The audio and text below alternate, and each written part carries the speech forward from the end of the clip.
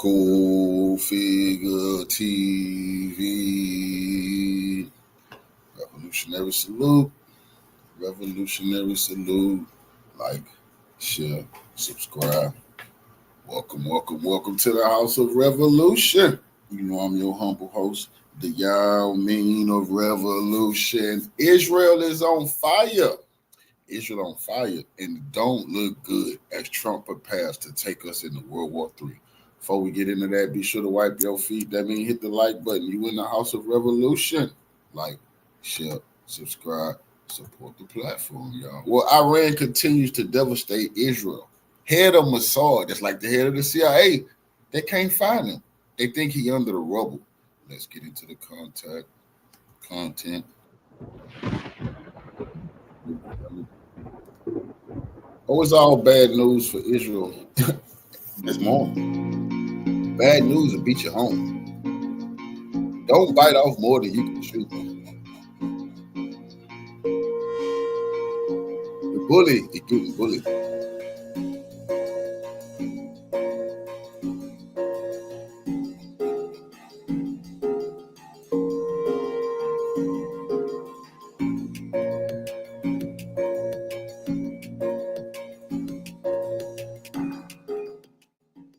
A few hours ago, the acting commander of the Islamic Revolutionary Guard Corps, Major General Ahmad Vahidi, made a statement that shocked the United States and Israel.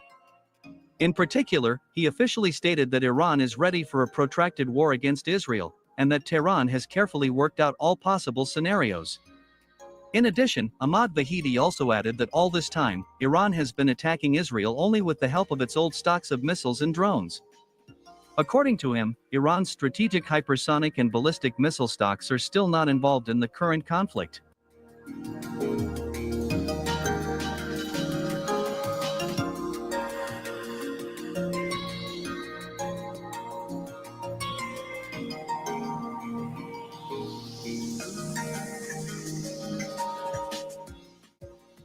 Our capabilities to deal crushing blows to the Zionist regime are very wide.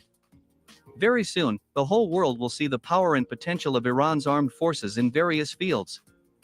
Our strategic stockpile of the latest ballistic and hypersonic missiles is in full operational readiness. When we deem it necessary, these latest missiles will rain down on the heads of Iran's enemies, Major General Ahmad Vahidi said. In addition, the acting commander of the Islamic Revolutionary Guard Corps also promised to use other resources to launch attacks on Israel. At the same time, he declined to specify which resources he was referring to. The only thing he said was that Iran has extensive capabilities for a full-scale and prolonged attack on Israel.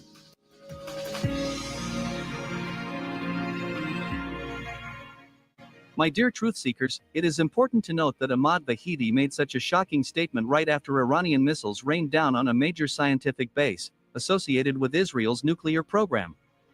This scientific base is located in the city of Rehovot, 25 kilometers away from Tel Aviv. We are talking about the Weizmann Institute of Science. It is authentically known that Israeli scientists carried out several research studies at this scientific institute, including in the sphere of nuclear physics. In addition, it is well known that this institute acted as the main scientific base for the implementation. The scientific base got hit. We seen pictures of it. They call it a civilian infrastructure. No, it's a military infrastructure. And Iran killed several of Israel's top scientists. Right now in Israel, it's a total media blackout. No more showing missiles landing. They arresting people. They kicking out journalists. CNN, all Israeli military. When the missiles start hitting, all of the channels cut off. No live footage. They know the humiliation is here now. So now they just want to hide it. Now they just don't want to tell the truth about who all getting killed. Well, the head of Mossad got killed this morning in a broad daylight attack. We got that footage. But you can't hide the truth. Your scientist was killed. You killed Iranian scientists, they killed your scientists too and blew up your scientific building, one of your nuclear buildings. And development of the Israeli nuclear program. At the same time, the Iranian military claims that during this missile strike, several Israeli nuclear scientists were eliminated, and expensive laboratory equipment was destroyed. Thus, Tehran made it clear to Tel Aviv that Iran is also in a position to launch missile attacks on the Israeli nuclear program.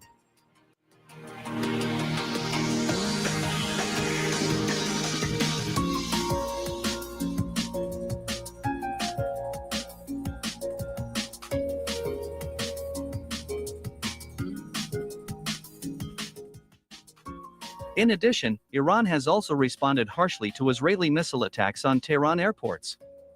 So, as of June 17, independent monitoring services continue to record numerous explosions and fires at Israel's Ben Gurion Airport, located on the outskirts of Tel Aviv.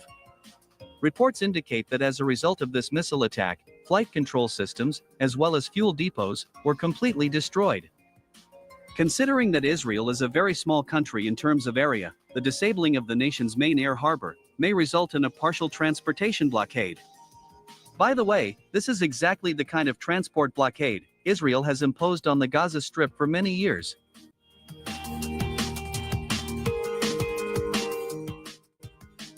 Meanwhile, Middle Eastern media began publishing numerous photographs showing the results of Iranian missile strikes on an industrial area in the Israeli city of Haifa. In addition, Iranian missiles also hit numerous industrial enterprises that produced military products for the IDF. Furthermore, one of the Iranian missiles also hit a weapons factory of the Israeli company Rafael. Given that all these industrial and energy facilities were protected by Israeli air defense systems such as the Iron Dome and Arrow 3, it becomes clear that the effectiveness of these Israeli systems had been greatly exaggerated. The fact that almost all Iranian missiles hit their intended targets indicates that Israeli and American air defense systems are useless against modern ballistic and hypersonic missiles.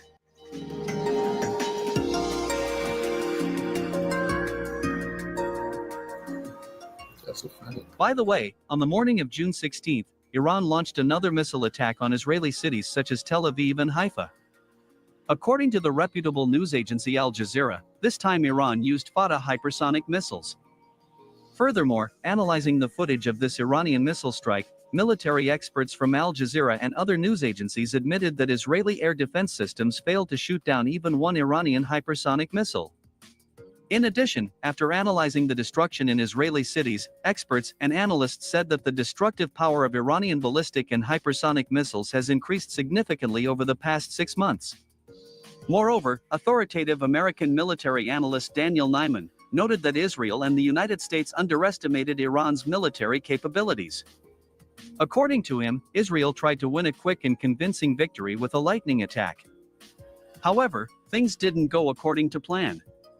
Israel has not been able to completely disable Iran's air defenses and destroy nuclear facilities in the Iranian city of Natanz. As a result, this military operation escalated into a prolonged war. Given that, unlike Iran, Israel cannot wage a war of attrition, the risk has significantly increased that the United States may be compelled to enter the war on the side of the Jewish state.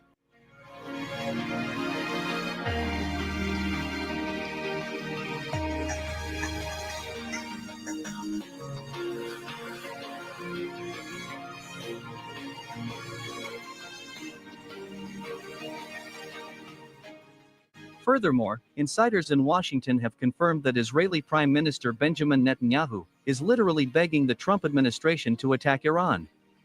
In addition, everything that is happening indicates that the United States cannot limit itself to supplying weapons to Israel, and will be forced to intervene in this conflict. The fact is that the current conflict has proved that it is impossible to destroy Iran's nuclear facilities without the participation of American strategic bombers. Moreover, the Iranian retaliatory strike on Israel showed the whole world the vulnerability of the Jewish state to modern ballistic and hypersonic missiles, which caused a painful public reaction against the methods of Prime Minister Benjamin Netanyahu. Against this backdrop, many experts and the authoritative publication Axios expressed confidence that the United States would enter the conflict on the side of Israel in the next 72 hours. Moreover, the fact that Washington has deployed about 30 units of KC-135 and KC-46 refueling aircraft to Europe, as well as sent 2 aircraft carrier groups to the Middle East, indicates that Washington is preparing a full-scale attack on Iran. And it seems that Iran and its allies, in the face of China and Russia, are also well aware of this. They ready for that shit. So, on the morning of June 17th, China sent 2 military cargo planes to the eastern part of Iran.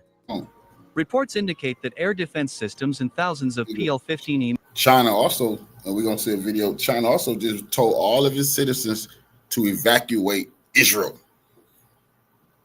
Leave Israel right now. Israel is upset about that too.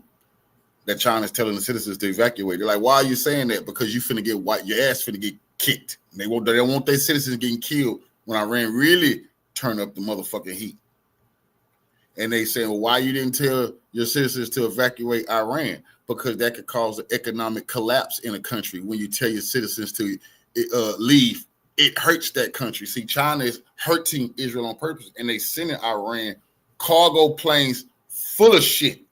Why? Because China needs the Iranian oil to continue supplying its refined. So this is a war that China can't let Iran lose. Missiles were on board these planes. These factories need it all. Simultaneously with this, Russia began supplying Iran with intelligence and satellite imagery. Thus, an extremely explosive situation is developing before our eyes. Everything with this, Russia began supplying Iran of PL-15E missiles were on board these planes. Now, I knew they was going to send them these missiles, the PL-15. These are the missiles that Pakistan just used to knock out the most advanced NATO plane that India had, the Rafale. And it's just, they say it changed warfare, air warfare. They got to study. And that's not even the best missiles China got. But I knew China was going to send Iran these goddamn missiles. Israel and the U.S. going to catch hell flying those planes over Iran. Simultaneously with this, Russia began supplying Iran with intelligence and satellite imagery. Thus, an extremely explosive situation is developing before our eyes. Everything that is happening indicates that if the United... That's why Iran, and we're going to see in the video, that's why Iran could pinpoint hit these military facilities in Israel, because Russia is giving them a satellite image to make sure they can hit everything that they want to hit. If the United States decides to attack Iran, it can provoke the outbreak of a new global war.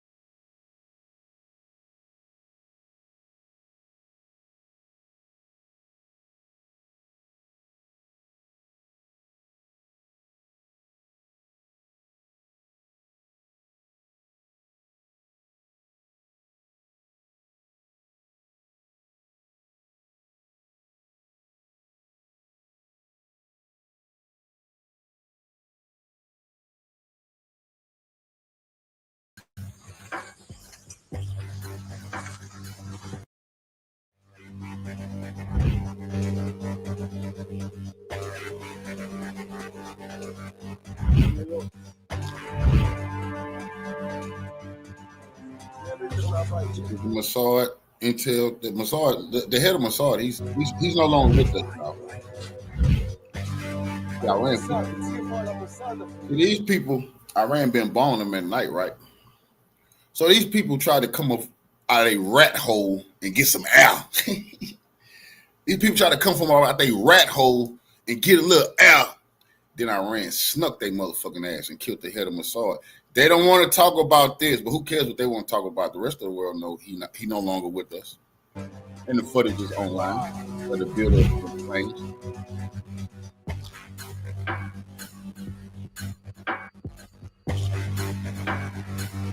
And they looking for Netanyahu. He's next.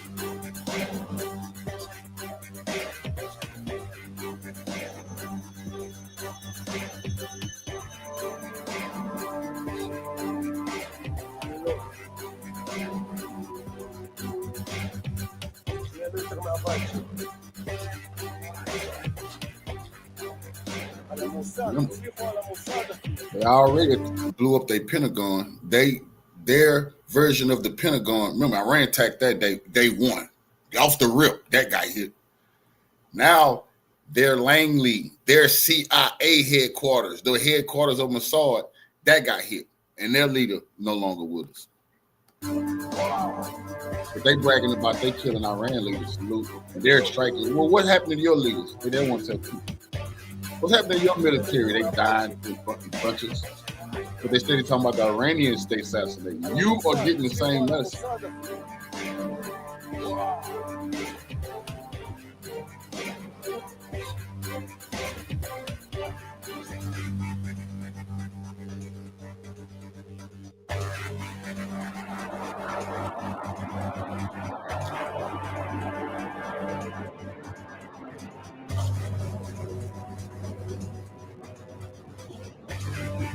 yes.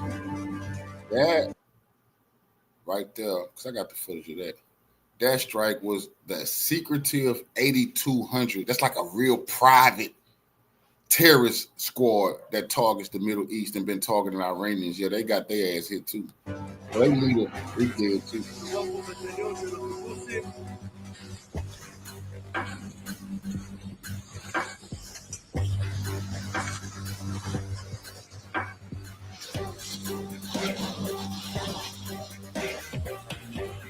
And Iran said this morning they just getting started. They say this only the beginning. And they say they use a bunch of old shit. They say the new shit, is way worse.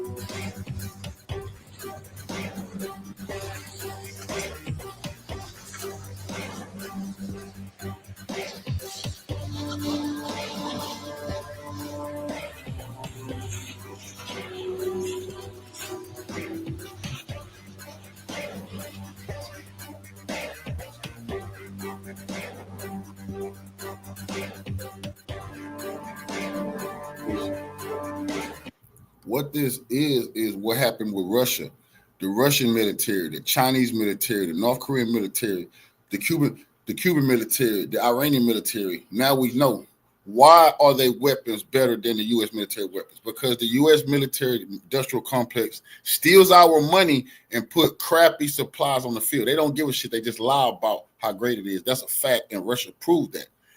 The Russian military can't get away with lying to Putin about that shit working. And they got to really put the money into that. They're not just going to become rich off the weapons. You're going to make some money, but you got to be able to defend the country, and their weapons is made to defeat the U.S. Okay. Same thing in Iran. They putting billions of dollars into these weapons. These weapons better work. They not just getting rich. These weapons have to work. These weapons work. The U.S. have been pocketing our money. They talking about they spend more on weaponry than Russia, China, Iran, all of them put together. That's a fact. But they're making billions. They lied to the world and said they had the best air systems, the Patriot system, air defense system, the Iron Dome, the THAAD system. Nobody believes that bullshit anymore, and they should be charged and tried in the U.S., and they should be taken to jail, those weapon manufacturers, because they lied to the motherfucking world. They put people's life in danger. Our lives are in danger now.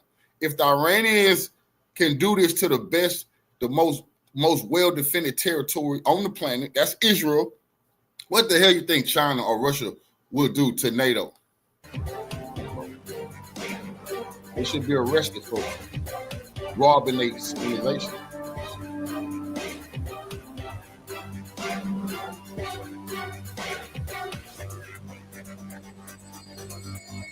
Now Israel finding out the hard motherfucking way.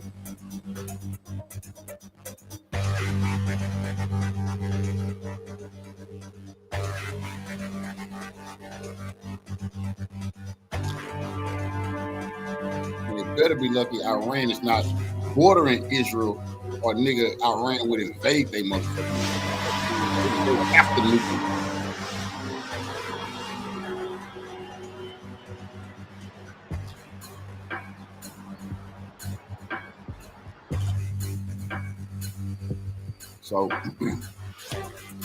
So the head of Mossad, he's no longer with us.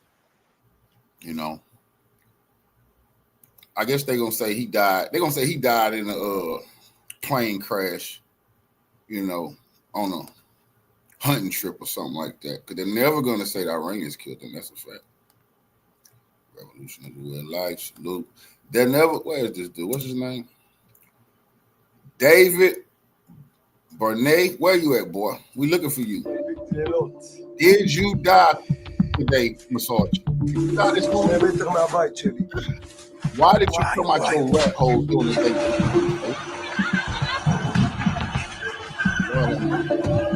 You let it work for people. This guy. You dead, brother. You got hit coming out your rat hole trying to get some air. You hit all night long. The Iranians was waiting on you. They stalked you. As soon as you popped your head up out your rat hole to get a little air, bam.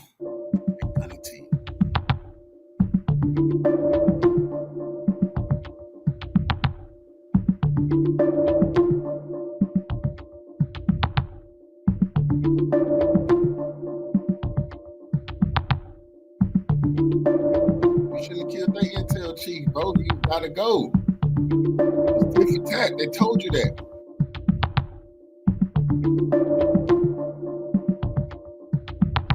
So none of this. They don't want to show this on the news. They ain't talking about this on the news. Total media blackout in Israel. No live footage anymore. It's against the law to show missiles hitting the ground. This is crazy. They say, hell no. We got to stop showing the world. We're getting our ass kicked. This is 2025. The footage will get out. As soon as they've been popping up on Israel blog channels and sites, the government has been snatching these videos down. על המוסד, הצליחו על המוסד אפילו. וואו.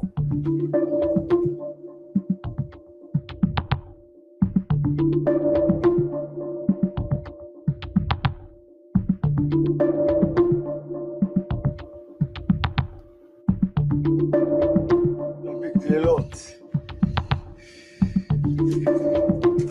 2 מטר מהבית שלי.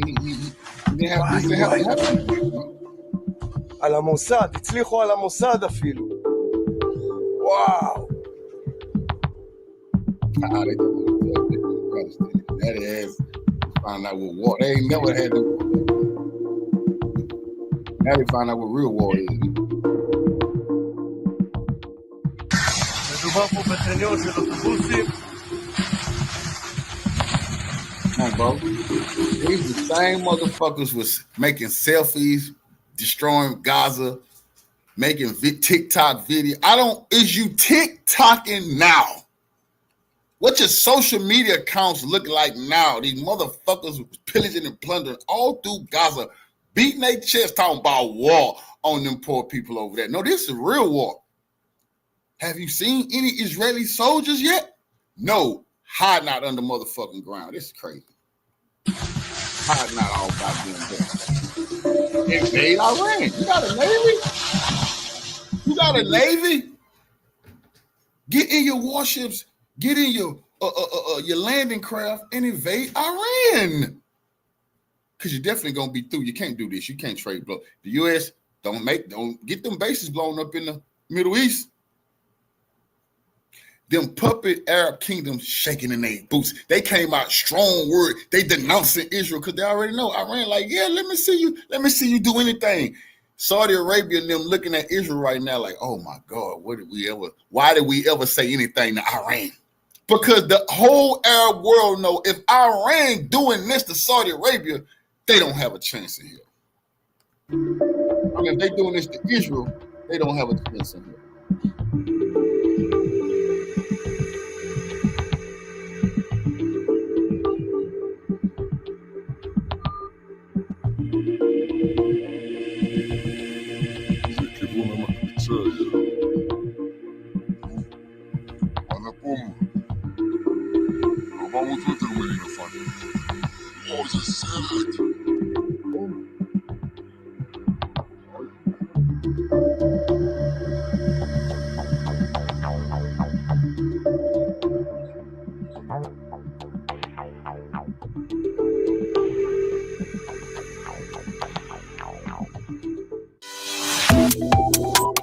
Subscribe to One.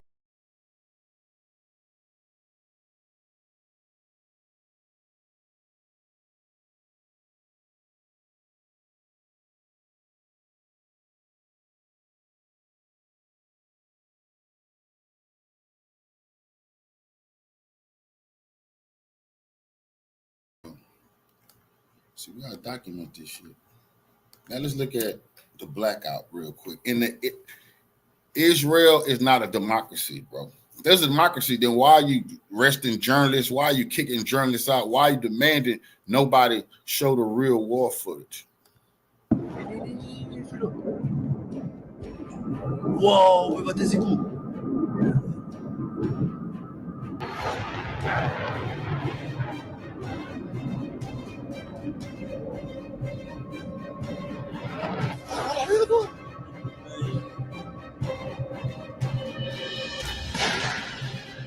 فضای غبارآلوده استودیو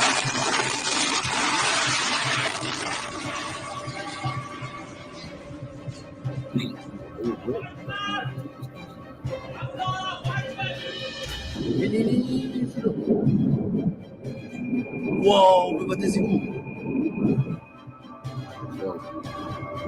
So as Iran started getting a retaliation for Israel attacking that TV station, they started devastating their ass last night.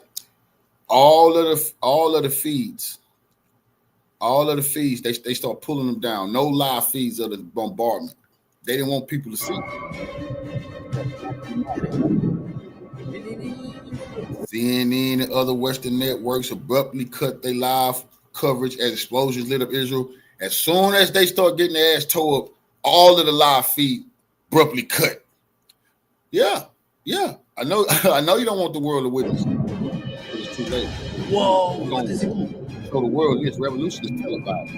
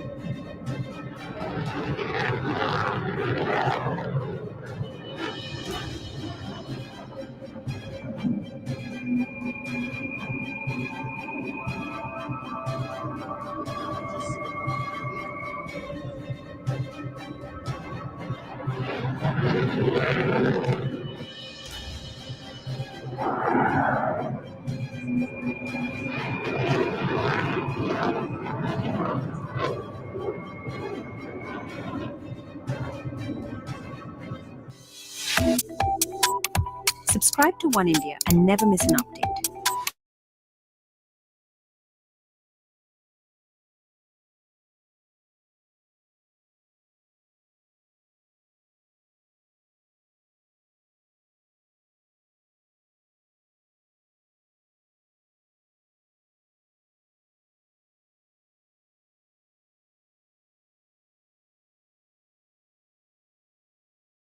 Grinding depletion. Iran's missile onslaught pierces Iron Dome in Israel and drains Israeli interceptors. While Israel's surgical strikes erase Iran's launch systems, this tit-for-tat is not just destructive, it's a war of attrition, testing both arsenals' limits. Our next report.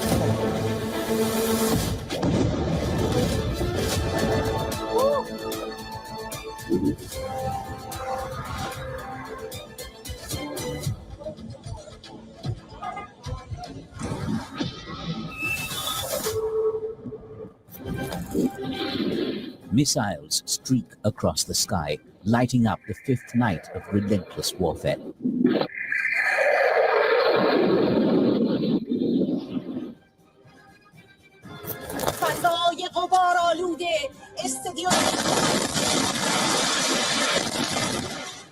Israel's defenses are pushed to the brink as Iran unleashes wave after wave.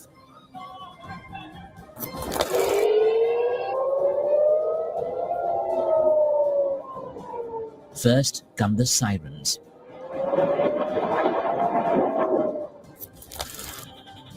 Then the projectiles. War machine grinds on.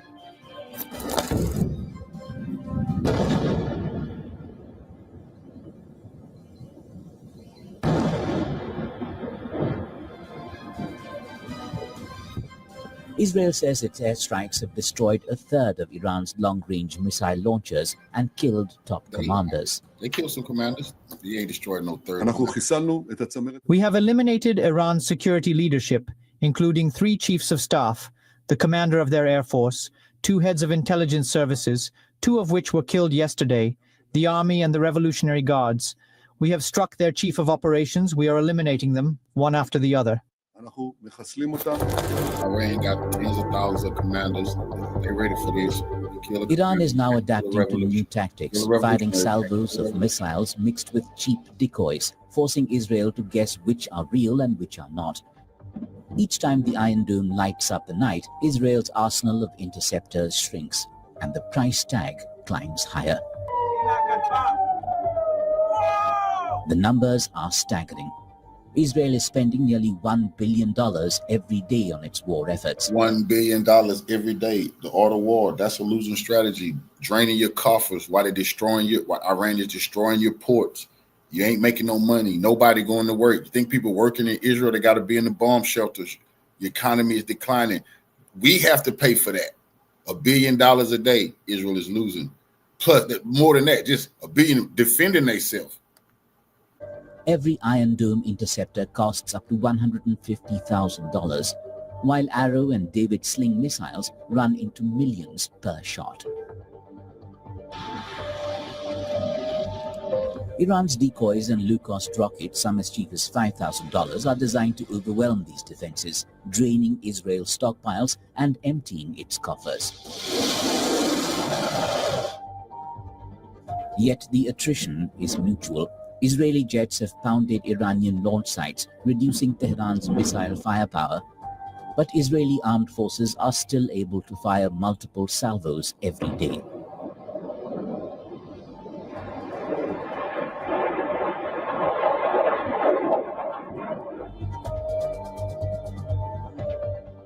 Each attack still brings terror and destruction.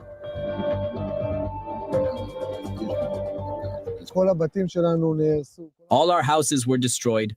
All our cars were destroyed. That's what you get. We went through terror here. What you sow. No one thought it would happen. No, you didn't. And it happened to us too. That's right. Iran now supplements its shrinking missile arsenal with drones and cruise missiles, seeking to stretch Israel's defenses even thinner. This is a battle of who can take more punishment, both militarily and economically. Israel is eroding Iran's offensive capabilities, but Iran is effectively depleting Israel's defensive arsenal and driving up its war costs exponentially. Bureau Report, We On, World is One.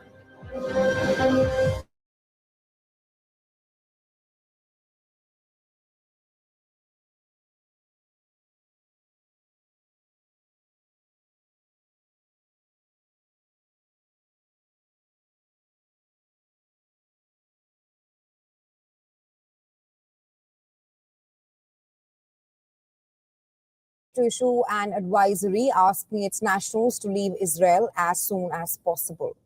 China has conspicuously not issued any similar advisory for Iran. With airspace over Israel shut, citizens have been advised to leave through the land border. China has recommended Jordan as the preferred route while ensuring their personal safety. That move in itself hurts Israel's economy more. When China tells its citizens, what do you think their citizens over there doing, helping the economy? No, leave now. So that hurt the economy. Then it make it seem like Israel is unsafe. Remember, Israel won't let none of its own citizens leave. Only foreigners can leave because they can't be hostages. See, Israel didn't like this move. Safety. A notice issued by the embassy on Tuesday said that the Israel-Iran conflict continues to escalate, causing damage to civilian infrastructure and increasing civilian casualties. With the security situation growing increasingly severe, the government has now extended nationwide state of emergency until June 30th. In recent days, many Chinese nationals in Israel have contacted the embassy, by phone or through email to ask when the airport will reopen and when Hainan Airlines flights will resume. China has condemned Israel's strikes on Iran. Other countries that have released advisory for their citizens to evacuate the region include the UK, that advised Britons against all travel to Israel amid an escalation in the country's military activity with Iran. Germany's foreign ministry has issued a travel warning for Israel. Russia's foreign ministry advised Russian nationals against traveling to either Iran or Israel, citing security concerns and reasons at this point of time. The ministry also urged citizens already in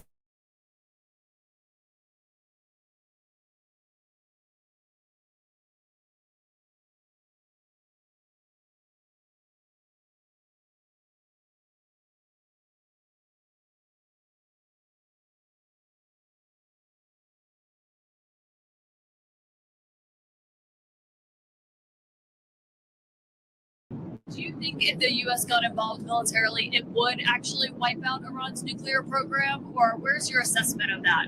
I hope their program is going to be wiped out long before that. But they're not going to have a nuclear weapon. That was President Trump just last night on his way back from the G7 meeting to the United States, where he left early in order to chair a National Security Council meeting that's going to be happening possibly as we're on the air this morning. Sometime this morning, President Trump is going to talk to his war cabinet about what the United States is going to do. All kinds of things are happening. There's aerial refuelers that have been moving from the United States to Europe. There are ships, destroyers that are moving into the region, an aircraft carrier strike group on the way, already B-2 bombers in Diego Garcia poised nearby.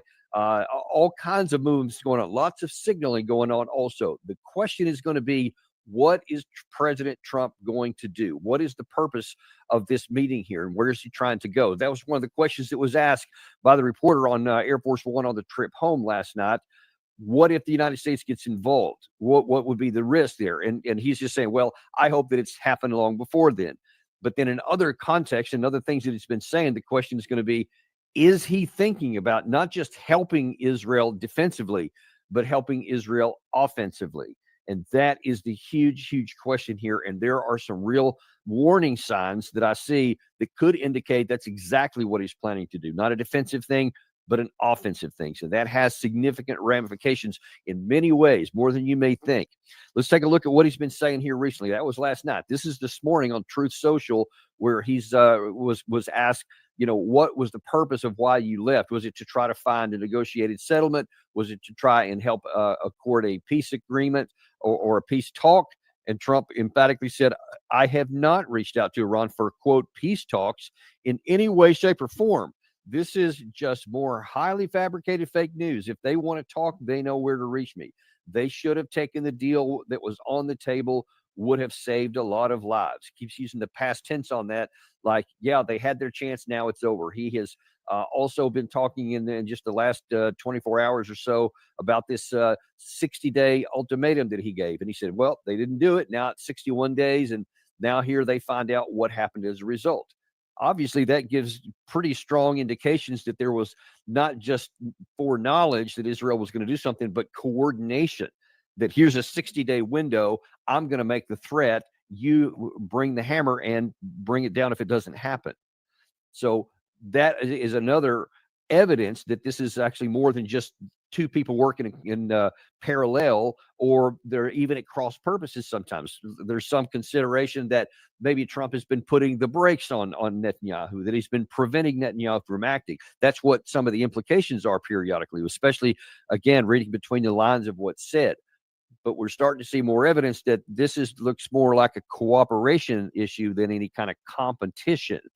And now that we continue on, listen to what Netanyahu says. He was asked, what would you assassinate the Ayatollah? There has been every day and so far, and I think we're in the 5th day now that Israel's been attacking, and every day another senior leader or multiple senior leaders in Iran are assassinated. I truly, I'm just taking the morality out of it for a moment, just in a statecraft operation. This is pretty impressive that after all of this going on, ever since the 12th, the 12th of June when this first started, and there was a number of scientists that were assassinated, a number of senior leaders that were assassinated, all of that that's going on.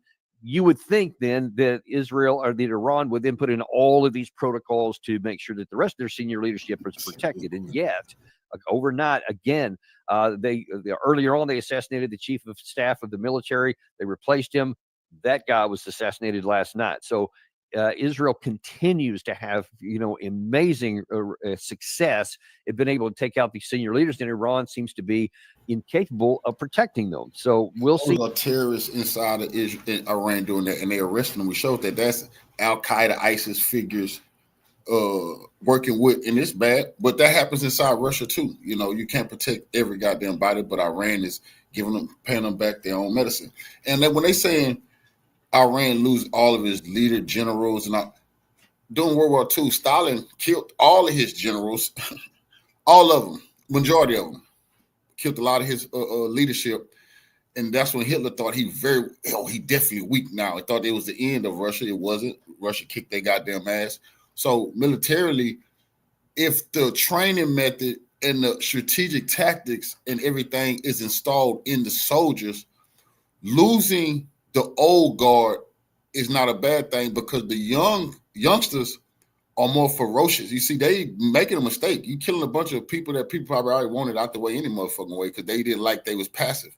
A lot of the younger people who waiting in line, they don't want to play with America. They want to run America out the Middle East, and they want to put it into Israel. So they need to be careful what they ask for. See where that's going to end up going. And of course, that leads to, what about the guy at the top? We already have discussed that in the fight last year with Hezbollah, that Israel took out Hassan Nasrallah, the leader of Hezbollah. And pretty much after that assassination, because they'd been killing a lot of senior leaders also, they had completely gutted the senior leadership of Hezbollah, and then finally took out the leader himself. And since that time, they basically went to ground. And so Israel saw that succeeded, at least tactically, in getting the fighting that was going on in southern Lebanon off the table. So that because Hezbollah could not do what Iran is doing now. Israel is paying the price for targeting their leadership, and Iran is targeting their leadership. They just killed the leader, Mossad. They're targeting their military buildings. They're targeting their infrastructure. Hezbollah was not able to do that. And like I say, if they killed the supreme leader today, Iran would just turn up the pressure and appoint a new supreme leader. You can't kill the supreme leader and think that's the end of Iran. They have a list of people waiting in line to be the supreme leader. I mean, this is nuts. Israel can't. I mean, you could kill the next 10 supreme leaders. Israel can't take 10 more months. Say there's a supreme leader whacked every month. Israel can't take 10 months of what's happening right now. They just psychopaths and just want violence, but they don't understand the art of war. That helped Israel out tactically. Now, there's an issue, and there's a difference between something that has success in the near term and the potential consequences in the medium and long term. Those are things that are still to be determined. So before we say that was a success for Israel in a strategic sense, we know that in a tactical sense, it did have a near-term success from their perspective, but the ramifications could go a long way. And those Hezbollah fighters are still there. Their antipathy towards Israel is not only still there, it's even higher than it was before. And one can imagine that they're only plotting their future revenge and waiting for an opportunity. So Israel may have had a near-term success, but they may have bought themselves long-term anguish and challenges and difficulties at a time that they may not like it. So again, we'll have to wait and see. Only time will tell on that. But you can see where many in Israel may be saying, well, it worked in there. It worked for Hezbollah. Let's do the same thing to Iran. You know that Naftali Bennett has been clamoring to destroy the head of the octopus really since 2023, probably before that, but certainly since in the current war against Hamas in Gaza, he has been calling for that. He's been wanting to get rid of the head of the octopus. So there's no question that inside Israel, there's a great desire to have it. In fact, you had Netanyahu, when he was asked about that, he said it on Brett Baer at one point. He just said, well, everybody's got to do what they're going to do. He was asked subsequently on a different network, and this time he was a little bit less guarded. And he says, well, no, not only would that not inflame the situation, that would end the war. So you see his mindset right now is in the war. So there was some reporting that Trump had put pressure on Netanyahu not to assassinate the Ayatollah because he wanted to preserve the possibility for negotiated settlement.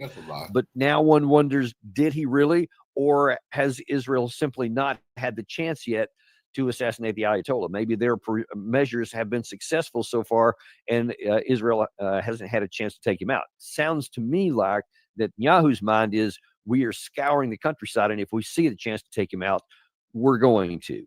And listen, that just has all kinds of ramifications and all kinds of uncertainties. First of all, I mean, I know the allure of it. I know people say, well, yeah, we take him out and the war will be over. Kind of like, just like it's nice, clean, easy, surgical, bam, problem solved, war over with. But this is not the case here. The Ayatollah is the head of a system of government, and they have multiple levers in there, multiple layers. And believe me, folks, there are those who are far more radical and antagonistic to Israel inside the group of mullahs than even the Ayatollah, who is kind of like Hassan Nasrallah before, was very conservative and didn't want to escalate things, etc. But there are those now, especially in Iran, in the lower echelons, they see very graphically what happened to their proxy when they didn't take advantage of the opportunity that they had with weapons and ammunition and long-range missiles. At least that's what the allegations were. And they saw what happened to them next. There certainly would be a pressure inside Iran if the Ayatollah was taken out to say, okay, we're not going to do that because now then we're all going to be next. So it's time to unleash holy hell. And God only knows what they can do. There are all kinds of possibilities, not just a big missile barrage. One thing we haven't seen yet that some of our experts in the past have talked about is a possibility. I think Mike Domino and Ted Postal said one of the biggest threats in the capabilities from the Iranian side is that they could have these waves of large numbers of drones, large numbers of these Shahed drones, which would all take up airspace and intercept their missiles, that it would saturate an area so that there are too many targets for these missiles to take down. And we've already seen physical evidence of many of the interceptors missing the target, even on some of the incoming ballistic missiles. But even those they can hit with the slower moving drones or slower moving cruise missiles, that takes up interceptor missiles. And so that lowers your inventory.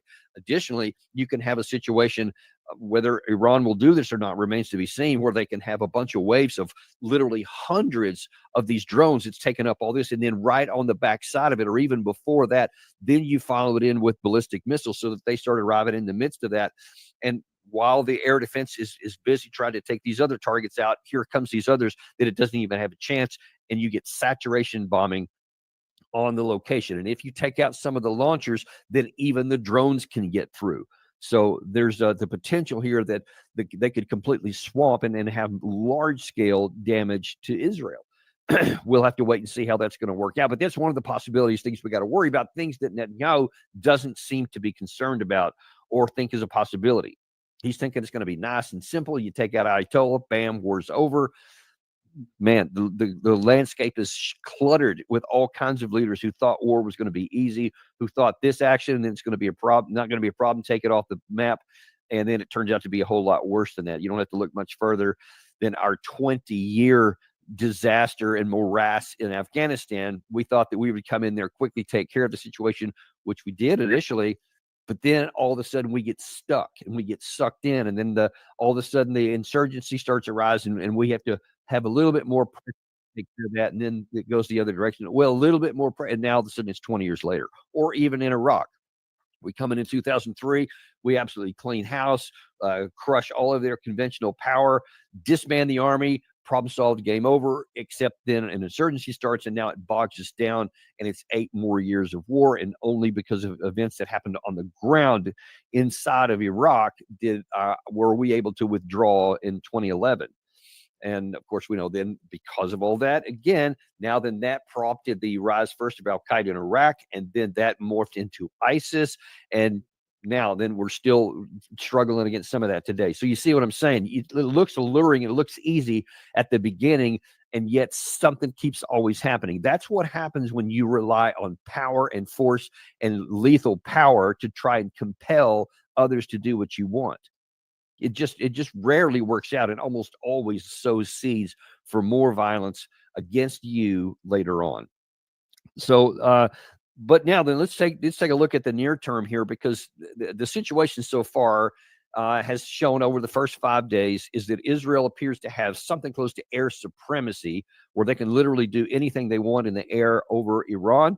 And we've been seeing some more strikes just this day inside of Tehran. So we haven't seen any confirmed evidence of Israeli aircraft being shot down. We've seen some claims from the Iranian side, but no actual proof. So far, it looks like that Netanyahu's right, that they have air supremacy. And so they're continuing to launch a lot of missiles and drones into Iran.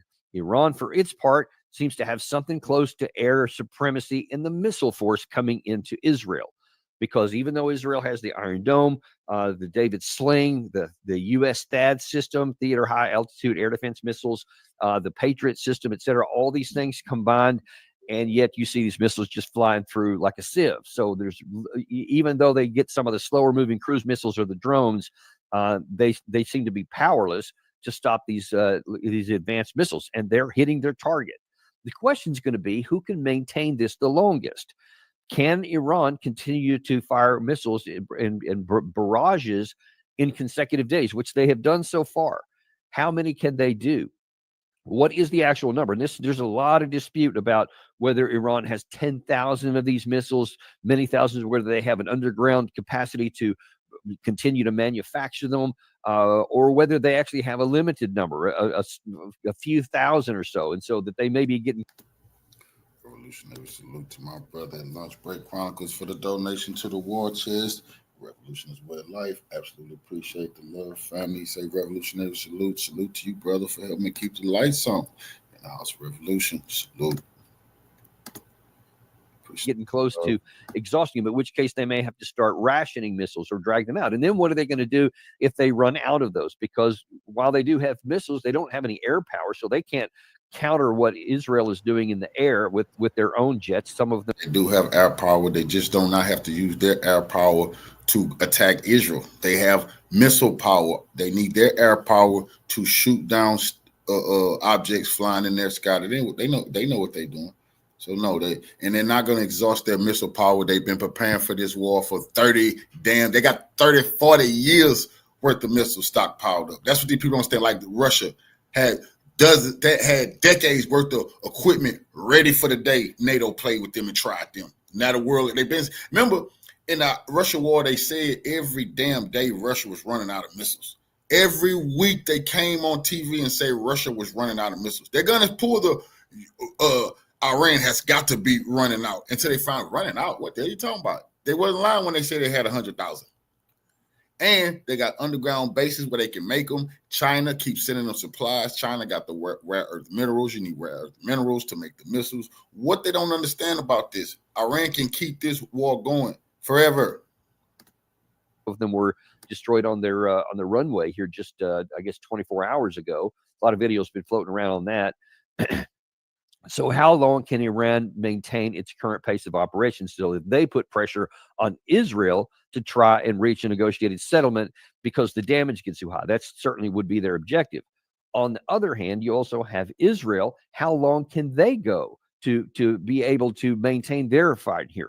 It seems like it's easy. If they have air supremacy, they can do it literally forever. Well, it's not quite that simple, because you have to have a lot of maintenance on these aircraft. When you're using aircraft that have to go a long way to get to the launch sites here and then come back, you can't burn your force out like that, because I'm told Larry Johnson said to me on the phone the other day that for every hour of flight time, an F-35, these advanced fighters have to have 10 hours of maintenance on the ground.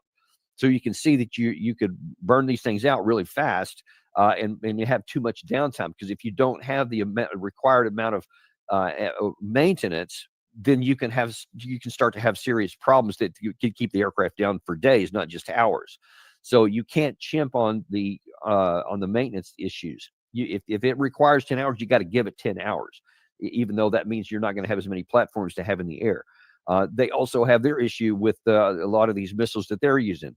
They have a lot, but it's not unlimited. And especially without the United States continuing to replenish these, that's going to be an issue too. They probably can go for quite a long time, but even that's not limited. So the question is going to be, there's no evidence Israel will be able to keep this up for a long time. And Russia just devastated Ukraine this morning. See, it's going to be real bad for the Zionists all over the place, the small hats. And the U.S. going to have to pick one. Do you want to help Ukraine or do you want to help Israel? And this is just so beautiful. But one of them is about to collapse. You make up your mind. Zelensky and the Nazis in Ukraine is finished because they're going to help Israel. Who has the most steel nerves, who has the most military capacity to maintain the pressure, because both want to pressure the other into something where they feel like they have to stand down here. One of the other big questions that I still don't have, at least not a good answer to, is what is the Israeli end state? Because at one point they said, well, this is about the Iranian nuclear program. We want to eliminate the Iranian nuclear program. But is that really their objective? Because if that was their objective, they would be going after the nuclear facilities. But instead, they're going after some political leaders, diplomatic leaders, lots of military leaders, military sites, air defense. I mean, this looks like for all the world that they're going after a regime change, that they want to so weaken the leadership and their ability to maintain control that they give opportunity for the opposition inside of Iran to rise up. Or it's not out of the question that the Mossad, if they're on the ground doing sabotage operations, they're probably also helping out the opposition. I can imagine that the opposition would be only too eager to have a lot of their help. So we'll see where that's going to, but is that a sustainable outcome? So you can damage the logical opposition inside of Iran is going to fight the Iranian military. I mean, these people living in a fucking fantasy world. If they can only help the opposition got tanks, planes, and get the fuck out of here. You're going to hand some terrorists some guns and think they're going to overthrow the Iranian government. It's just delusional. But it goes to show you they know they can't defeat Iran military. That's their hope. That terrorists rise up and overthrow the Iranian government. It's just sick. But that's the best they got right now. It's the nuclear program. We're going to get to that shortly. But the question's going to be, if you don't destroy it, then what? So you've launched a bunch of missiles, you've blown up some stuff. Are you just going to stop firing one day and say, all right, well, that's enough. We've degraded sufficiently. It'll be years before they can redo it, and we'll come back and fire it again. I mean, would they say that? I guess it's possible, but it's not clear because now you started a war. That would imply also that Iran would go, okay, cool. We'll just sit here and wait until you bomb us again. Or would they also say, all right, we're going to have to find more creative ways to attack back? And that is some of the danger here. If you put somebody at a technological disadvantage, people are very clever when it comes to survival and when they have to defend themselves, and they'll find creative ways to get back at the more technologically sophisticated side, i.e. see U.S. in Vietnam War. We were overwhelmingly technologically superior, but they found ways to outlast us until we finally left. That's the same thing that happened with the Taliban, radically outclassed by the United States in terms of technological advancement and skill at the tactical level. And yet you see that didn't translate into strategic success. They still won. So if you think that Iran is going to be destroyed by a few missiles, not sure that that's a good gamble to be making here. So if you have a different objective, what's the end state? What is the achievable military mission that you're giving to your forces in Israel to try and accomplish this? It's going to get something that the end state is better than the entry state. So whatever the condition was before you launched, you want to use, if you're going to use force, you have to be able to have a logical path that says the end state is going to be better than the beginning. And I don't see anything. I see a lot of just, I hope it works out. And we have a bunch of bombs and missiles. Let's just use them and send our planes out there and then see what happens. That's kind of what it looks to me like. I don't see much strategic thought here because there's no clearly evident path that seems logical that, yes, this is probably going to end up in Israel's position. What I see is that this is just going on, and now then they're trying to figure out what next. Well, the what next in terms of like chronologically seems to be Israel trying to drag the United States into this war. That they want to say, hey, it'd be great if you guys come in there, especially those B2s over at Diego Garcia. That would be really swell, because the central point seems to be the Iranian nuclear facility at Fordo, which is by some accounts buried a half a kilometer underground, and nothing that Israel has can penetrate that far underground. So they can hit the surface, they can hit buildings on the surface, which they have in many of these places, but they can't get down to where some of the real centrifuges are. According to the IAEA, who still has inspectors on the ground, there has been damage to a number of Iranian nuclear sites so far, but the centrifuges, the heart of the whole issue, might have been damaged in one, but several others hasn't been damaged at all. So if the nuclear facilities was what you actually were going after, so far there's been minimal damage done to that.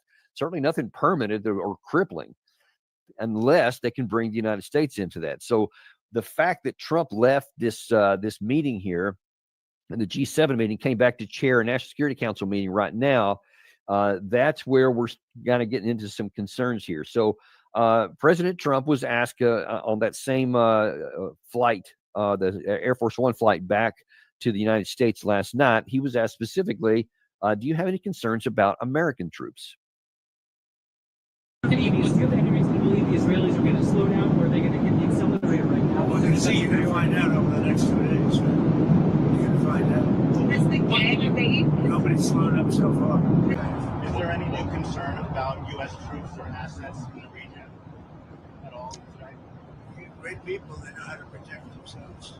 And when you say better, what's we'll come down so hard if they do anything to our people. We'll come down so hard that gloves are off so beautifully. Now I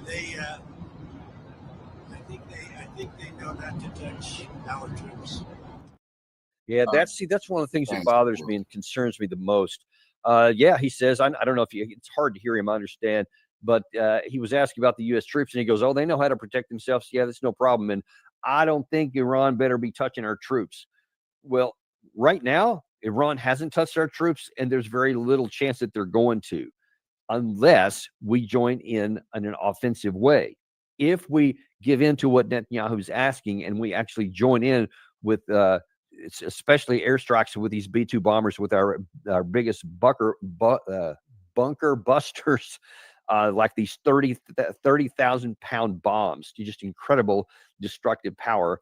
Don't know that it can go a half a kilometer inside, but it can certainly cause a lot of damage inside some of these bunkers.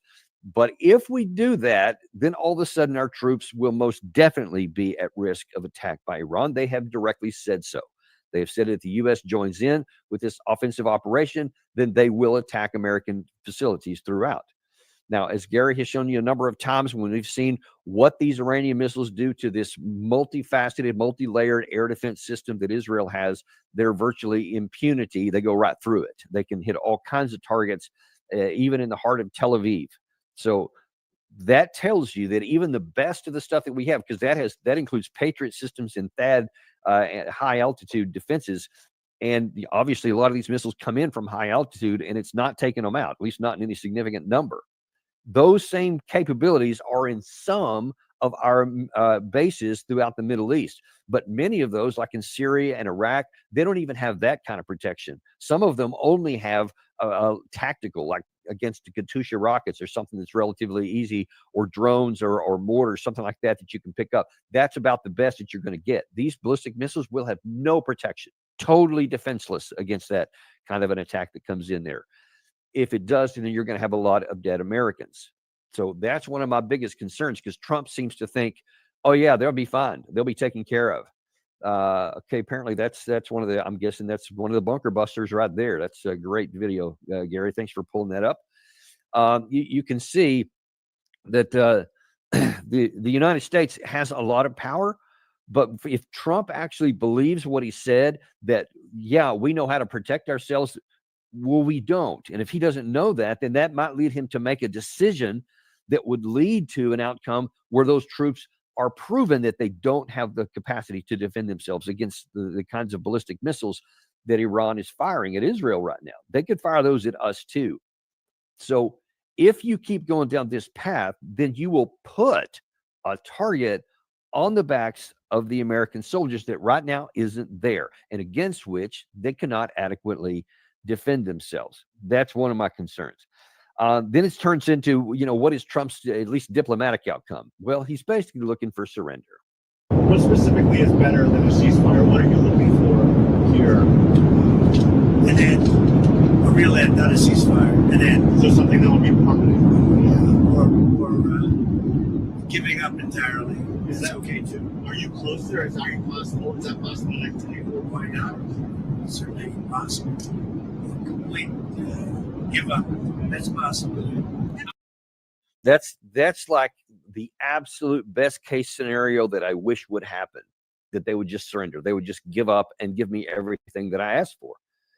That just seems unlikely. I can't just say that that's not going to happen. It's not impossible, because the Iranian regime has in the past prioritized regime survival to a very high degree. And if they get some kind of assurances that if they stop fighting, that they're not going to be attacked, that they're not going to be destroyed, perhaps they'll come to that conclusion. It would be an ideal hope for Trump himself, but it seems pretty unlikely to me. I think the most likely outcome, if we get involved, is an expansion of the war. Already we've seen that Israel, remember, they never got into a direct engagement with Israel before last year.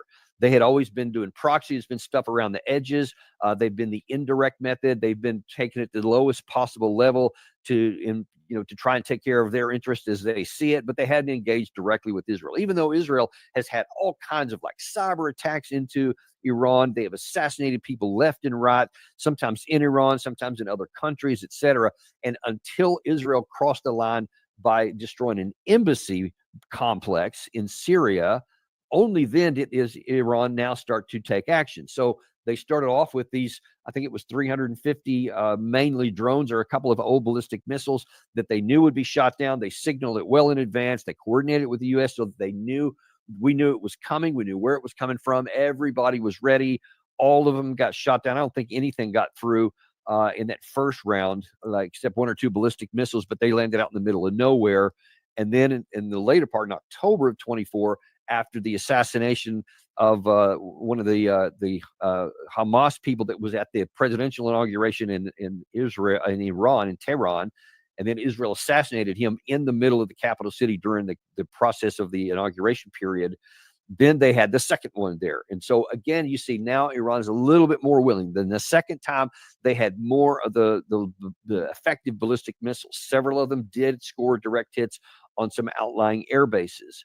And again, it didn't cause any fatalities, because at that time, Iran still prioritized, let's avoid a big war, but they want to defend themselves. Now then you see that they're even less constrained. So every time Iran has been hit, their restraints are loosened, and they do more and they do more. And now then you see that they're bashing stuff right in the middle of Tel Aviv and Haifa, several other locations right now, causing lots of damage. And now then they've had 5 nights in a row where they're firing into Israel too.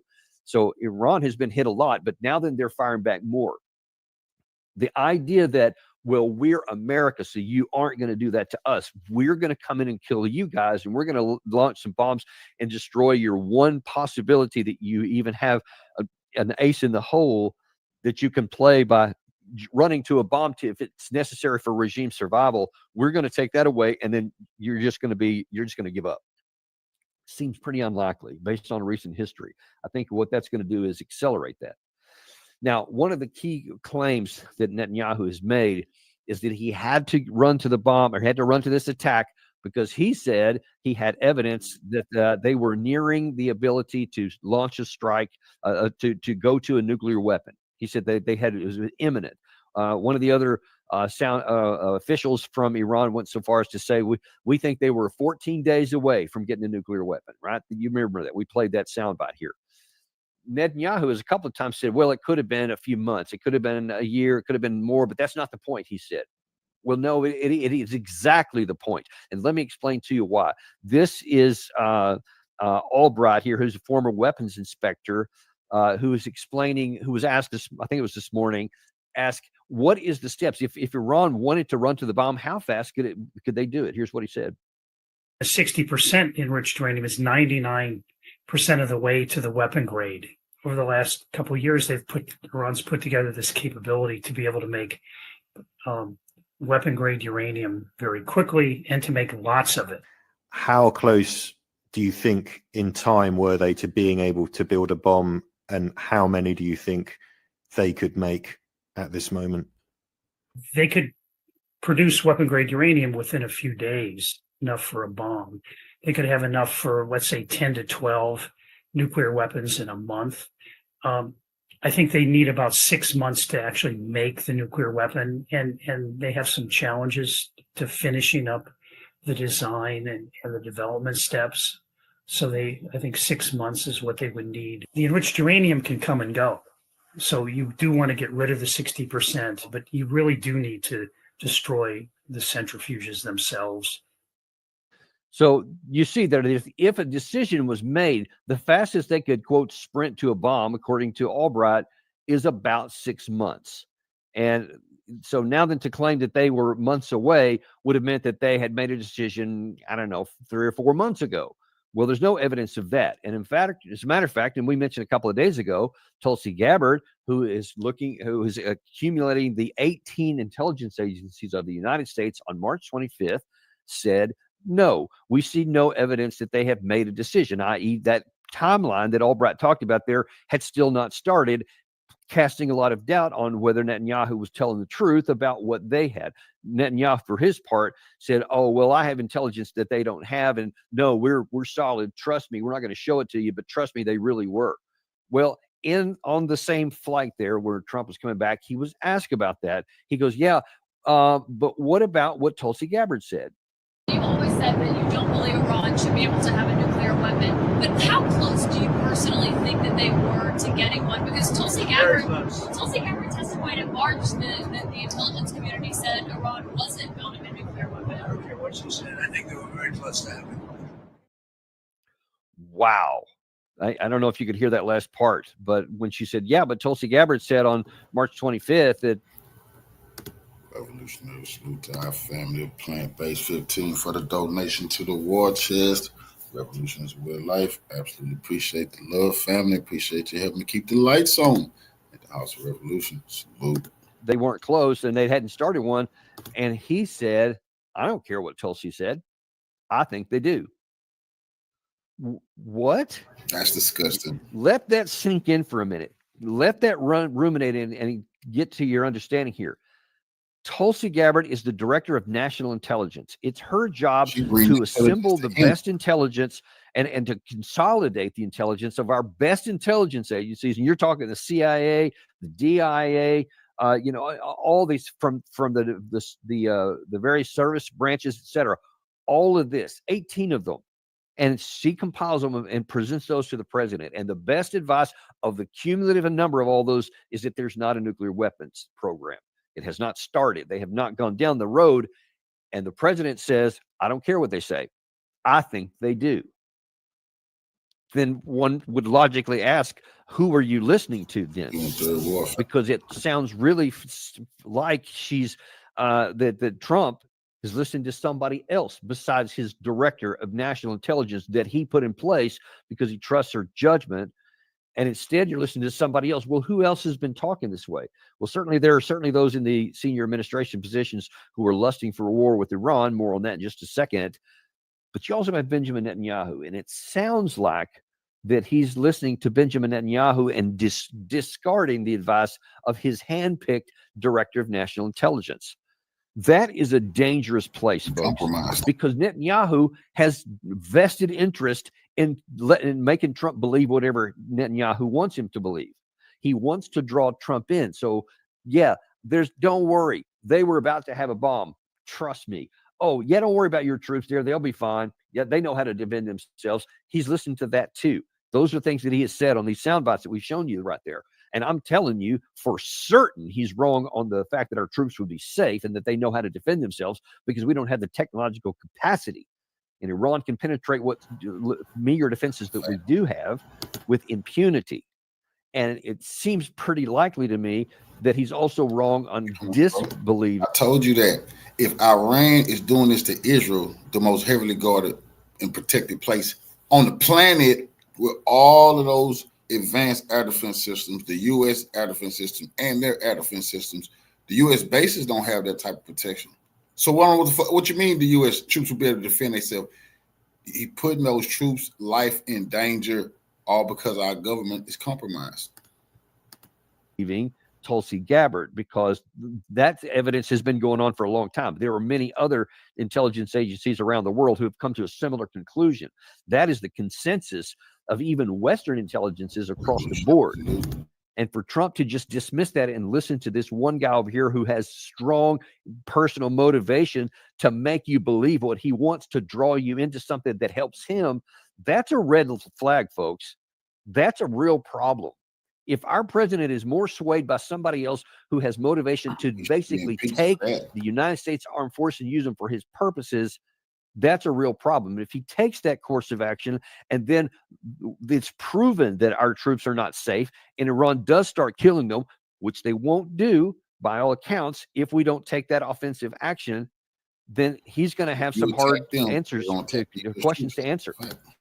And we will be asking them, I assure you.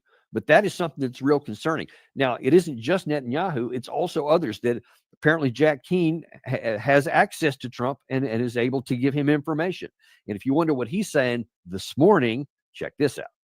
In my judgment, assist the Israelis in their air campaign by conducting a limited but focused air campaign on using penetration bombing to eliminate the end of that nuclear end state. And that will be a major strategic achievement. That takes off the table. Think of what it does. Takes off the table the thought of a nuclear arms race in the Middle East. It reduces Iran's as a major power broker in the region. And for the congressman to say that we've never been at war with Iran, formally, yeah, but they killed 241 Marines in the 80s. They blew up 2 of our embassies in Lebanon and Kuwait and killed hundreds more. They killed scores of our Air Force personnel in the barracks in Saudi Arabia in the 90s. And it's a documented fact that they developed advanced IEDs to focus on U.S. soldiers in the war in Iraq. Okay, so that long laundry list that Jack was saying right there, by the way, he's trying to get around the 1973 War Powers Act. He is talking about this movement of Representative Massey and Senator Tim Kaine in the U.S. Senate, who are trying to say, hey, hang on a minute. The U.S. Constitution still exists. Article 1 exclusively gives the permission for war-making capacity to the Congress, not to the chief executive of the administration, not to the president of the United States. Doesn't have it. The 1973 War Powers Act specifically says that only with a prior congressional authorization, i.e., like they used in the 2003 in Iraq, or a congressional declaration of war, or a direct attack against American forces or American personnel. None of those 3 things have happened. So what you see Jack Keane trying to do is saying, oh, well, he's going back to 1980 with all kinds of attacks and saying that, just claiming that Iran was responsible for some of these. So, yeah, that's actually been met. Americans have been attacked by Iran. So, yeah, let's go get them. Sure, it's 40 years later, but, hey, better late than never, right? That's nonsense. That's ridiculous. That is clearly not what the law intended. They were talking about near-term stuff. They weren't saying, yeah, something happened, decades ago. Let's go ahead and kill them now because you want to right now. That's just papering over and just disregarding the law. You have no law if that's the case. There is no law and order, which the administration claims it wants to impose in this country, and yet it will just shred it and disregard it if it doesn't happen to work out. Keene's trying to make that case right here. And by the way, he's also unwittingly undercutting and undermining our own behavior, because what he's talking about, what Iran did, especially in the Iraq war, it's alleged that Iran helped with these EFPs, these I can't remember what it stands for now. It's these projectiles that was an IED that was very, very lethal, that was hitting some Americans, especially in the height of the insurgency war that we had there around the 2005 timeframe. And a lot of those were the EFP projector or penetrators were allegedly come from Iran. Well, that is fundamentally, whether that's true or not, I don't know. There's disputes on that. I don't personally have any concrete evidence one way or the other. I know the allegations that's in place, but that is fundamentally exactly what we do on a daily basis in the Ukraine-Russia war. We give Ukraine all kinds of lethal capabilities, intelligence, long-range missiles, etc., that kill Russians on a daily basis. So you want to, on the one hand, say that because Iran allegedly did that against our troops there, we should go kill them and fight a war against them. And then on the other hand, you say, but Russia shouldn't do that. Even though we're providing things that kill Russians, they shouldn't, because that's different. That's a proxy war. See, that only works against people who don't care about the truth, who don't care about the rule of law. You can do whatever you want to do. You just say whatever words you choose to. But the bottom line is we're going to do whatever the hell we feel like doing, and we'll kill anyone who disagrees with us. That's what he's asking to do. There either is the rule of law or there's not. Either we have a law that we abide by and try to insist that others abide by it as well, or there is no. You cannot wantonly violate your own constitution. You can't violate the international laws that exist. You can't violate these kinds of provisions and help other countries kill other soldiers and then use the same reverse logic to say we should go after these if you want a world of rule of law. Because what you're setting up, Jack, is to give impetus and motivation for others to ignore the rule of law to our harm. If they find that the rule of law is inconvenient for them, is like, well, no, I know what the law says, but you're not worried about people going to hold you accountable. You're not worried about censure, etc. Then you'll be taking a lot more provocative actions and saying, if there's not a cost to this, then why not take some action to it? You don't want Russia to be learning this lesson, my friend. You don't want Russia to go, oh, I see. So it's cool to go and kill this guy because of their proxy help against your enemies in Iraq. So I guess it's cool for us to go after you because you're helping our enemy in Ukraine. You don't want Russia to go down that place. Now, probably it's not like Russia didn't ever think about this before or wasn't aware of this before, but so far their calculations have been the cost, and part of it is a diplomatic concern about being seen as being too provocative. That has been part of the constraints there. But if you loosen that to where Russia feels like, well, we're not going to get any pushback, they may take some more of those provocative actions, and they may act on the same logic that you're setting up. You don't want people to go on the logic of might makes right, and if I have the power, I will use it regardless of any laws. You don't want that, because that could come back to haunt us. And at a time when we may least be willing to be able to handle it, when we may be weakened in some other areas, perhaps in the future, we have some economic weaknesses. Perhaps in the future, we have some military setbacks. And then now all of a sudden we're not as in strong a place. And now then our adversaries can say, now then we're not worried as much about your counteractions, so we're going to take more provocative actions. That will come back to haunt us, folks. So I don't care how much of a lust you have for attacking Iran. I don't care how much you hate Iran, hate the mullahs. I don't care. We must follow the rule of law, or we do so to our own harm. That is my biggest concern. So we'll wait and see. We haven't had any information yet about this Trump's cabinet meeting. Anything that may come of that, we'll definitely get that to you. We actually have Larry coming on this afternoon at 4 p.m. You don't want to miss that. He's got some great stuff to talk about, what this meeting he went to with Sergei Lavrov in Russia. We've got a lot to talk about there, and obviously a great deal to talk about here. And whatever comes out of this cabinet meeting, this national security meeting, we will certainly share with Larry this afternoon. So we will see you at 4 p.m. this afternoon on the Daniel Davis Deep Dive. And by the way, we also have Harry Kazianis.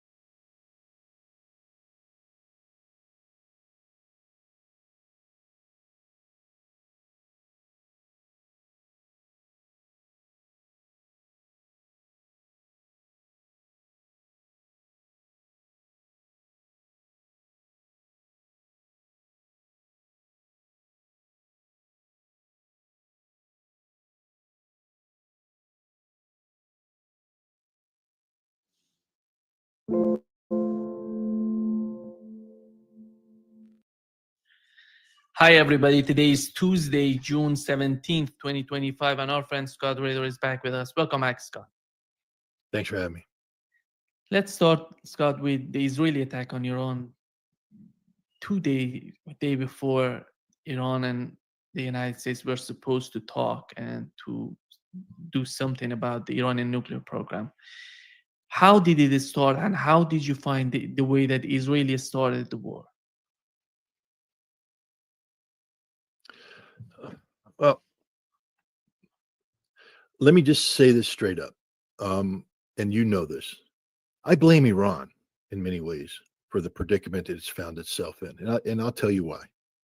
Because you wave a red flag in front of the Israeli bull, and then what? You're surprised that the bull charges.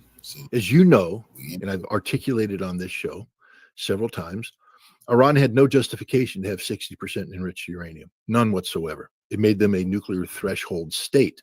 While it might have been lawful, it was stupid because it allowed people to articulate that Iran could be positioned itself to have nuclear weapons, which is the argument used to justify this strike. Iran made multiple statements about, that we have all the pieces necessary if the decision was made. The supreme leader has agreed that the fatwa that prohibits nuclear weapons could be changed if certain conditions were reached. And this just fed into the people saying Iran is a nuclear threat. To give you an example, General Kurilla, the head of Central Command, has just briefed the president on what I just said, that Iran had sufficient stockpiles of 60% enriched uranium. That meant they were just one enrichment cycle away from having fissile material, and they had the technological base that could be used to produce a nuclear bomb. Therefore, we must assume that Iran is pursuing a nuclear bomb. Now, and because I've been on with Professor Mirande, who I have the deepest respect for, but I've said this over and over again, and I've said it. So I'm extraordinarily frustrated by this because this was a predictable event. Now, to Iran's credit, they were trying to negotiate in good faith to get out of this. Iran was willing to give up all of its 60% enriched uranium. Iran was ready to accept caps on its enrichment capacity at 3.75%, that necessary to make fuel for the Bushehr reactor and whatever reactors Iran might be getting. They're willing to find ways to deal with their excess enrichment capability, to include the concept of, foreign involvement in a fuel bank. They were willing to work with the Russians. They were willing to allow U.S. inspectors on the ground in Iran as part of the IAEA inspection team, something they had never allowed. All of this, their lead negotiator, Ali Shamkhani, a close advisor to the supreme leader, to the president, was on TV I think 2 days before the Israeli attack, saying, "Yeah, we're ready to sign a treaty that says no nuclear weapons." So Iran did all the right things after getting themselves in a very difficult situation. I think Iran realized that they had pushed it up to this concept of a threshold capability up as far as they could go, that they stopped waving the red flag. They started to withdraw from the ring. But it was too late. Israel, recognizing this, launched their attack. Because if Shamkhani had been allowed to meet with Witkoff and they had come up with an agreement on Sunday, politically it would have been impossible for Israel to attack. But the other thing I think we're also finding out is that while Witkoff may have been negotiating in good faith, Donald Trump wasn't. That Donald Trump was always using this negotiation process as a mechanism to buy time and build justification for an Israeli intervention. And Donald Trump is the one who told the Iranians, Sunday is the critical day. That's why Shamkhani was on TV saying, we're ready. We're ready to bring this thing to fruition. We're ready to seal the deal. We're ready to do what is necessary to avoid this, any potential conflict. And Trump set them up. Meanwhile, Trump was working with the Israelis to attack. And we know this. We know it. One, Trump has pretty much admitted it. But two, David Kurilla, the same general that I just spoke about, briefed the president prior to the Israeli action that the United States military was prepared to execute a range of military options against Iran. That meant right now. You can't make that briefing knowing that Israel is going to attack without knowing that you have to deconflict. That means that the U.S. attack plan was fully deconflicted with the Israeli attack plan. And the president knew this. We knew this attack was going to take place, this Pearl Harbor event. And I use that Pearl Harbor event term because it's important. This was a surprise attack. There's no justification for this attack under international law. If Israel wants to declare the right to preemptive self-defense under Article 51 of the United Nations Charter, then they need to articulate that. They need to go to the United Nations and the Security Council and confront the Security Council with the threat, the imminent threat posed by Iran. But you can't make that case when Iran is in the process of negotiating with the United States to eliminate the things that made that threat imminent. Israel has no justification. Their concept of preemptive strike is legally flawed. They are a criminal entity here. They are guilty of the greatest war crime possible, and that is to execute a war of aggression, which is what Israel has done here. They started a war of aggression, and the United States is complicit because we facilitated it. We worked with them. We are culpable just as they are in this. And I think the Israelis and Donald Trump believed that they were going to launch a shock and awe campaign, decapitate. They killed Shamkhani. They killed the negotiator. And they killed senior Iranian military officials. And I think they believed that by decapitating the Iranian leadership and then hitting Tehran and the nuclear sites with this shock and awe explosions, that Iran would collapse like a house of cards. Instead, what they got is the harsh reality of Iranian retaliation, which is ongoing and devastating to Israel. When it comes to the initial hours of the attack, Israeli attack on Iran, can we say what has happened to Iranian defense system? Why it took time to respond to Israel? Well, I think any military person understands that when you put your military on high alert, that is not something you can sustain indefinitely. So you normally don't raise your high alert status until you believe that there is the real potential that you're going to be under attack. Iran was told that there's no danger of attack. Iran was told that there's a negotiation taking place. Iran was preparing for that negotiation. Now people can say how immature and how this and how that. Well, you know what? You're not Iranian. I mean, I know you are, but you're not an Iranian government official. You don't have the burden of responsibility of a nation on your shoulders. And I believe the Iranian government honestly believed that this negotiation was going to happen, that this negotiation was the critical juncture. Now, had that negotiation gone bad, then Iran would have elevated its posture. But you can't maintain a high level of readiness indefinitely. And so I just think the Iranians, had allowed themselves to be lulled into a false sense of complacency.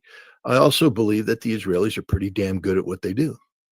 I mean, they had apparently a massive series of drone factories and throughout Iran that were used to launch these decapitation strikes. Again, if I think it was on your show, Nima, where I confronted Professor Morandi about this. If you remember, I said that the assassination of Hania was done by a Mossad drone. I said, what the hell? How does that happen? Do you not understand that Israel now has the capacity to take out your leadership in a preemptive strike? I predicted this very thing on this show with Professor Morandi. I said Israel will use drones to carry out a preemptive strike. Why Iran wasn't able to safeguard themselves or to do something to prevent this, I don't know. But the Israelis are pretty damn good. These are the same guys that infiltrated Hezbollah, got pagers in there, and took out, a good chunk of Hezbollah's intermediate leadership. These are the guys that found out where Nasrallah was and killed him. So you don't have to support Israel to understand that their intelligence services are very good, and their air force is very good, with very good pilots, very good aircraft, very good munitions. And so if Iran's asleep at the wheel, believing there's going to be a negotiation on Sunday, Israel gets a clean shot. And that's what they did. They got a very clean shot in there. It did a lot of damage. but it wasn't a knockout punch. I mean, I'm always reminded of, I tell people, you don't want to go up to Mike Tyson in his prime and try to cold cock him, because if you don't knock him out and he looks at you, you're in a lot of trouble. Israel didn't knock Iran out. Iran is the equivalent of Mike Tyson in its prime. And Iran now is pivoted back on Israel and making Israel pay a price.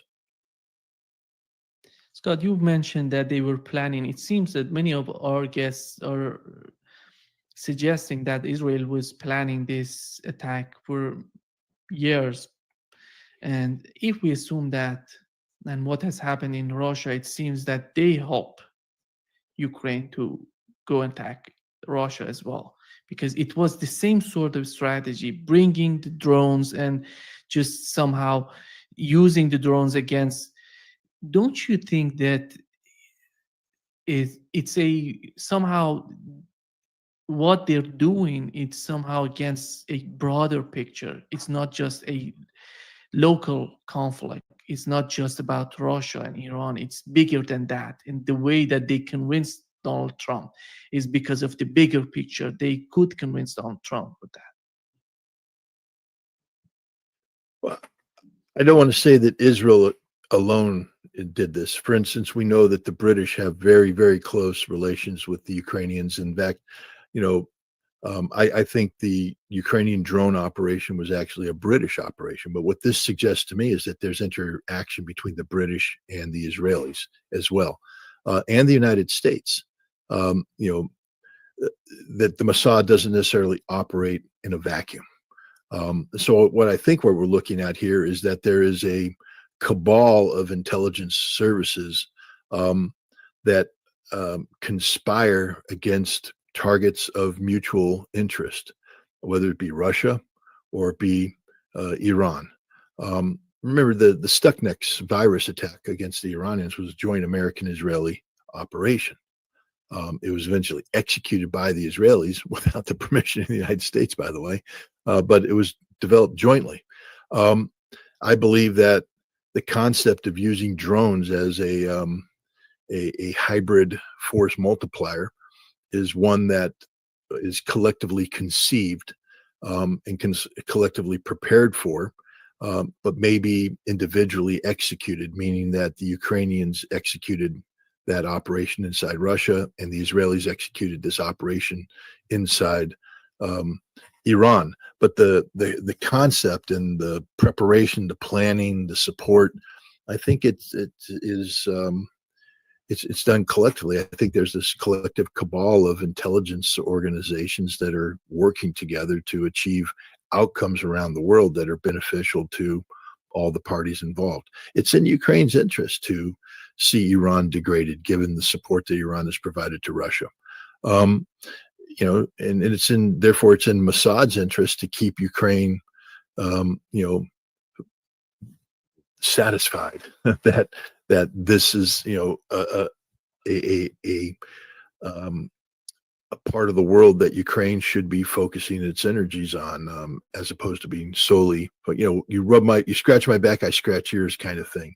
So I think that it's not as easy just to say the Mossad is doing it all. The Mossad is good, but it's not that good.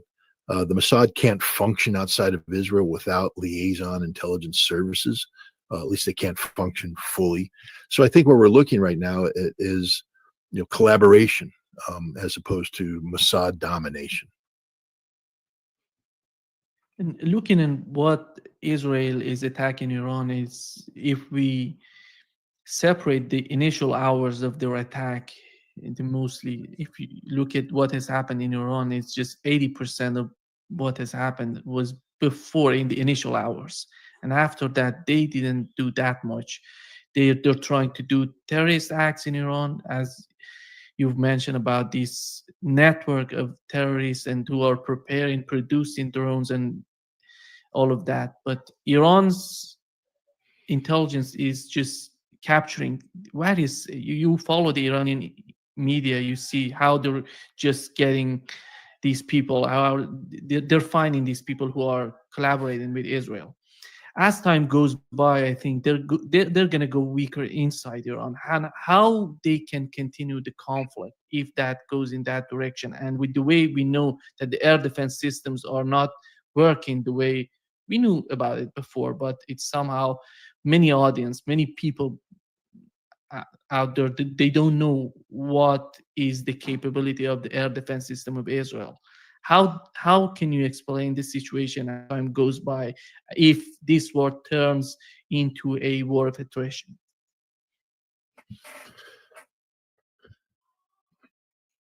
Yeah, Israel delivered a Sunday punch in its Pearl Harbor attack on Iran. But as you pointed out, the vast majority of the strikes that were done, especially in Tehran, were carried out by drones, not by Israeli aircraft. The notion that Israel has air superiority over Iranian airspace is largely an Israeli propaganda ploy, trying to demoralize the people of Iran. Because remember, we're not looking at a campaign that's focused on,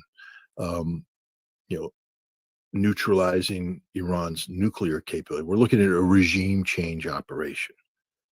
From the Western perspective, the perspective of Israel, this operation will not be deemed complete and successful until the theocracy that governs Iran is eliminated. So this is an existential struggle for Israel. So a lot of what's going on right now is propaganda. The way Israel postures this conflict. I mean, I have to laugh. Mario Nafal has just become, he's an influencer on X, and he's just become a mouthpiece of this pro-Israeli propaganda exercise, where he just literally uses the same verbiage. I mean, one thing you're taught as a journalist, if you want to be truly objective, is never become prisoner to the lexicon of any given side. But so he's, Israel's hammering this, and the Iranians are, melting away. I mean, it's pathetic. And then he just puts out deliberately deceptive videos. You've been to Tehran. You've seen Tehran traffic at rush hour. Now, imagine you getting up there and taking a photograph of Highway 7 or whatever, the belt road around Tehran at rush hour of traffic parked in. Well, that's sort of like a daily occurrence, twice a day perhaps. And yet, they're publishing this out there saying Iranians are fleeing Tehran. They're scared. Now, I've spoken to Iranians in Tehran. I'm sure you have as well. They're scared. Who wouldn't be? Who wouldn't be scared when you have a nuclear-armed superpower saying the citizens of Tehran must evacuate? When Israel, with a track record of the Dahiwa principle of collective punishment, is now threatening to do the same thing against the Iranians. I mean, so of course they're afraid. But the notion that Iran is on the cusp of collapse, I think, is not an accurate assessment of the situation. So there's a lot of propaganda at play here. The Israelis clearly have the capacity to launch standoff weapons, and those weapons can penetrate to some extent the Iranian air defense, and they are striking strategic targets. Israel is able to get localized air superiority over given targets at a given point in time. For instance, Natanz, where they have been very successful in dropping, very heavy bunker busting bombs on that facility. They've done so at Isfahan. They've done so, at Tabriz, and other locations. We have to give Israel its due. They are successful, but it doesn't mean that they're having the dominance, the success there. Iran was taken by surprise in a tactical sense, even in an operational sense, but not in a strategic sense. Iran has been preparing for this conflict for a long time, and the military preparation is manifest today with the decisive retaliation. But I'd also like to bring another factor up. I don't know what the Iranians have done, but I know they're smart. During Desert Storm, I was heavily involved in the targeting aspects of what we were doing with the strategic air campaign, especially when it came to the weapons of mass destruction facilities. And so before we would bomb any site in Iraq, I was part of the people preparing that package. And then after the bombing was done, I was responsible for doing the analysis on whether or not we achieved our operational objectives at a given site. And the way we did this is we evaluated the site, we evaluated what was in the site, what we wanted to achieve by that. And then we said, if the following visual cues can be made regarding impacts, we can assume that if the bomb hit where we wanted it to hit, that it achieved a certain level of destruction inside the site. And I remember looking at various sites throughout Iraq saying, we have achieved destruction, total destruction based upon the visual cues. Then later I went to Iraq as a weapons inspector, and I'd go to these same sites. And I'm talking about within months of the war ending. So the targets are freshly destroyed. And what we saw is the sites were emptied. And then later on, what we found out is that these sites had been emptied and evacuated to places that we didn't know about, we didn't bomb. And what the Iraqis told me several times is, we're really good at pouring concrete. You guys are pretty good at blowing up concrete. We're pretty good at pouring concrete. The problem is you ain't blowing up what you think you're blowing up. And they would return the equipment, they rebuild the building, return the equipment, and it was back up to running the way it was before the war started. The point I'm trying to make is, if you think that in Isfahan, in the metallurgy facility, that transforms uranium yellow cake into uranium hexafluoride for feedstock and such, if you think the critical equipment, I'm not talking about the big infrastructure stuff that can't be moved, I'm talking about the critical equipment. If you think that was still there when the Israelis bombed it, you're high. Firdos is an underground facility, but originally Firdos was part of a series of evacuation sites created by the Iranians. They pre-built these underground facilities to evacuate. Yeah, the correct pronunciation is Fordo. Of course it is, but I am a Marine and I'm allowed to mispronounce any word in the world and not be accused of insulting people. Thank you for correcting me. But I spent I don't know how many weeks mispronouncing the I'm going to miss Baba Mandeb straight. I fumbled that like you wouldn't believe. Till I finally one day got it right, and then it created a stir on the internet that Scott Ritter finally said it correctly. So Fordo. Yeah. All right, guys, I apologize.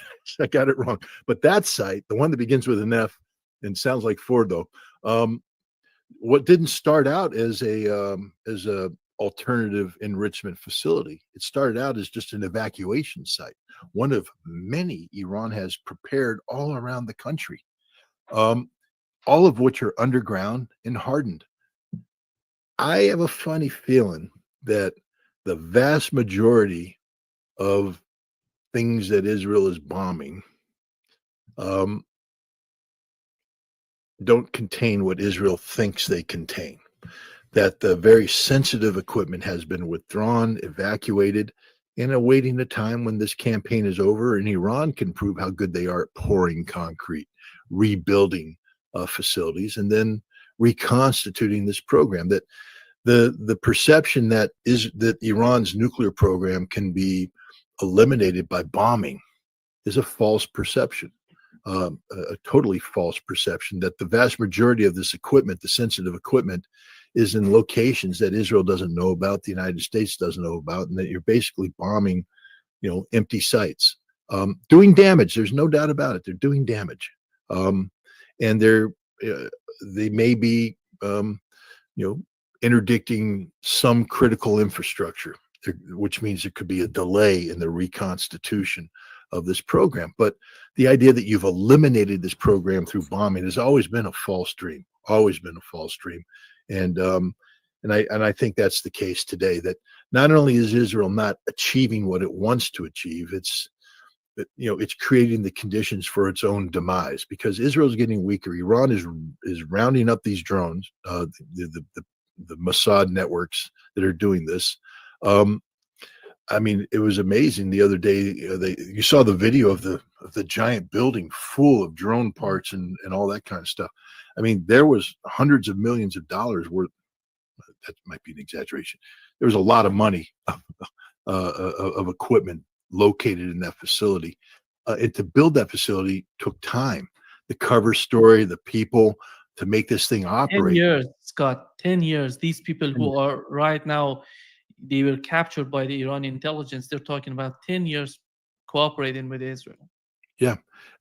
And so this is a huge loss for Israel, because you don't, if it's 10 years, you don't immediately replicate it. All right, well, we lost a couple of our drone boys.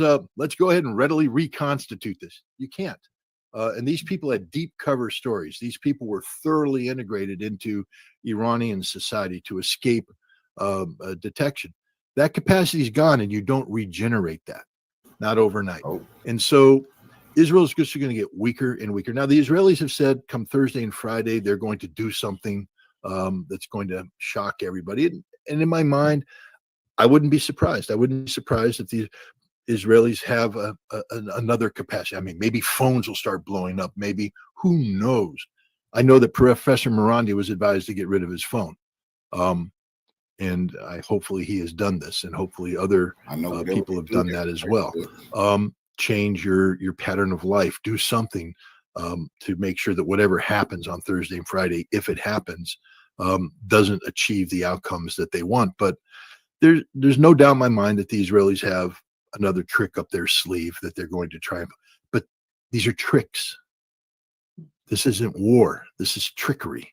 You don't win wars with flashy one-of games. You win wars with sustained military capacity, and Israel is running out of its ability to, launch a sustained air campaign. I always said, and I've said this for many years, that while Israel can initiate a bombing campaign against Iran, it can't sustain it. It lacks the military capacity to sustain this. And as a result, it's like, having a plan for a hornet's nest. All right, guys, because I did this as a child. We're going to cut off the hornet's nest. We're going to bring it into the garage, and then we're going to spray it with water. That was the plan. And then we did it, and we sprayed it with water, and all the hornets came running out. And that was the end of our plan. We were running for our lives. We didn't know how to contain the hornets once they came out. And that's what Israel has done here. They chopped off the hornet's nest, they brought it into the garage, and they sprayed it down with a hose. And now they're getting stung, and they don't have a plan. And they need Papa Ritter to come home from work to resolve this issue, which Papa Ritter did. They need the United States to bail them out, and the U.S. isn't ready to jump in just yet. Israel's going to lose this war if the current circumstances stay. There's just no doubt about it. Israel is going to lose this war because Iran's not going down. Iran has the capacity to suffer pain that Israel doesn't. People shouldn't forget. We always talk about the Russians and their World War II history. Russia, the Soviet Union suffered 27 million, and they didn't quit. They rode it out. They won the war, and that's all true. Iran fought an 8-year war with Iraq, where they lost millions of people.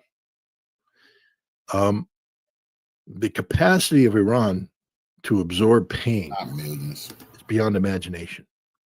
Beyond imagination.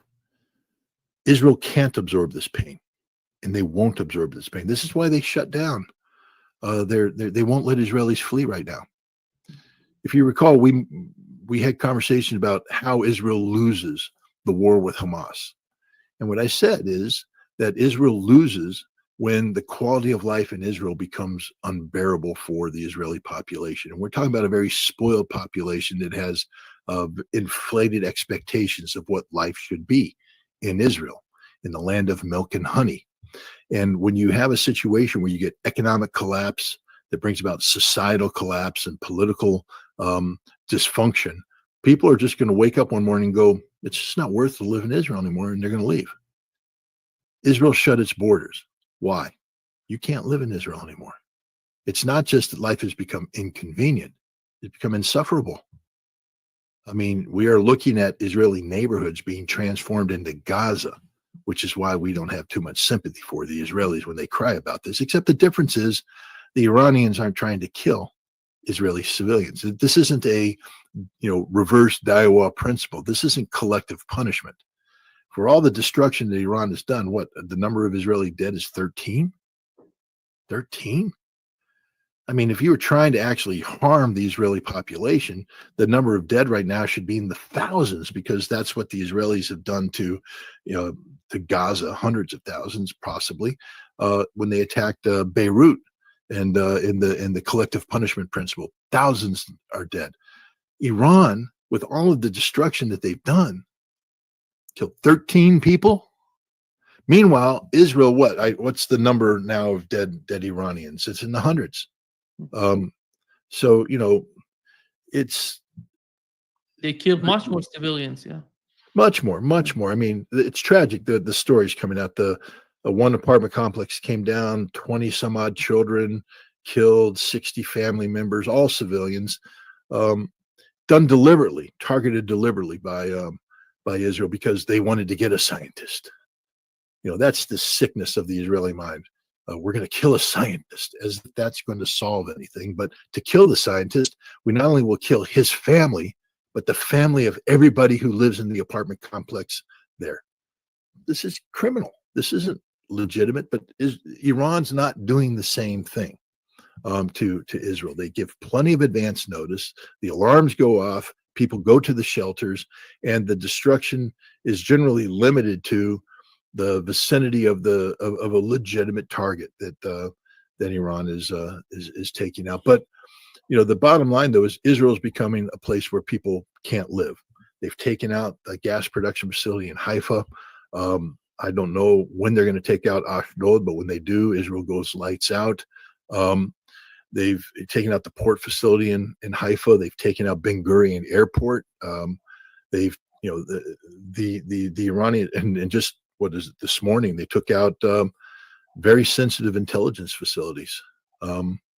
Precision strike. Israel will lose this war if it continues on this trajectory, and this is why Israel is so desperate to get the United States to intervene. But even American intervention doesn't guarantee a positive outcome for Israel. At some point in time, the border restrictions are going to be lifted, and you're going to see millions of Israelis flee this destroyed nation. And when that happens, that's the end of Israel. Yesterday, I talked with Professor Ted Postel. He mentioned, we were talking about the way that Israel, if Israel is capable of destroying Iranian nuclear program, or nuclear sites.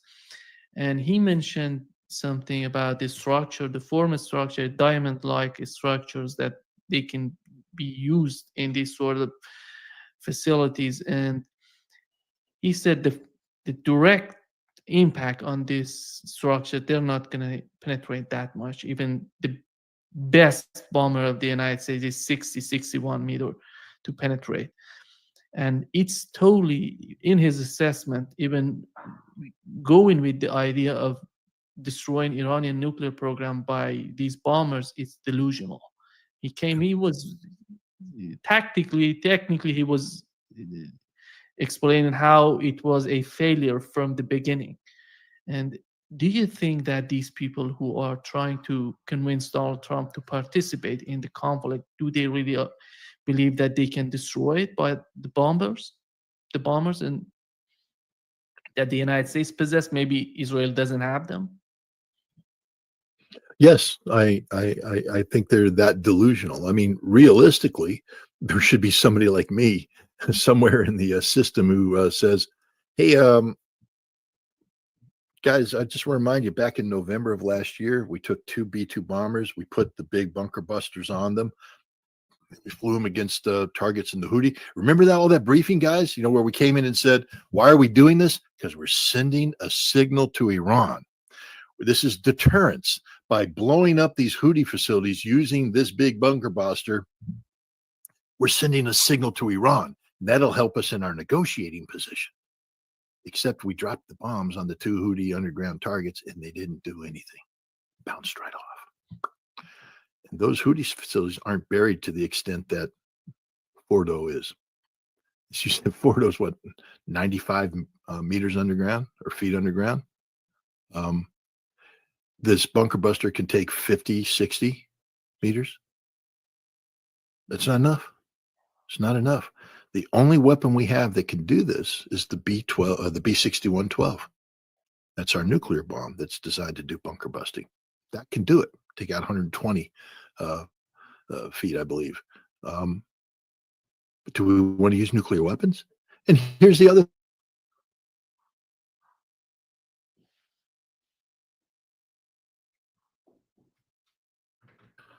We got jammed. Are you back? Yeah. I'm back. I started talking about nuclear weapons, and the FBI went crazy. They're like, "Oh, shut them down! Shut them down!" We may get them coming through the door any minute now. I'm convinced it's going to happen again because I've just gone full. Trump is horrible for the American people and what he's doing. But the bottom line is, even if we take out Fordo, as I told you, the heart of the program. First of all, the heart of the program is in the brains of the people implementing it. Most of the people they're killing, sadly, are just the names that they know, who are retired. I mean, I've seen the interviews where they're saying, "Yeah, I'm done. I'm back. I'm sort of like, I'm making tea and picking pomegranates with my family. It's the next generation of scientists." So they're killing the wrong people, but it's still a criminal concept. You can't kill the knowledge. The knowledge is forever embedded in Iran, forever. You can't kill it. The technology, first of all, once you know how to do something, over time with sufficient resources, you can reconstitute. But some of the technology, the critical technology, is being preserved in evacuation sites. So even if you took out Ford, though, you just took out the cascades that are there, if they're still there. I believe they are, because I think it's basically a facility that's deemed to be safe. But it's not the only place. The cascades, the IR-6s and IR-8s, they exist elsewhere. You're not destroying all of these. You're not destroying the metallurgy capacity. You're not destroying conversion capacity. You're not destroying everything. You're just destroying shells that can be filled with technology, and the shells can be rebuilt, filled with technology. And the other thing that is going to guarantee is that if Iran survives this, never again will they allow facilities to exist in such an exposed manner, that the totality of this program will go underground. So we've just made a huge mistake here, a huge mistake. We need to pray that we can get the Iranians to agree to a negotiated outcome.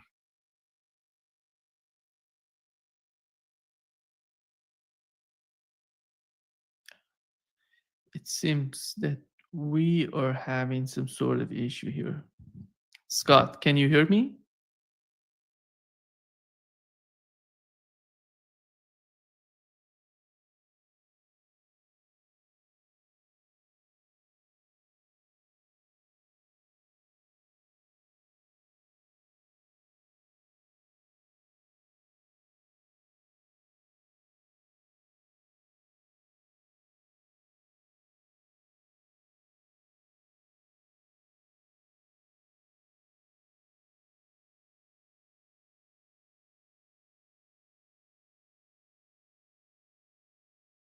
Organization for U.S. policy towards the Middle East, actually advancing national interests. Here's what they say, quote, "Sources tell us at a meeting yesterday between U.S. Ambassador Mike Huckabee and Israeli Prime Minister Netanyahu devolved into a shouting match over Netanyahu's objections to U.S. plans to evacuate citizens from Israel and the wider region.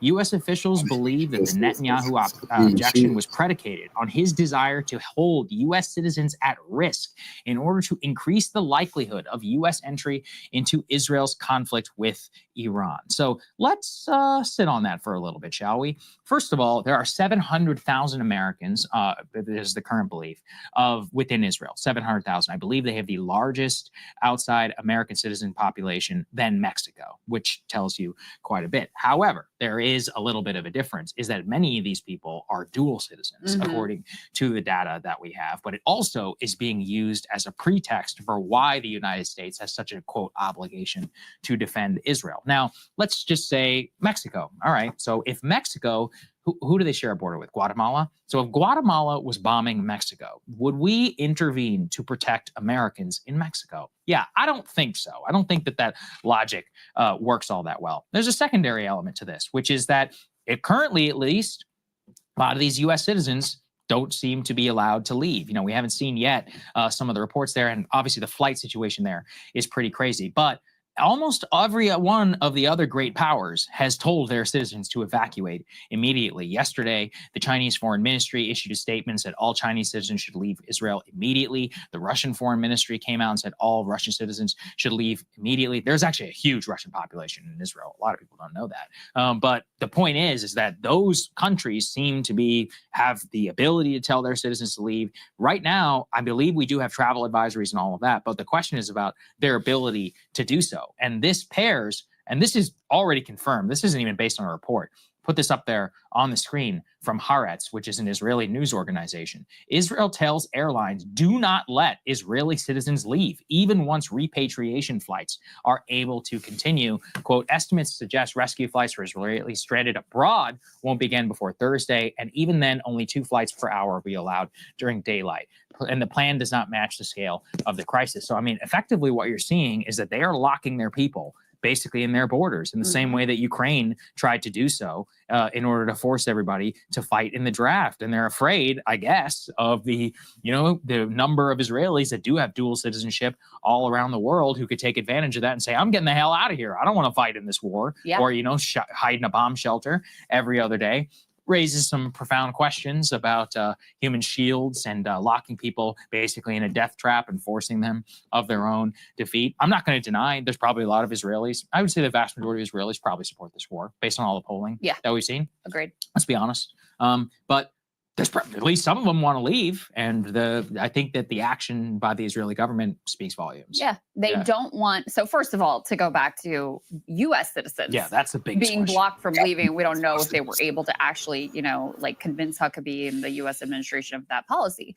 But what they're saying here, they want to use American citizens as human shields. Like that is what that. Know what Iran would do to them if it's not a lot of civilians not around. Iran would just obliterate their military. That's why they definitely couldn't fight a military on military war with Iran. It would end quick. That's why I say they definitely lucky Iran not bordering Israel, because Iran would invade them and kick their ass for real. That means, and they want to use American citizens as pawns in their game to try to force an escalation and force us to come in on their side. I guarantee you, they are praying for the Iranians to hit some U.S. military base and to kill some American service members so that the war fever picks up here in the U.S. and this administration feels even more pressure and is even more likely to directly join the fight on Israel's behalf. That's how sick they are. Like, that's what they're cheering for, which is why you shouldn't put like some, false flag, fake attack past them either, because they've done such things in the past. So, I mean, this is not to be conspiratorial. This is to be a student of history and understand their logic and what they are capable of. You can't put anything past these people at this point. So their stated policy goal, their desire that they're arguing with our completely psycho, by the way, U.S. ambassador to Israel, Mike Huckabee, believes in all this end times nonsense. Their stated policy objective is to trap American citizens in Israel, to use them as human shields, to try to foment and escalate a further, even larger scale war. That's where we are. And with regard to their own citizens, I think Sagar is exactly right. Number one, they don't want images of thousands or tens of thousands of Israelis fleeing the country. They don't want that. Yeah. They also, I think, are concerned because this is a country that, was really overstretched militarily. You've got the Gaza genocide, occupation. You have siege that was implemented in the West Bank and increasingly aggressive actions there. You've had bombing campaigns in numerous regional neighbors. And you have, a reserve corps that's been called up again and again and again. So they're worried also on just like a tactical level of losing additional amount of their manpower of people, you know, who flee overseas and don't want to be part of this, who may support the war broadly, but may not exactly want to be the ones who are fighting it. So that's, you know, that's the calculation they're engaged in, which is pretty grotesque. I mean, look, it's like I said, it speaks volumes. They don't want their own citizens to leave. But at the same time, again, let's not say that the vast majority of the people don't support this war. And at least the political establishment does. Let's put this up there on the screen. This is from the Times of Israel. But the opposition has actually rallied around the Iran campaign, quote, despite long opposing PM's leadership. Yair Lapid, the primary opposition leader, says Netanyahu must go, but not during the existential fight, right? That's part of why this is happening right now. And Naftali Bennett, the former prime minister, says there is no left, no opposition, and no coalition when it comes to preventing Iranian nuclear This missiles. is all so fucking fake. Like, just out of nowhere, they just make up, oh, Iran's about to have nukes. They haven't offered any evidence of this. Our own intelligence community says that is not the case. They aren't pursuing nukes, that it would take 3 years. We've been hearing for decades now that Iran is days away, weeks away, months away, whatever. I mean, even Bibi himself isn't saying they're like weeks away from an Iranian nuke. So this is all about a political calculation by Bibi Netanyahu that, number one, he does not want the diplomatic negotiations that the Trump administration was engaged in to succeed. Number two, he is still on very tenuous political footing himself. And so this is a way to, you know, in the same way there's a rally around the flag effect in Iran, there's a rally around the flag effect in Israel that you can see here as evidenced by the opposition basically saying, like, this is our guy for as long as this war continues. Well, guess what that incentivizes? War continuing forever. So that's why this is happening right now. It has nothing to do with any Iranian activities regarding developing a nuke. That is the pretext. And the goal here very clearly is to collapse this government and foment either a failed state or some sort of direct regime change. That is the true aim of what they're doing. And so do not believe all this, like, don't get caught up in all this nonsense.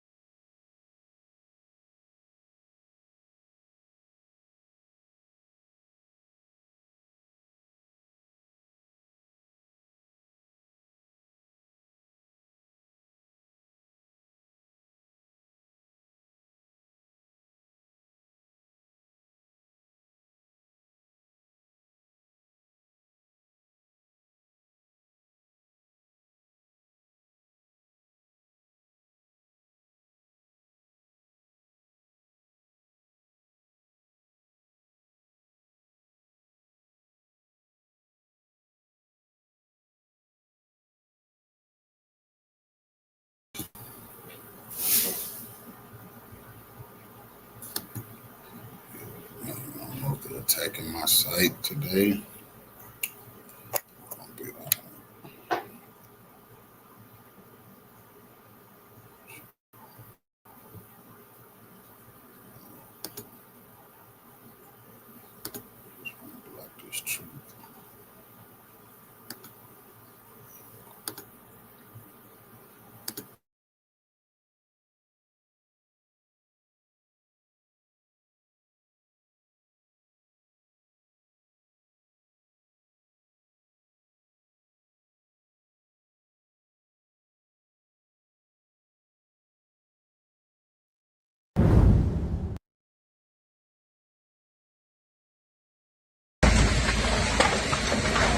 Reports reaching the OMT news team indicate that a secretive and camouflaged Mossad center in Tel Aviv has been decimated by a precise Iranian missile strike. At the time of the attack, it was reported that no one was inside, but the facility was completely destroyed. While the official Mossad intelligence headquarters is located in Herzliya, there was a twist.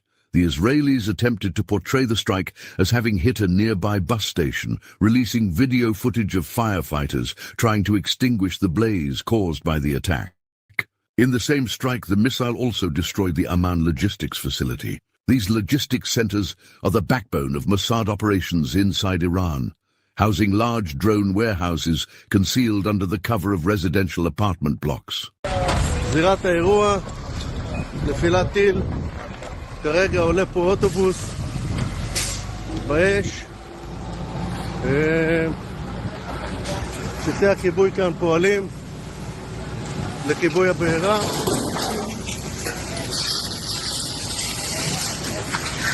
מדובר פה בחניון של אוטובוסים.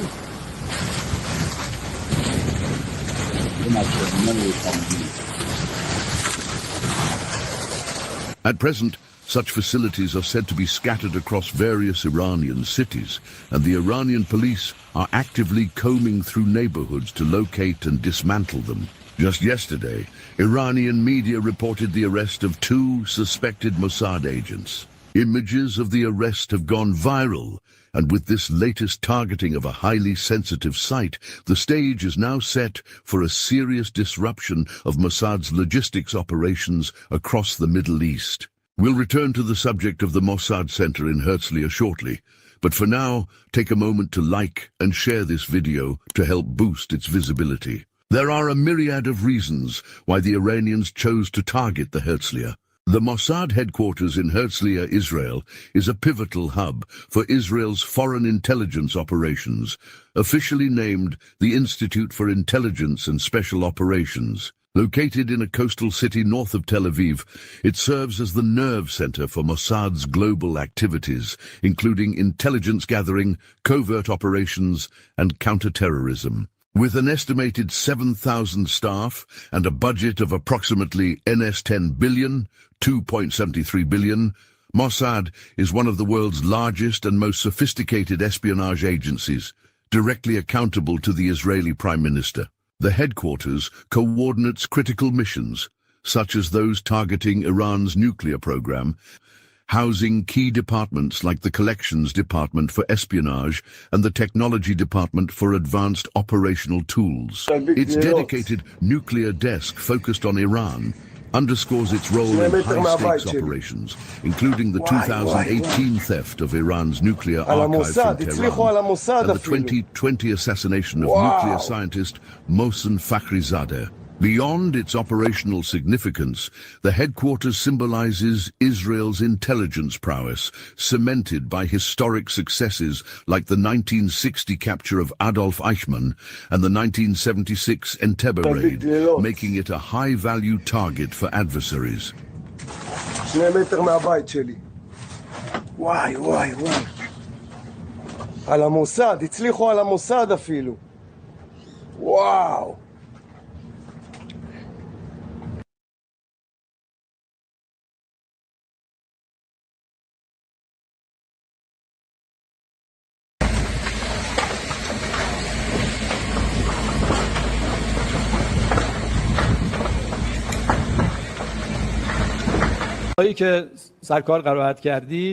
Iran's Ministry of Defense confirmed on Tuesday the successful deployment of a previously undisclosed missile system during its ongoing defensive operations against Israeli aggression and warned the regime to expect further strategic surprises. Defense Ministry spokesperson Brigadier General Reza Tlaibnik, in an interview with Iran's national television on Tuesday, revealed that the advanced missile struck its target undetected by Israeli forces. Tlaibnik did not provide further details about the new missile used. However, Iranian commanders and officials have long asserted that the world's perception of Iran's military capabilities falls far short of reality, as many of their true capabilities remain undisclosed. The spokesperson emphasized Iran's defensive posture in an imposed war, targeting the nation's resilience. The new surprises are coming on the heels of statements made by Benjamin Netanyahu that Israel plans to take out Iran's supreme leader, Ayatollah Khamenei. In his warmongering rant, the war criminal wanted for war crimes at The Hague claimed that removing the revolution leader in Iran would bring about peace. These was the same statement he made before the war in Iraq, and now he is repeating same claiming that he would take out Khamenei. The OMT news team believe the statement has no place in reality.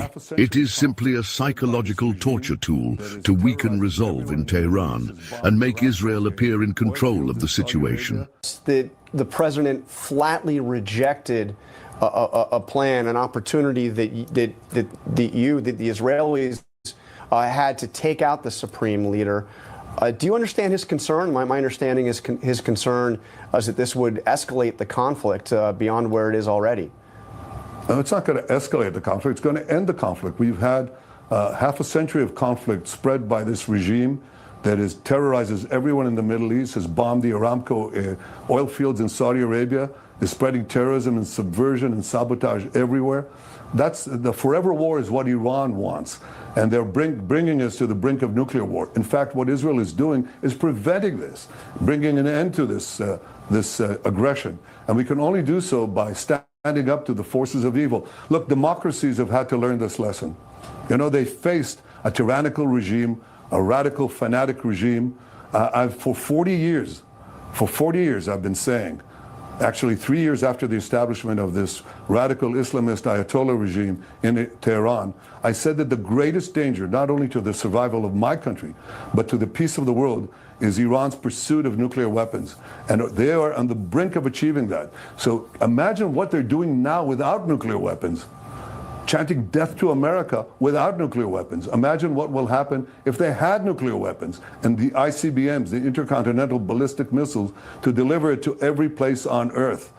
We're preventing the most terrific war imaginable, and we're bringing peace to the Middle East. And I believe that after our action, we're going to be able to with the trajectory of Israel's campaign, the prospect of establishing air superiority over Tehran appears to be facing significant obstacles. Days after initiating hostilities, Israeli warplanes continue to struggle to operate freely over Iran, despite targeting numerous air defense sites. Iran's air defense mechanisms have so far prevented a comprehensive assault on Tehran, effectively keeping Israeli aircraft at a distance and maintaining the upper hand. This resilience may explain why Trump seems furious, perceiving his allied forces as being taught a harsh lesson. Now he is threatening war against Iran, disregarding warnings from his own intelligence community that Iran is not developing a nuclear weapon. In his latest speech, he spoke in a manner that contrasted sharply with the Trump who sought Muslim American voter backing by pledging to end wars. We're not looking for a ceasefire. I didn't say I was looking for a ceasefire. That was Emmanuel, nice guy, but he doesn't get it right too often. But we're not looking. We're looking for better than a ceasefire. That's just when you're looking to get into this more. You're not going to involve the U.S. in this conflict at this stage. Are you going to do anything more for Israel right now? We're doing pretty well. Right now, we're doing pretty well. Remember, Iran cannot have a nuclear weapon. It's very simple. We don't have to go too deep into it. They just can't have a nuclear weapon. What was the thinking on the call for Tehran to evacuate? Is there a threat or is there incoming? What was the thinking on the full evacuation? I want people to be safe.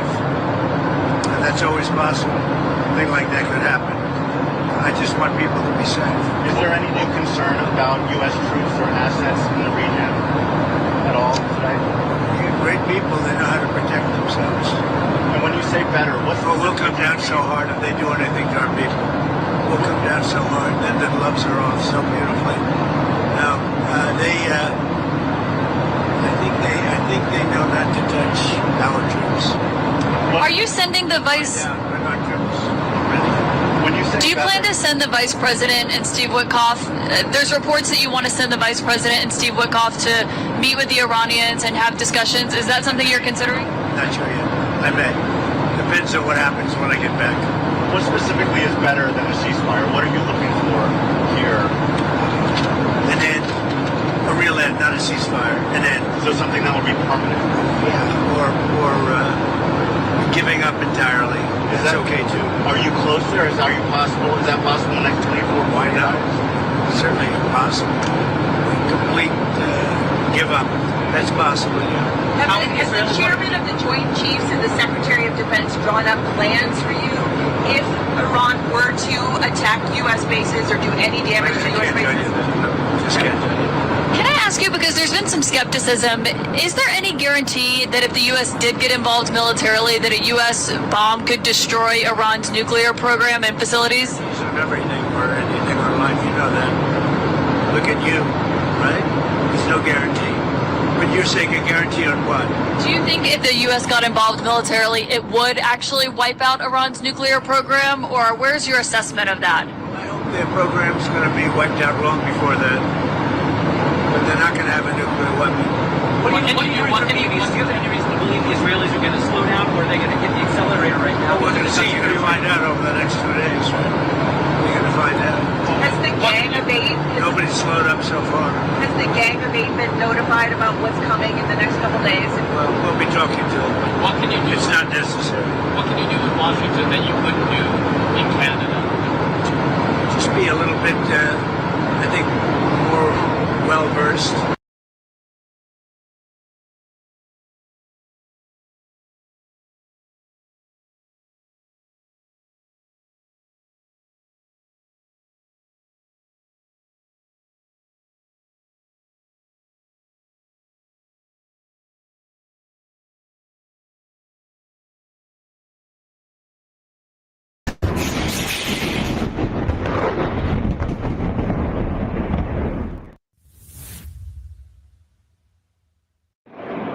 Iranian massive response has destroyed intelligence sites and the main center of the Israeli brain of operations, as heavy air defenses failed to intercept. As the strike this morning on June 17th, local media showed the moment when Iranian ballistic missiles flew into Mossad headquarters area, and top air defenses such as Arrow and THAAD were almost impossible to stop the quality of the incoming missiles, falling hard and causing unimaginable damage.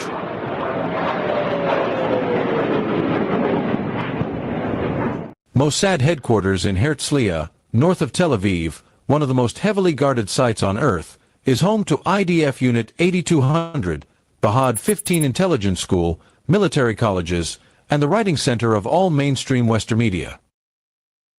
Iran changed its tactics today, weakening the enemy with small missile launches and cyber attacks throughout the night, then starting to attack them in the morning.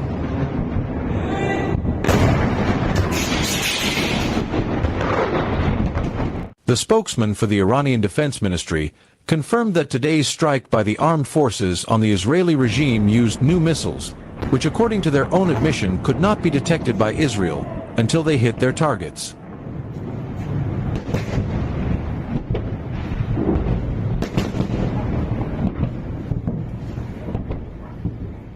What a curious result of the arrival of Iranian new missiles. Confirmed videos and images have been widely circulated, showing several high-value targets being hit with precision in a historic event, with several sensitive buildings and structures belonging to the Israeli intelligence unit destroyed.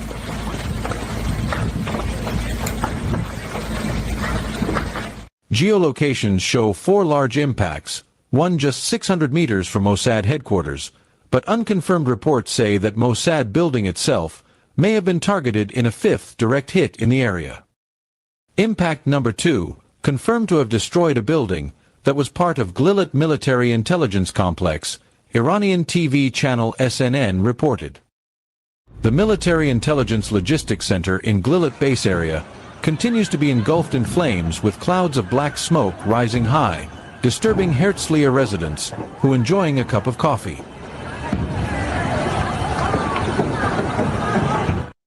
Finally, Iran has taken the idea of focusing on the Israeli intelligence community as their main target since a few days ago.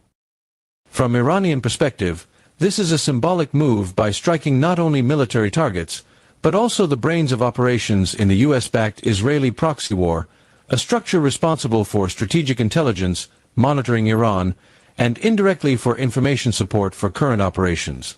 However, what Israel will do to Iran, and how bad it will get out of hand on Tel Aviv.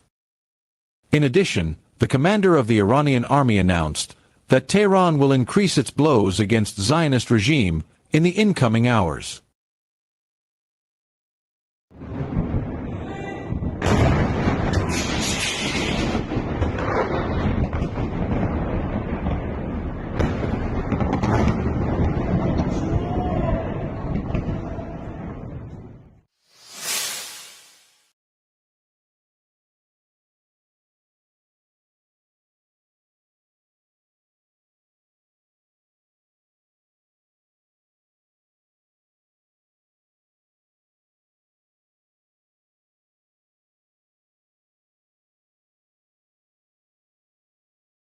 George, you were listening there to Naftali Bennett. What was your response to that interview? Well, you did a good job as his Alistair Campbell to him as Tony Blair. I hope he remembers you if he does get into the Prime Minister's seat. I'm frankly astounded that you did not ask him about the bombing of the Iranian state TV station just a couple of hours ago, the mass murder of tea ladies, technicians, journalists and broadcasters. I can't believe that you didn't know about that. And indeed, Professor Actually, I don't know Marandi about that. was... You've just told me that. So that's the answer to your question. I didn't know about it. I've been on air. Well, you really need to be better briefed. Well, you're okay, interviewing a guy that you're punting. You can have your views about that. This is in answer to your important. question, I didn't know. So that's the answer to your question. Well, you should have known. Okay, well, you're a better journalist than me. You're a better broadcaster than me. I didn't know. Professor Marandi was in that building. I don't know if he's dead, but the story is that he was in that building to do an interview with you, and I very much hope that that is not true. And I very much hope that he is still alive. He told me that was true. He told me that he'd been told to leave, but had decided to stay and do the interview, in which all he did was call me a liar, a coward, and a genocide enabler. So you did know about the bombing of the Iranian TV station? No, there was no bombing going on when I interviewed him, obviously, or I would have stopped the interview. Piers, there's mass casualties. Yes, George. In the you asked Iranian me if I TV knew station. it was going on when I interviewed him. I didn't. Well, it's a disgrace that you did not know. Well, I didn't, or I would have stopped. Because you might have been able to ask. If I'd known, I would have stopped the interview, obviously. Well, this is going to grow and grow as an issue, Piers. You may very well be in difficulty here. I won't be in any difficulty at all. Why don't we get on with the interview? One thing you did know is that Israel has scores, if not hundreds, of nuclear weapons. And you did not mention it. Why is Israel allowed illegally to hold scores, if not hundreds, of nuclear weapons in defiance of the law, uninspected by any agency in Dimona? And reports today from Dimona are that they are currently modernizing their nuclear fleet. Don't you think that would have put in a better perspective this issue of nuclear weapons? The reason I know you know it is because the brave Jewish whistleblower Mordechai Vanunu, who blew the whistle on Israel's nuclear weapons, came first to the Daily Mirror and was betrayed by your enemy and mine, Robert Maxwell, to the Mossad, and then spent 22 years in prison in solitary confinement, and turned up in the courtroom with his jaws wired together like Hannibal Lecter, so he couldn't tell the courtroom what he'd told the Daily Mirror. Finally, the story appeared in Andrew Neil's Sunday Times, but only after Maxwell had betrayed him to the Mossad. So this issue of nuclear weapons, according to Tulsi Gabbard, Iran is not seeking to build a nuclear weapon. Why would you believe them? February. Why would you believe them? Well, I believe Tulsi Gabbard. Why do you believe Iran? No, I'm believing Tulsi given that Gabbard the Atomic here. Agency, I'll come on to Iran. Given that the Atomic Agency... Why do you want to dodge Tulsi Gabbard? Talking. You've talked and talked and talked. Let me get a question in. The Atomic Agency, as you know, brought out a report in the last few days. It made it clear that Iran had lied, obfuscated, denied access, not allowed enough inspections, and that it now got uranium enriched to 60%, which is a massive stage forward from where they were at 3% a few years ago to now 60%. And the move from that to being able to create a nuclear weapon is actually much closer and therefore more potentially imminent as a threat. And I'm just curious why you would trust Iran as far as you could throw it, the regime, not the people, the regime, when they are clearly accelerating their nuclear program, clearly accelerating their enrichment program. Why would you not be concerned about that? Piers, I trust Tulsi Gabbard, Donald Trump's director of national intelligence. You do? Don't you? Well, Don't you? do? I'm surprised you do. I'm very much hoping she'll be the next president, Piers. But I trust her. Don't you? I don't know. I've interviewed her once in my life. I don't know whether to trust everything she says or not. Well, you know that Donald Trump appointed her the director of national intelligence. Why would you doubt her? Look, Isn't Trump your friend? I'm not doubting her or trusting her or untrusting her. Does he appoint liars? I'm asking you why you. I'm asking you why you trust the Iranian regime when they say they're not wanting to build a nuclear bomb. Well, you're actually asking the wrong person for this reason. If I was running Iran, I would long ago have had a nuclear weapon because Israel has scores or hundreds of them. And as you've just heard, is determined to bring about regime change in Iran. So you won't get me to clutch my pearls about Iran having nuclear weapons. Why wouldn't you want regime change in Iran out of interest, given what a draconian, repressive, despicable regime it is? I have this old-fashioned view. You once had it also in relation to the country next door, Iraq, that the leadership in any country is the business of the people in that country.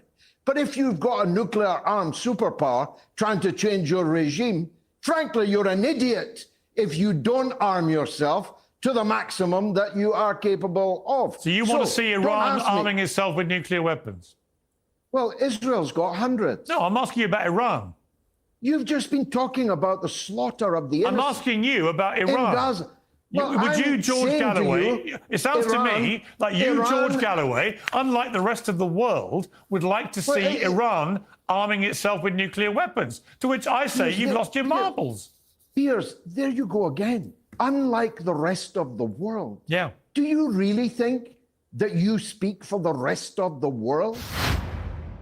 Beam's creatine is America's #1, and it's made by a company founded on values like hard work and delivering real results. Creatine, actually, yes, most of the world has a real problem with the concept of Iran being a nuclear power, apart from you, who thinks they should have loads of nukes. No, it's not just for me. Iran is presently the hero of the vast majority of people in the world. Oh, rubbish. And it's absolute rubbish. That you can't see what that. A load of absolute Piers, nonsense. Take your eyes off the posterior of the tiny part of the world, which is the Western world. You think that Africa currently is with most Iran. of the world, you think Latin the rest of the world America is with Iran. You think the rest of the world China is with Iran. Yeah. Russia is with Iran. Russia, All China. the Arabs are with Iran. Russia, China, Take any your other nose out of the ass.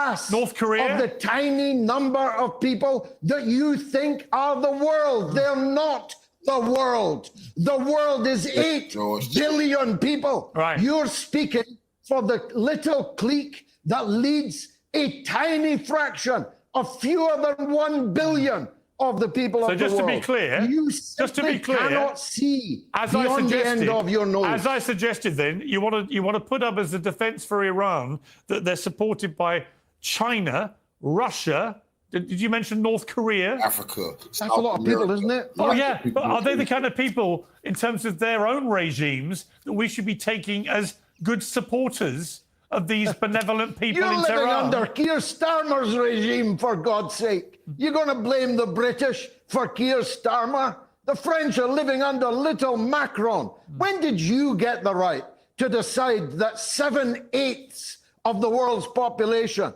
cannot be considered valid because you, Piers Morgan, don't like their regimes? Listen, there's something else you didn't mention, and you must also have known about that. Unless you switch your mobile off at 10 o'clock at night, you already know that Iran is giving Israel a bloody good hiding.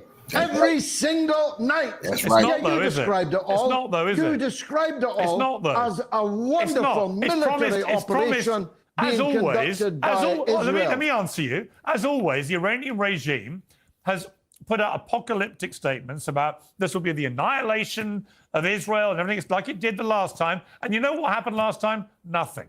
Nothing. They fired a few rockets, and the dome dealt with them. This time they've got a few. This time they've got a few missiles have got through the dome. But the idea. Hang on. Let me finish my question. The idea that the Israeli Air Force have managed to inflict this kind of catastrophic damage on military commanders, nuclear scientists, nuclear sites, and all of this, and have control of the airwaves in Tehran.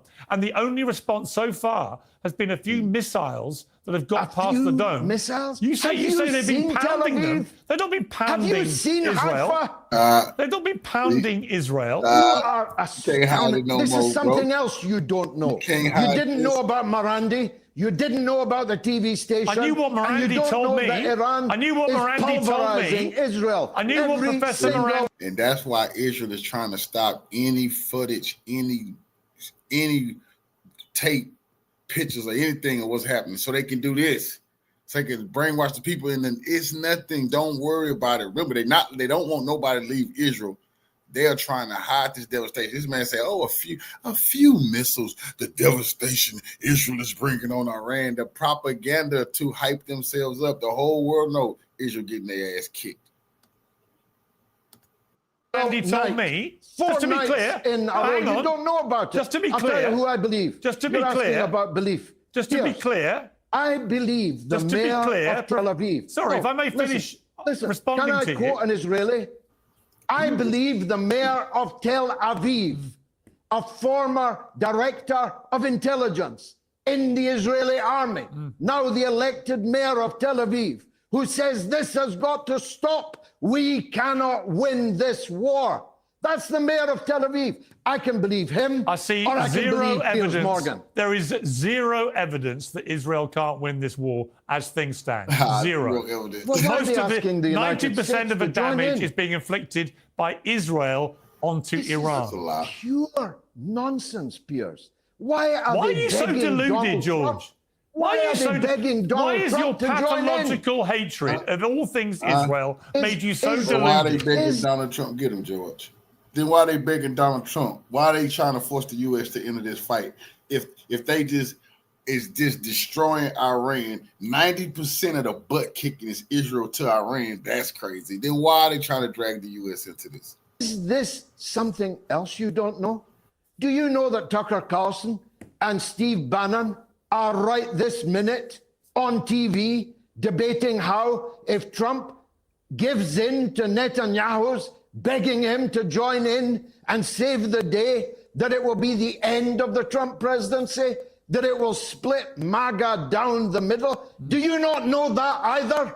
It will. No, why would I know that? I've been on air. How would I know that? You don't know nothing. Well, boy, George, if you're really... Why do you expect me to know things when I'm literally interviewing people like you? I made the mistake, Piers, of thinking you were a well-informed man. I am. But when I'm actually filming my show, it's quite hard to keep up with world events. Don't you have someone that can pass you a note? I've got lots of people that do a brilliant job. That's why I have one of the most popular shows in the world. Your ear? Yeah, it's why my show's a lot more popular than yours, because I'm better at it than you. So stop the lectures about how good a journalist I am, or how good a broadcaster I am, or how good my team are. Because if you were so good, George, you'd have a lot more people following you, a lot more people watching you. But most people think you've become a delusional loon.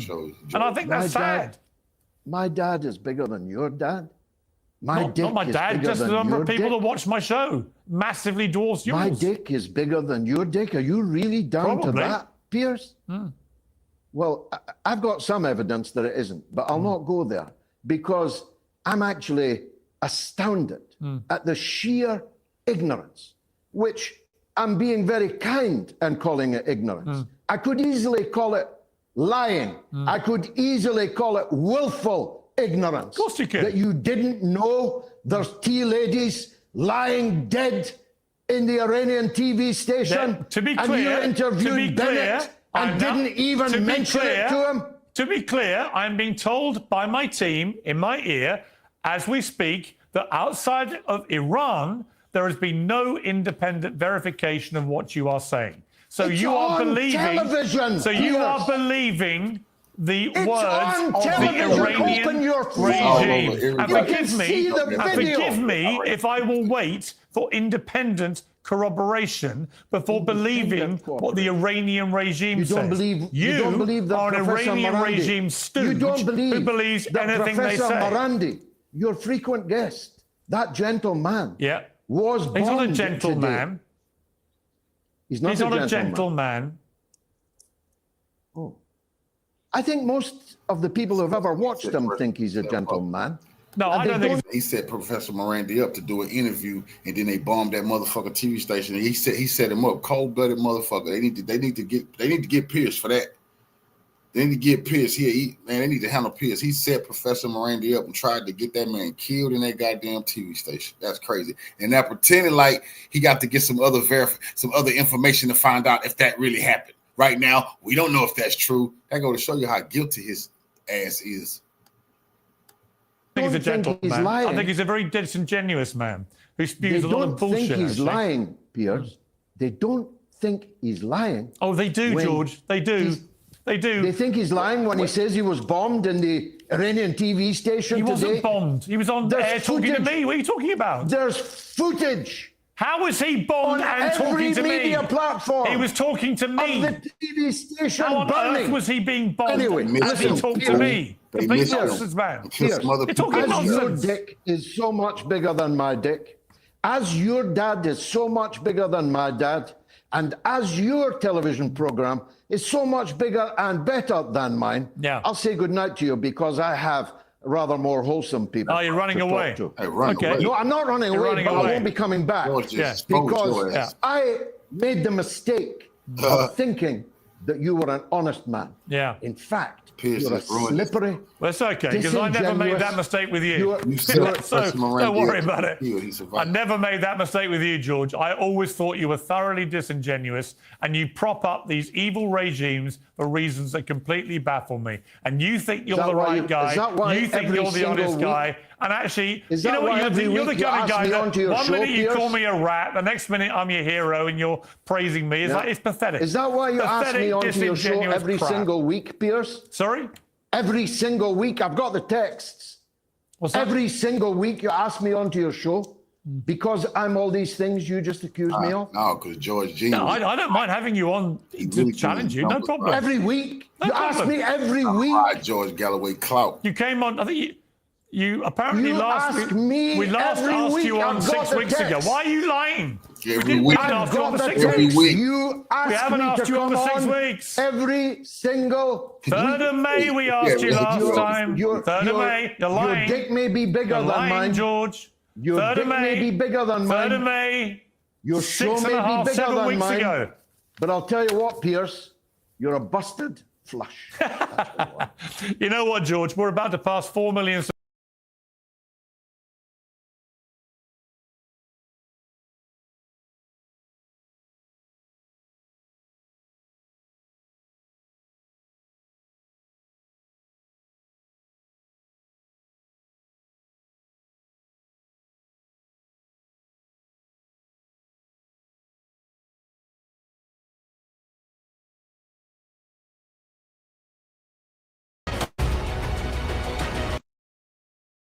The deception perpetrated by President Trump on the Iranians and others. But in order to be fair to the president here, it's only about 60 seconds. Here is the core of what he said last month in Saudi Arabia. Before our eyes, a new generation of leaders is transcending the ancient conflicts of tired divisions of the past and forging a future where the Middle East is defined by commerce, not chaos. This great transformation has not come from Western intervention, no less the gleaming marvels of Riyadh and Abu Dhabi were not created by the so-called nation builders, neocons, or liberal nonprofits like those who spent trillions and trillions of dollars failing to develop Kabul, Baghdad, so many other cities. Instead, the birth of a modern Middle East has been brought by the people of the region themselves. In the end, the so-called nation builders wrecked far more nations than they built, and the interventionists were intervening in complex societies that they did not even understand themselves. They told you how to do it, but they had no idea how to do it themselves. Peace, prosperity, and progress ultimately came not from a radical rejection of your heritage, but rather from embracing your national traditions and embracing that same heritage that you love so dearly. Fair to say, Professor Sachs, that as he was uttering those very words, CIA, MI6, and Mossad were preparing the dastardly and unprovoked attack that Israel visited upon Iran last week? Certainly, Mossad is in the lead. It's assassination and murder unit number one. But Mossad effectively has determined U.S. policy for decades, and Trump is falling into line. So it's quite amazing to see one president after another falls into line with the Murder Incorporated led by Israel. When he said those words, you and I and others on the show rejoiced. An American president condemning the neocons, an American president condemning military adventurism and intervention into foreign countries. It was a charade. It was a facade. It was a deception. We don't know exactly what happened between then and now in one sense. I think President Putin in 2017 expressed something that we all learn as well. He knew it in 2017 in an interview with Le Figaro that he gave. He said, "I've dealt with many American presidents. They come into office with ideas, but then men in dark suits and briefcases wearing blue ties show up and explain to them the world the way that it will be. And so you never hear of those ideas again." So I can't peer into the inner thinking of Trump, but everything he's saying and doing today violates what he said last month. And in the end, we know that our foreign policy is governed by a deep state apparatus, the CIA, Mossad, MI6, as you said. And we know that the actions that occur, for example, Ukraine's attack on Russia's strategic nuclear bombers, had the same provenance, that is the same authors as Israel's attack in Tehran last week. Same methods, same crates carrying drones inside a country to make a decapitation strike or to make a strategic strike. So Mossad was involved in both the Ukraine operation and in the Tehran operation last week. Now, we've discussed in recent weeks, what did Trump know when? I have no idea. What did the CIA know? Well, of course it knew. It was involved in all of this. Who leads all of this? Mossad, I would say. It's weird, but it's actually true. America does not have an America First foreign policy, despite what Donald Trump says. America has an Israel First foreign policy. It happens that Israel's foreign policy is completely reckless, dangerous, and delusional. And it has been that way for decades. I was going to say for 30 years. That's the time span of Netanyahu, who is the current most despicable person on the planet, in my view, because he's the greatest war progenitor of them all. But it actually goes back beyond 30 years. This is a long-term plan for Israel to have its way in the Middle East. And the way that Netanyahu has explained it repeatedly for 30 years, for anyone who cares to read his books and articles and watch his speeches, and it's painful, but it's actually worth doing, because he tells you what his modus operandi is. And the modus operandi is that we will do what we want in the Middle East. And if any government in the region objects, we will overthrow that government. But when he says we, he's very nice. You know, it's his U.S. buddies that will do it. The U.S. will spend trillions of dollars and lives and the utter destruction of world trust in the United States to do this extremist Zionist bidding. And Netanyahu has been right. The U.S. has done his bidding up until now.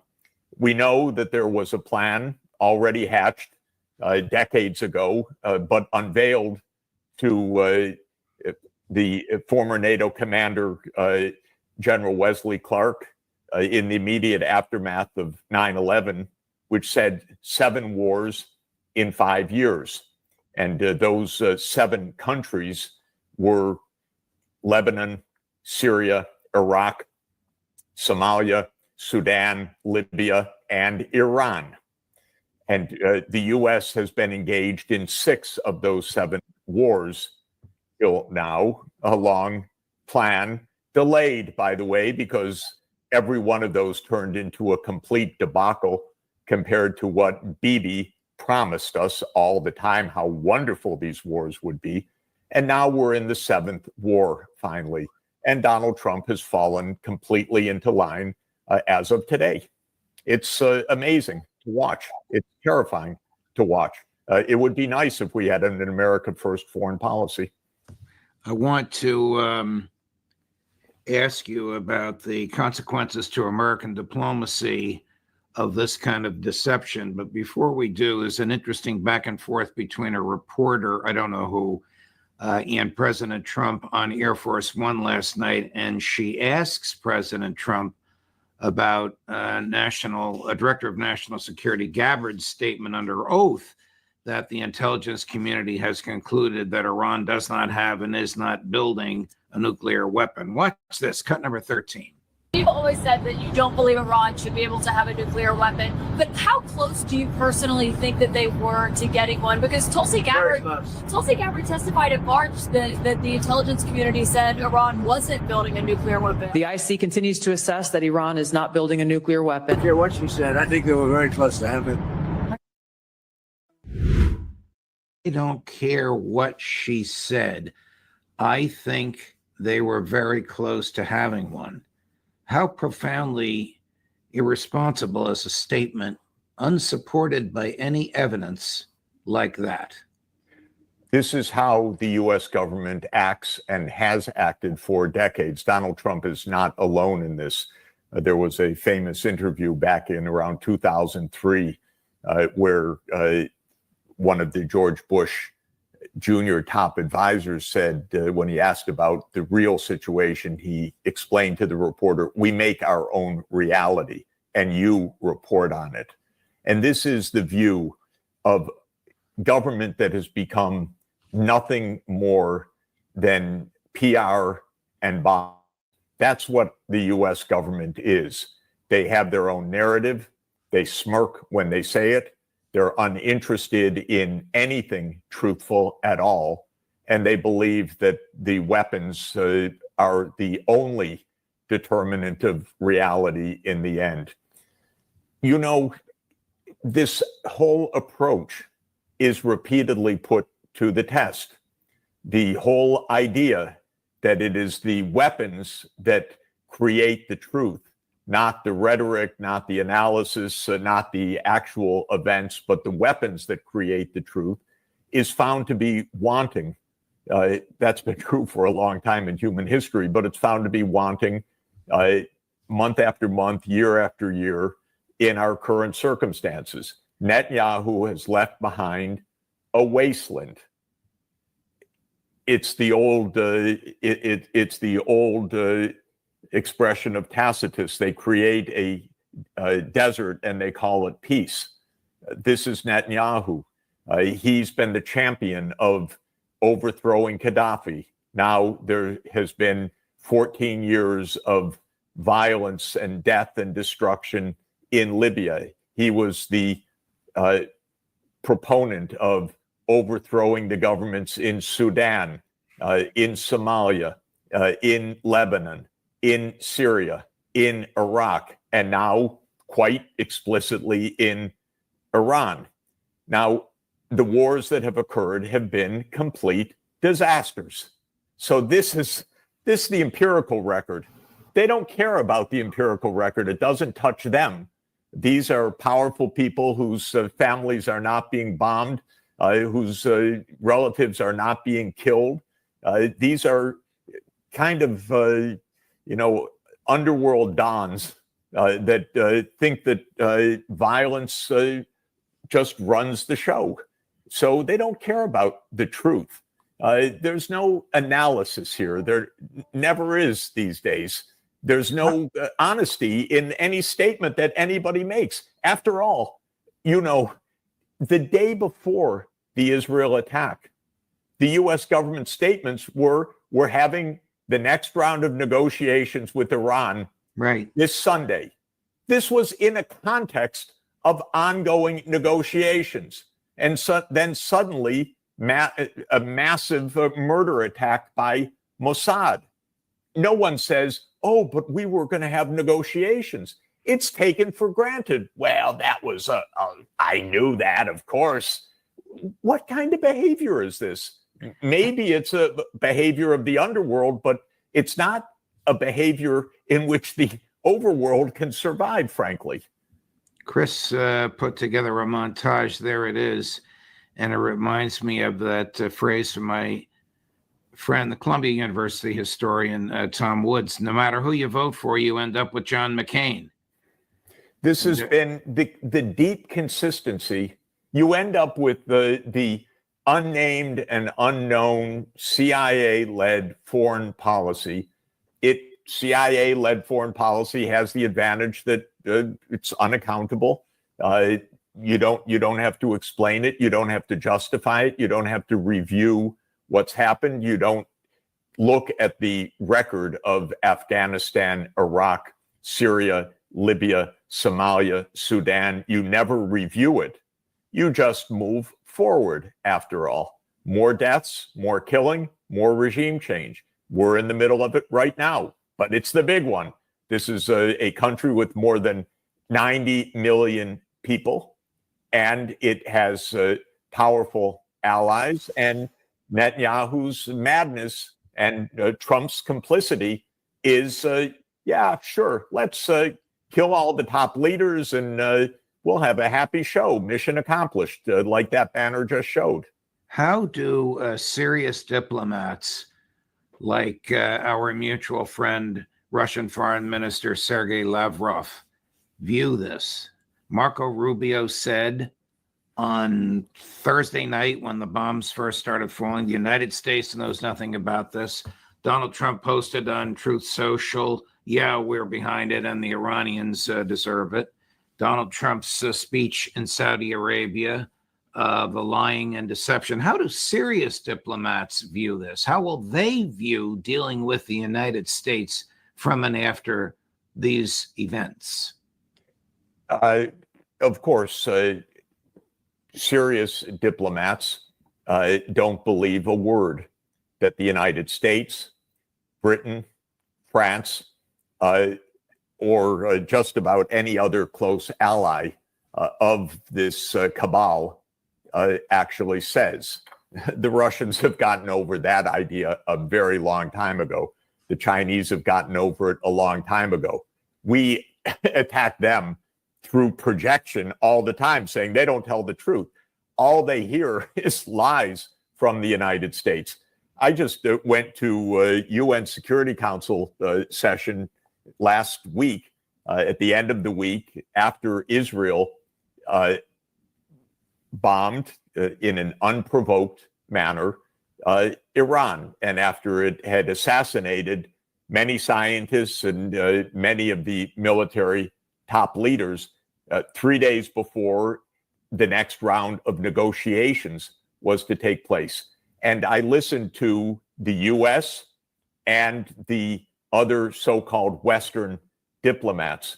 The ambassador of Denmark was so disgraceful, idiotic, that she didn't mention in her remarks that Israel bombed Iran. All she did was threaten Iran. Of course, the French, the British talked about Israel's rights to self-defense.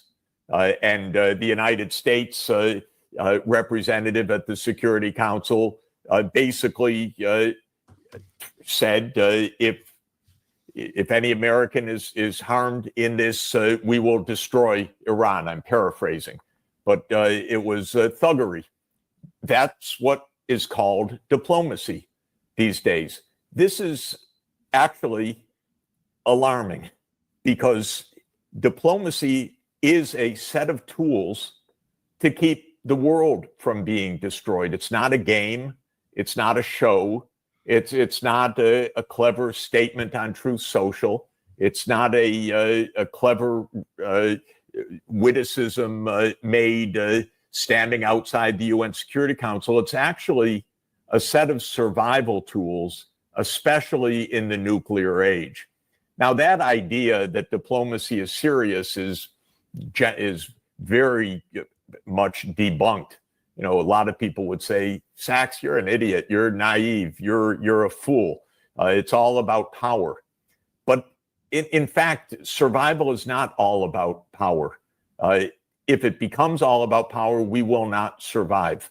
It has to be about cooperation, understanding, enough truth-telling that if it's 4 days before you're to start the next round of negotiations, you don't create mass assassinations the third day before the negotiations are about to start, and then chortle about how wonderful that is. You don't say, yes, we want to negotiate, but if you don't capitulate entirely, we will destroy you, typically in big, bold letters with exclamation points attached. Thuggery is not survival. Thuggery is thuggery. And there's a difference, actually, of underworld behavior and the behavior that we actually need for survival. I know it's a little quaint, the idea that there's actually honesty, follow through, that negotiations really mean negotiations, that we have a UN charter. I know it sounds all very quaint, but it's actually the undergirding of survival. And we are sliding, absolutely sliding rapidly now to the unprecedented world war in which it's a war with nuclear weapons. Yesterday, I interviewed a friend of yours, Professor Mohammad Marandi in Tehran, just an hour before the following happened at a television station in Tehran. If you hear the voice of an invader on the homeland, it is the voice of an aggressor against truth and justice. What you observed, the sound you heard, is the murky, dust-laden voice of the studio.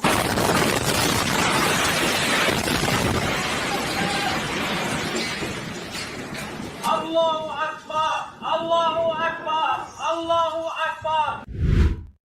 That, of course, was the Iranian state television being destroyed on air by Israeli missiles. With Trump then thereafter saying, much, much worse is to come. Much worse is to come. We demand total capitulation. What is this, Star Wars? It is almost, it is barnyard-like. How is this viewed in Beijing, in Moscow, in India? How do other great countries in the world view this? Well, let me restate the question, Professor Sachs. Who would trust the United States in any significant negotiation after this? Nobody.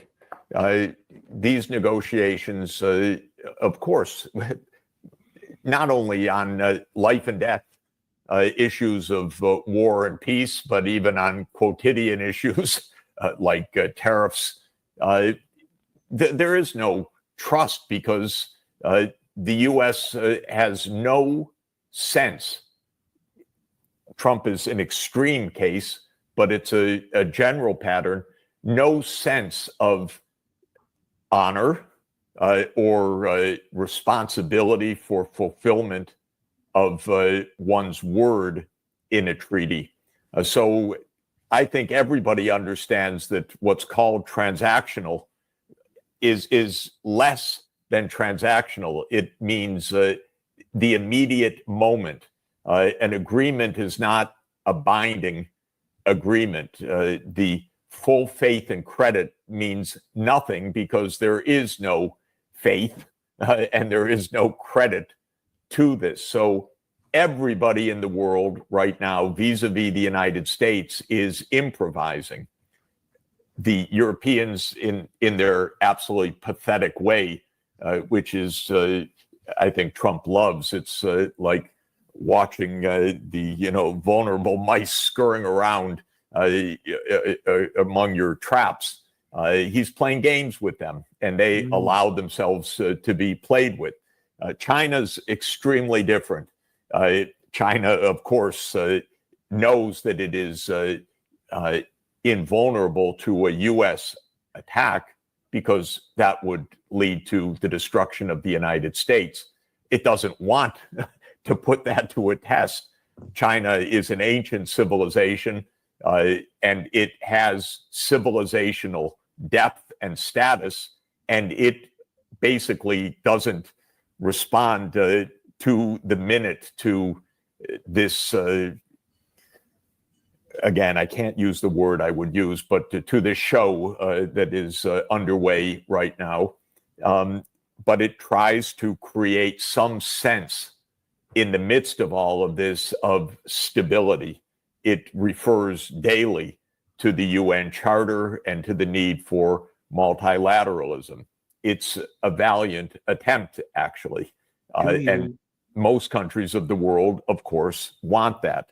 But yeah, the US has everybody scurrying around. But now the time horizon for decision making has been reduced to minutes. And that by itself means that we're at the very edge of nuclear war. The doomsday clock that I often refer to is at 89 seconds to midnight. Attack Russian strategic bombers, you get closer. Make a murder assault on Iran, you get even closer. Everyone wants to play games. By the way, not everyone. I'm talking about this tiny, tiny cabal that has our lives in their hands. There's no such thing as any public scrutiny of foreign policy at all, anywhere, by the way. Right now, this is a small group of people that hold the fate of the world in their hands. And we had a Constitution of the United States that aimed to do something different, but it's completely in shreds. Chris, do you have the full screen of the tweet from the senior senator from South Carolina? Two or three words. I don't want to repeat it. There it is. When this happened on Thursday night, just what you said, it's a game to him. Game on. Pray for Israel. Lindsey Graham. Where do most despicable person in U.S. politics, I'll say. But he plays golf with and whispers into the president's ear. So this is very dangerous, since Donald Trump appears to be believing whoever he spoke to last. Do you expect Trump to authorize some sort of U.S. military involvement, which God only knows how it's going to end up? We have 90,000 troops on the ground within striking distance of Iran missiles. Ritter says they're not even infantry. They're support troops. They're sitting ducks. Well, I think it's likely that the U.S. Under Trump's commands right now will escalate, and that this war will continue to escalate. It has been expanding for 30 years. The war is now raging across a 4,000-kilometer expanse from Libya to Iran. So nothing has put down any of this conflict. Security, this is the opposite of national security. U.S. interests, this is the opposite of U.S. interests. Israeli security, it's the opposite of Israeli security. All we do is take a step closer to the end of the world. And then, I'm sorry to say, I get emails from fundamentalists who say, read the sign of the times, Professor Sachs, the end of the world is coming, as in the prophecies. Well, I have a different approach, which is that we as human beings should be working towards avoiding the end of the world. Thank you, Professor Sachs. Thank you very much for your time. As unhappy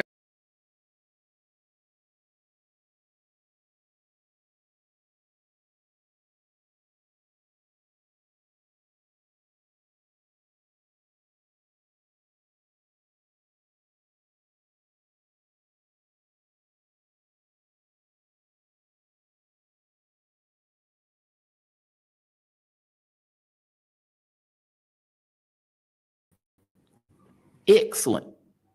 I think it worked. Yes, it worked. It worked. It worked. Excellent. Professor All right. I wasn't certain. Just 1 The second. professor has survived the latest assassination attempt by Israel. Very brave man, because he's doing this for Iran to let the world know the Iranian view, and they're not a psychopathic Islamic regime that want to terrorize the world. And Israel can't have this. They want this man dead. Okay. Yeah, I wasn't entirely certain. So that is good. What is going on with this? Why can't I? Oh, I see. I see.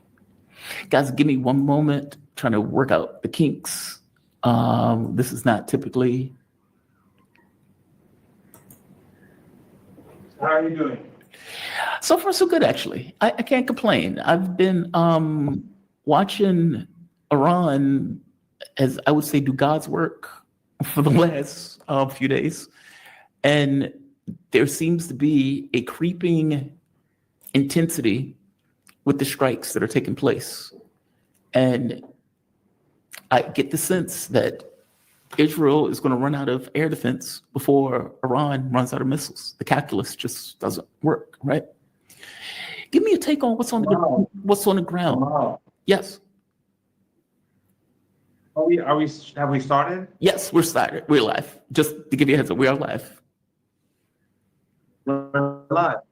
Okay, sorry about that. No, you're perfectly fine. What are your thoughts on this? Yeah, sure. What was the question? Well, they're bombing. The Israeli regime is striking Iran. Fortunately, over the last few days, they found many of their collaborators. It's basically been ordinary people all over the country, helping the police and intelligence agencies. So a lot of these people have been arrested. Some of them are not Iranian. They're from other countries in the region. And some of them are Iranian. These people, they are paid to carry out these attacks. But we're seeing a rapid fall in the number of these drone attacks inside the country. So they use these tiny drones, and Iran is a huge country. So it's not surprising, but you see people in towns and villages themselves, in cities, mobilizing and to protect the armed forces, their bases, searching the grounds around bases for kilometers to see what they can find, who they can find. So in that sense, things are better. Iran's air defenses are doing well. First few hours, of course, Iran was surprised and there were many problems, and the Israeli regime obviously had planned many things beforehand. And of course, Iran's strikes are becoming more unpredictable for the Israelis. Today they struck during the day and they used their newer missiles, and the Israelis couldn't detect them. Yeah. So Trump, I think the reason why he's moving towards a very dangerous situation is because A, he's probably compromised, and B, because the Israeli regime is losing. Yeah. The people, from my understanding, inside the regime, inside this entity, they're demoralized. They don't see a future, and we'll have to see. Everything depends on Trump. But if you've noticed, 3 tankers today were damaged near the Gulf of Hormuz.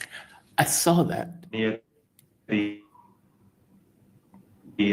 Strait of Hormuz, and I think that will probably. I think that you will see more of that. And Trump's only success since his presidency has been the fact that oil prices have come down. And the easiest thing to do is to drive oil and gas prices through. There's nothing that anyone can do about it. So no one wants that. No one in this region wants war, except for the Israelis and the Americans. But war has been forced upon us. And if the American regime, if the Trump regime tries to force war upon us, then I think that all of the regimes in the Persian Gulf, Arab family dictatorships will be swept away. Oil exports will be non-existent, not just through the Strait of Hormuz, but from the entire West Asia and the Caucasus. Oil exports will come to an end. And I think that would mean the utter collapse of the global economy. You know, I pointed out when I would talk to people, and they would say, well, the U.S. is not going to really do this Iran, because, you know, these people are rational, and it would be horrible if they did that. The consequences would be unpredictable. And I would point out to them that Israel has acted with impunity the entire time. I mean, for God's sake, we watched genocide committed before our eyes. Once they took down Syria, from their point of view, we have an open target for Iran. And I said, they're going to run into a buzzsaw. And the Lord knows they ran into a buzzsaw. I agree with you that all of this talk for Donald Trump, this screaming at 2 a.m. that Tehran should empty itself, is desperation masquerading as strength. And I suspect a lot of that is because they full well understand that Israel is getting dismantled day after day after day. At this, they just hit Mossad. Tehran just hit Mossad headquarters. Israel couldn't do anything about it. Tel Aviv have been getting hit every day without the ability to do anything about it. And they've had this media blackout all across Israel because of obvious reasons, the hits that they've been taking that they don't want to expose to the public. From your take, there's been reporting in the US media that I don't believe, but I'm going to ask you about it anyway, that says that Donald Trump is open for talks, which is seemingly hilarious to me, considering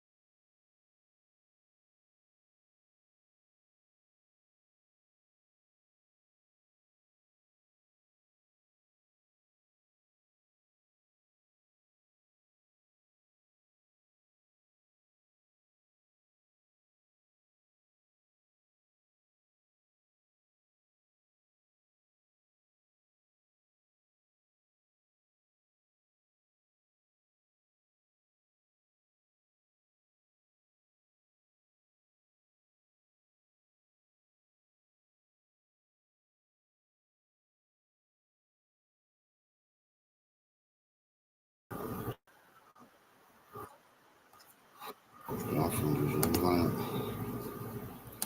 The whole thing.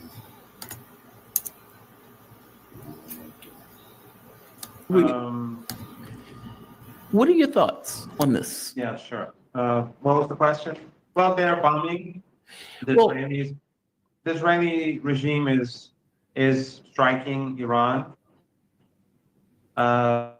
Fortunately, after a few days, over the last few days, they found many of their collaborators. It's basically been ordinary people all over the country helping the police and intelligence agencies. So a lot of these people have been arrested. Some of them are not Iranian. They're from other countries in the region. And some of them are Iranian. These people, they are paid to carry out these attacks, but we're seeing a rapid fall in the number of these drone attacks inside the country. So they use these tiny drones, and Iran is a huge country, so it's not surprising. But you see people in towns and villages themselves, in cities, mobilizing and to protect the armed forces, their bases, searching the grounds around bases for kilometers to see what they can find, who they can find. So in that sense, things are better. Iran's air defenses are doing well. First few hours, of course, Iran was surprised and there were many problems, and the Israeli regime obviously had planned many things beforehand. And of course, Iran's strikes are becoming more unpredictable for the Israelis. Today they struck during the day and they used their newer missiles, and the Israelis couldn't detect them. Yeah. So Trump, I think the reason why he's moving towards a very dangerous situation is because A, he's probably compromised, and B, because the Israeli regime is losing. Yeah. The people, from my understanding, inside the regime, inside this entity, they're demoralized. They don't see a future, and we'll have to see. Everything depends on Trump. But if you've noticed, 3 tankers today were damaged near the Gulf of Hormuz. I saw that. Near the Strait of Hormuz, and I think that will probably. I think that you will see more of that. And Trump's only success since his presidency has been the fact that oil prices have come down. And the easiest thing to do is to drive oil and gas prices through the roof. There's nothing that anyone can do about it. So no one wants that. No one in this region wants war, except for the Israelis and the Americans. But war has been forced upon us.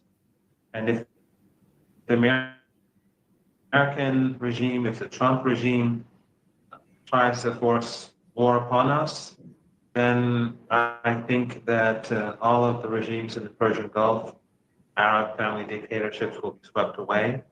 Oil exports will be non-existent, not just through the Strait of Hormuz, but from the entire West Asia and the Caucasus. Oil exports will come to an end. And I think that would mean the utter collapse of the global economy. You know, I pointed out when I would talk to people, and they would say, well, the U.S. is not going to really do this Iran, because, you know, these people are rational, and it would be horrible if they did that. The consequences would be unpredictable. And I would point out to them that Israel has acted with impunity the entire time. I mean, for God's sake, we watched genocide committed before our eyes. Once they took down Syria, from their point of view, we have an open target for Iran. And I said, they're going to run into a buzzsaw. And the Lord knows they ran into a buzzsaw. I agree with you that all of this talk for Donald Trump, this screaming at 2 a.m. that Tehran should empty itself, is desperation masquerading as strength. And I suspect a lot of that is because they full well understand that Israel is getting dismantled day after day after day. At this, they just hit Mossad. Tehran just hit Mossad headquarters. Israel couldn't do anything about it. Tel Aviv have been getting hit every day without the ability to do anything about it. And they've had this media blackout all across Israel because of obvious reasons, the hits that they've been taking that they don't want to expose to the public. From your take, there's been reporting in the US media that I don't believe, but I'm going to ask you about it anyway, that says that Donald Trump is open for talks, which is seemingly hilarious to me, considering they used the last talk to lull Iran into this sense of security. And that if they don't do talks, that Trump believes that he has leverage for bombing raids into Tehran. Have you heard anything about this? I mean, they are effectively saying that the government of Iran wants to talk to the United States, which, again, I don't necessarily believe, but I do want to get your take on it. Under threat of bombing, that's the leverage that Donald Trump believes he has at his disposal. What are your thoughts on this? No, it is Trump that wants to talk. He is basically begging to talk. And he is the one that is drawing us towards war. And have no doubt, Jamal, if there's a global economic collapse, the elites in Washington who are behind it, people will search for them. People in the United States will be seeking for them. Because when the law and the whole country shuts down, then I think people will be seeking those who, people on the streets, ordinary Americans, will be looking for these people. I don't think Trump will be able to, I think Trump will be removed from power if this happens. Because the damage to the United States will be so extraordinary. To the world, it'll be a catastrophe, Jamal. I have no doubt. Iran does not want this. But a couple of things I wanted to point out. One is that I want to point out that the internet connection is very poor here. You're fine. And there's nothing I can do about it. I'm actually in the press TV building doing this interview. The building is evacuated, and I'm the only one inside the building. Don't tell me that. I have permission to come back in. They keep trying to kick me out. But, don't tell me that. I insist. But the internet is very slow, and I cannot do it from. Well, I've isolated myself from my family because they've asked me to give up my cell phone or to put aside my cell phone. But I just said this is the only way I can help. So I can only do media. So I'm using my cell phone. My cell phone's in front of me, and the internet's not good. But I just want to point out that we're not intimidated. Trump told 10 million, I don't know how many people in Tehran to leave the city. That's a grave act of terrorism. But I'm in Tehran, and I'm actually in the Iranian building owned by Iranian TV. Iranians are not intimidated. We are on the right. We are on the right side of history. We are being attacked because of our support for the Palestinian people, because we refuse to compromise like all of the rest of the regimes in this region, all of the other governments in the region. Turkey under Erdogan is doing business as usual. Yes, he is. All the other countries are cooperating with the Israeli regime as if nothing's happening, just making empty statements. But Yemen and Iran, as two countries, they're steadfast, and that's why they're strangled, that's why they're bombed, and that's why their people are being murdered. And the Israelis have done nothing sophisticated. A sudden attack on any country is something that even if the country has prepared itself, it's still going to have negative consequences. But Iran has regrouped, and we now see that despite the sudden attack, and despite that the entire West is behind the Israeli regime, helping it in every way and form, and using radar installations and military military bases across the Persian Gulf region, in countries like Qatar, the Emirates, Bahrain, in their bases in Turkey. They're using them both to help them offensively and defensively. The Americans, the British, French, and they're using Jordan's airspace and Iraqi airspace to help the Israeli regime, and this may intensify in the days ahead.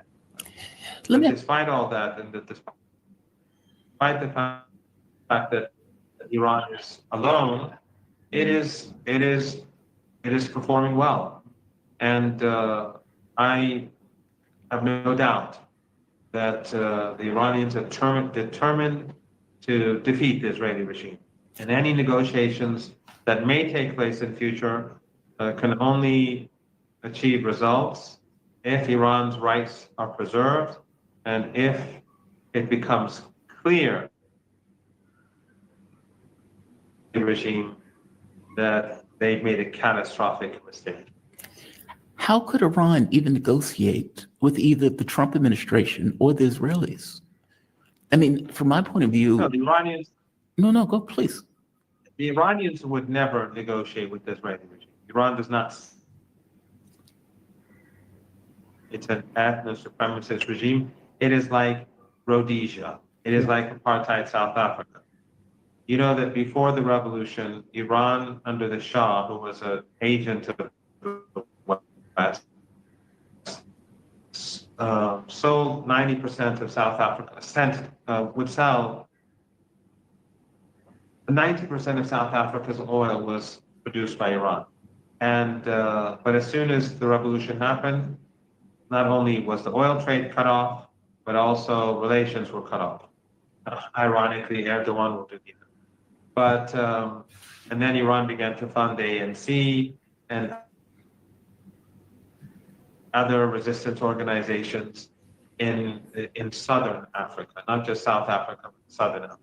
And then Iran also broke off ties with the Israeli regime, began to support the Palestinians.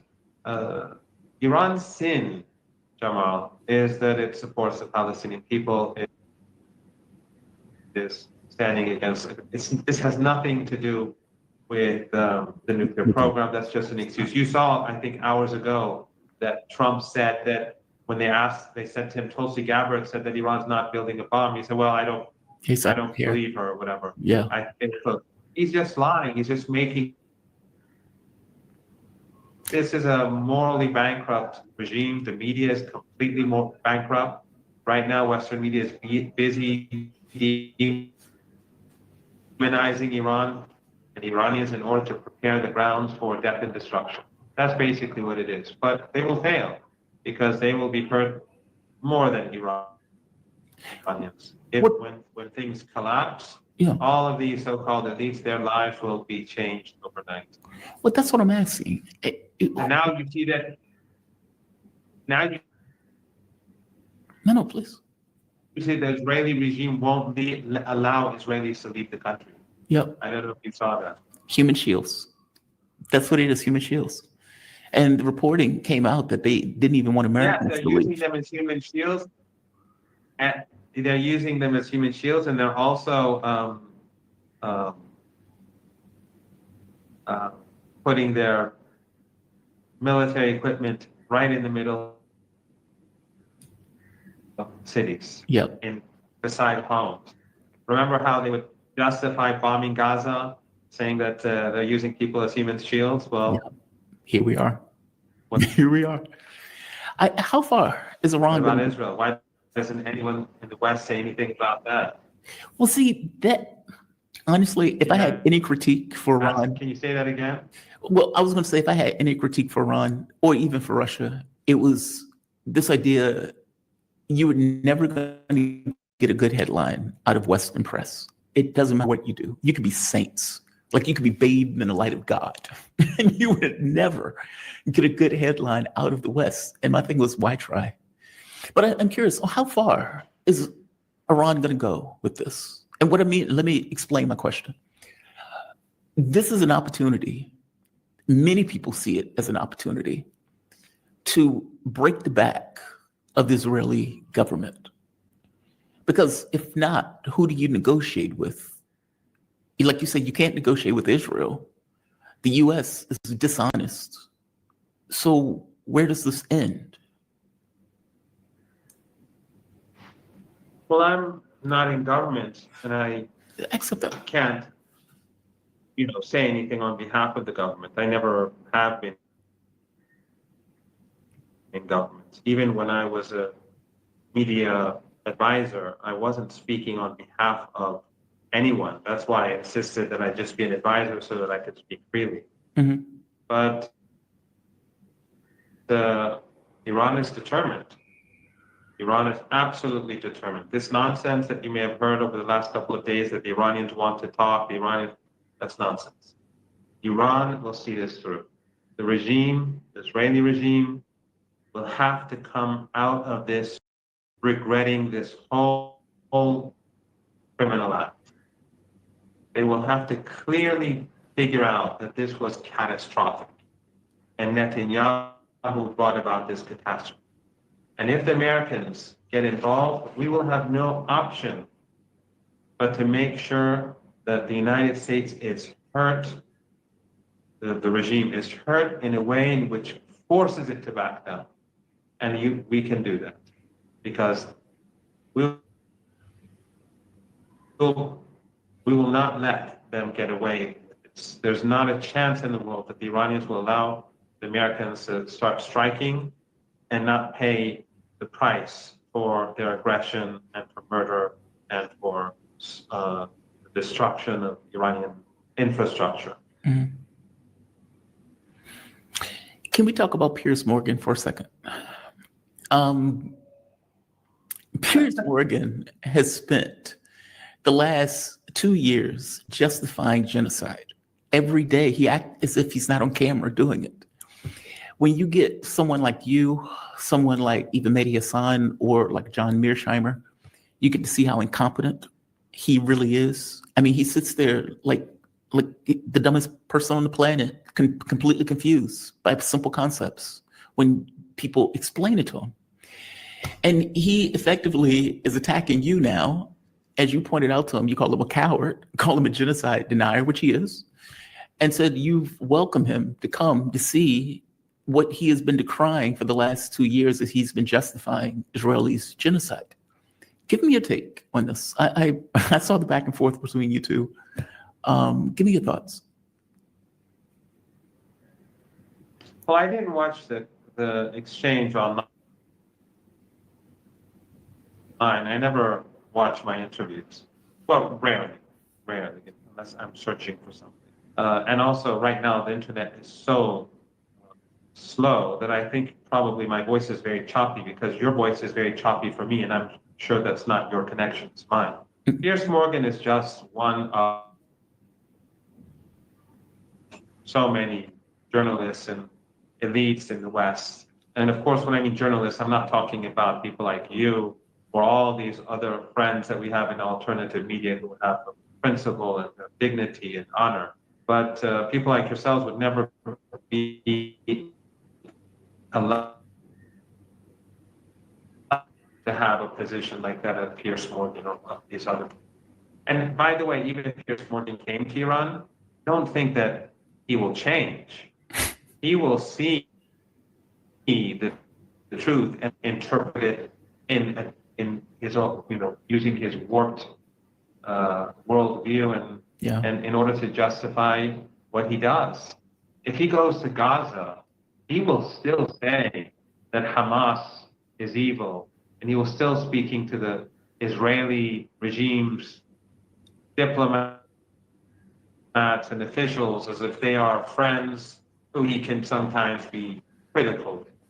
These people have no sense of morality.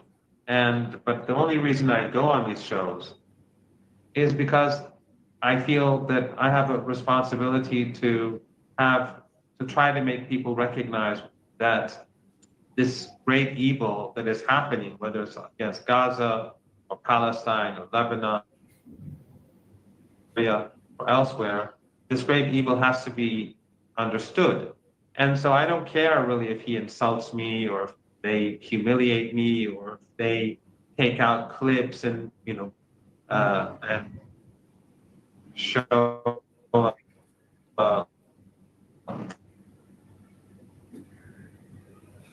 distort the reality of what happened during a debate or discussion, or if they unpopular. Yeah. Like yourself, like our other friends, I have a sense of responsibility.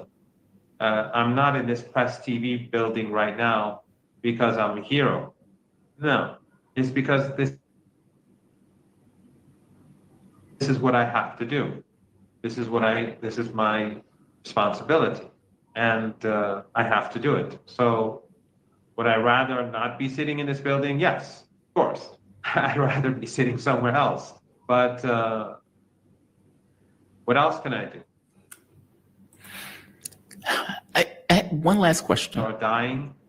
Well, I don't want you to. When people in Iran are being killed, this is what I have to do. Well, one last question, and thank you for letting me be a part of it. It's not much, but I do appreciate it.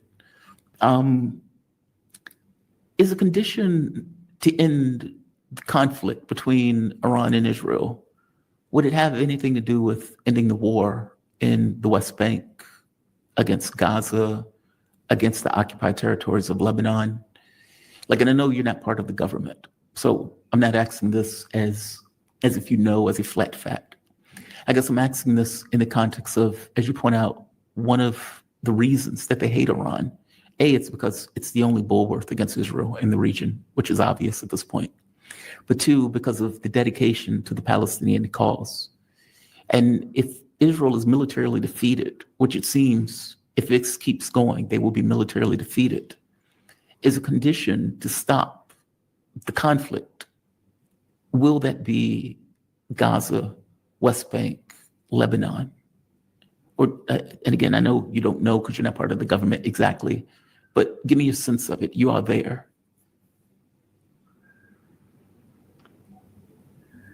Sorry, the window. But in any case, I think I got more or less what you said, because it suddenly became very windy.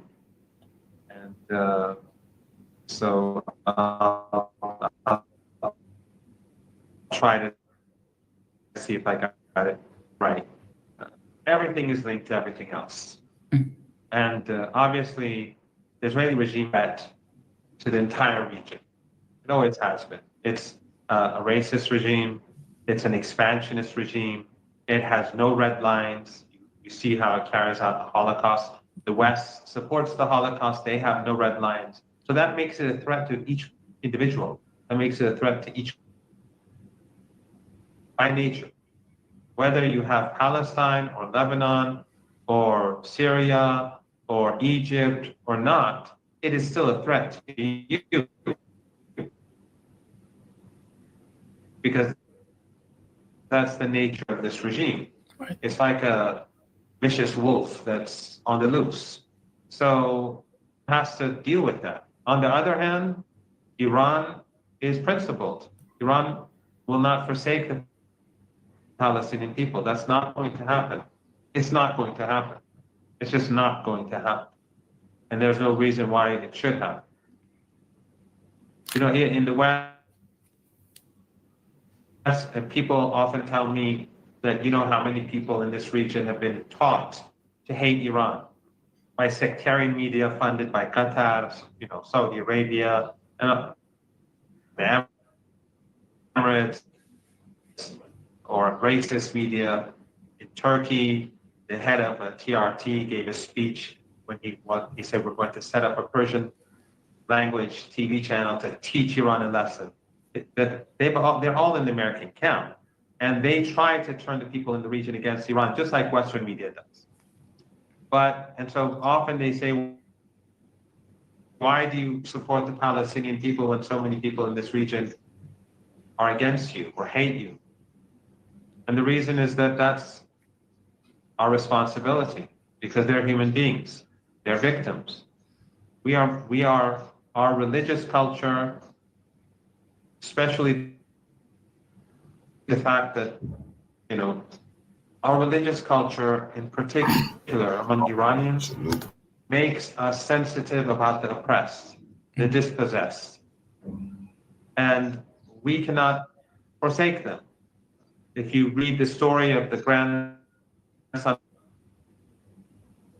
of the Prophet, Hussein ibn Ali, our third Imam, and his sister Zainab in Karbala, then you will understand a great deal about why Iran is so steadfast in its support for the people of Palestine. Why Iran is so steadfast against Western imperialism and Western domination and threats and punishment that comes from the West.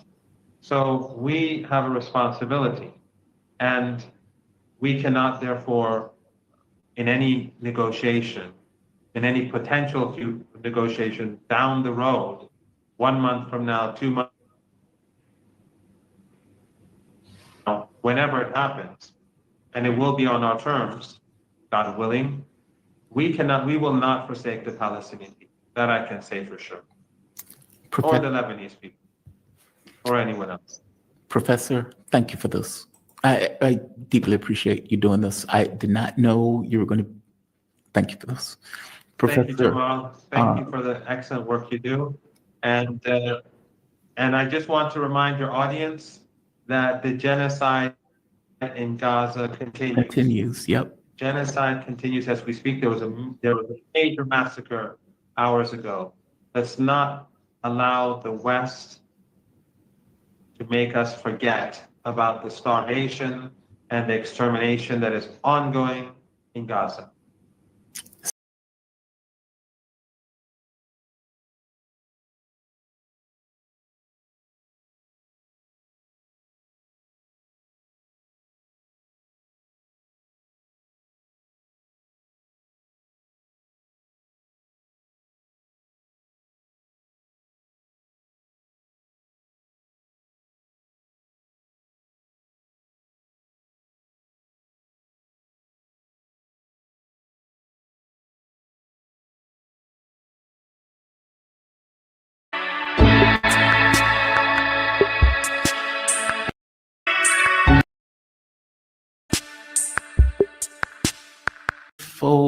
Carl, I'm glad you could join me because I was, there is information coming out that I am fascinated by that I want to get your take on. So Carl Jha, he is host of Silk and Steel podcast focused on China's surrounding regions and their history, culture, and politics. You can follow him on Twitter at Carl Jha. You can follow his podcast on Twitter at Steel Silk, letter N.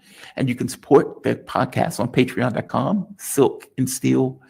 Carl, we are looking, from my point of view, at the context of the world changing on its axis. And what I mean by that is that in the same way that Ukraine wasn't really about Ukraine, Iran is not really about nuclear weapons, even though they're using that as a stalking horse every bit as much as George Bush did. I strongly suspect that what's going on here is A, they want to take them out for Israel. B, they want to be able to establish a dominant position in the Middle East without any kind of competition. C, they know that Iran is instrumental to the security of Russia and China, and that there's a relationship between both, particularly China, in response to energy. And so when I saw this, where is it? Right here. When I saw the military armaments coming from China, where they pointed out that China turned off its transponder as it got close to Iran, effectively dropping off a delivery for assistance, it made all the sense in the world. Iran is instrumental to China's energy security. It's a country of 1.3 billion people. And under no circumstances would it be in China's best interest for Iran to fall. And that is also true for Russia. Am I getting this right? That ultimately a lot of this is not entirely related to Iran, even though it is, but it's also seen as maybe they think Iran is the weak link in BRICS, and that because it hinges on both China and Russia, that if you can take it out, you can diminish both countries, effectively allowing you to pick off one at a time. Give me a take on that. What are your thoughts? Well, China obviously do not want Iran to fail. The same way China does not want Russia to fail. As a result of Western sanction during the Ukraine conflict. Right now there's a lot of people who are, like screaming at China. It's like, why China not stepping in? Okay, first of all, right? I don't think Iran even asked for help yet from China. I think Iran got this right now. I mean, if it's just Iran and Israel, Iran can deal with Israel. As we saw, Iranian missiles are already penetrating Israeli air defense. Now what we saw is actually the stocks of Israeli both Iron Dome and the U.S. provided THAAD system. They're running out of interceptor missiles because we're seeing more and more hits from Iranian missiles. And like I said before, there's no defense system that can be overwhelmed with a great number of missiles. And right now, the more Iron Dome or THAAD system they shoot, the less missiles they have. United States already have a supply problem. They have, they have deployed a lot of these air defense systems first to Ukraine, and now and according to our Secretary of Defense Pete Hegseth, they actually have to divert some of the system to Israel. Because the U.S. just does not have the same industrial capacity to have the material to wage a two-front war. And I even saw some liberals on the Twitter screaming, it's like, oh, why are we wasting those THAAD system? Those precious interceptor missiles could save our aircraft carrier in a conflict against China. I'm like, okay, dude, you totally missed the point. If those THAAD missiles could not stop the Iranian missiles, guess what? China have better missiles, more advanced missiles, and they have magnitude more missiles. Yes. China is making anti-ship ballistic missiles in an automated lights-off factory that's run by robots. They can make them 24/7 rolling off the assembly line.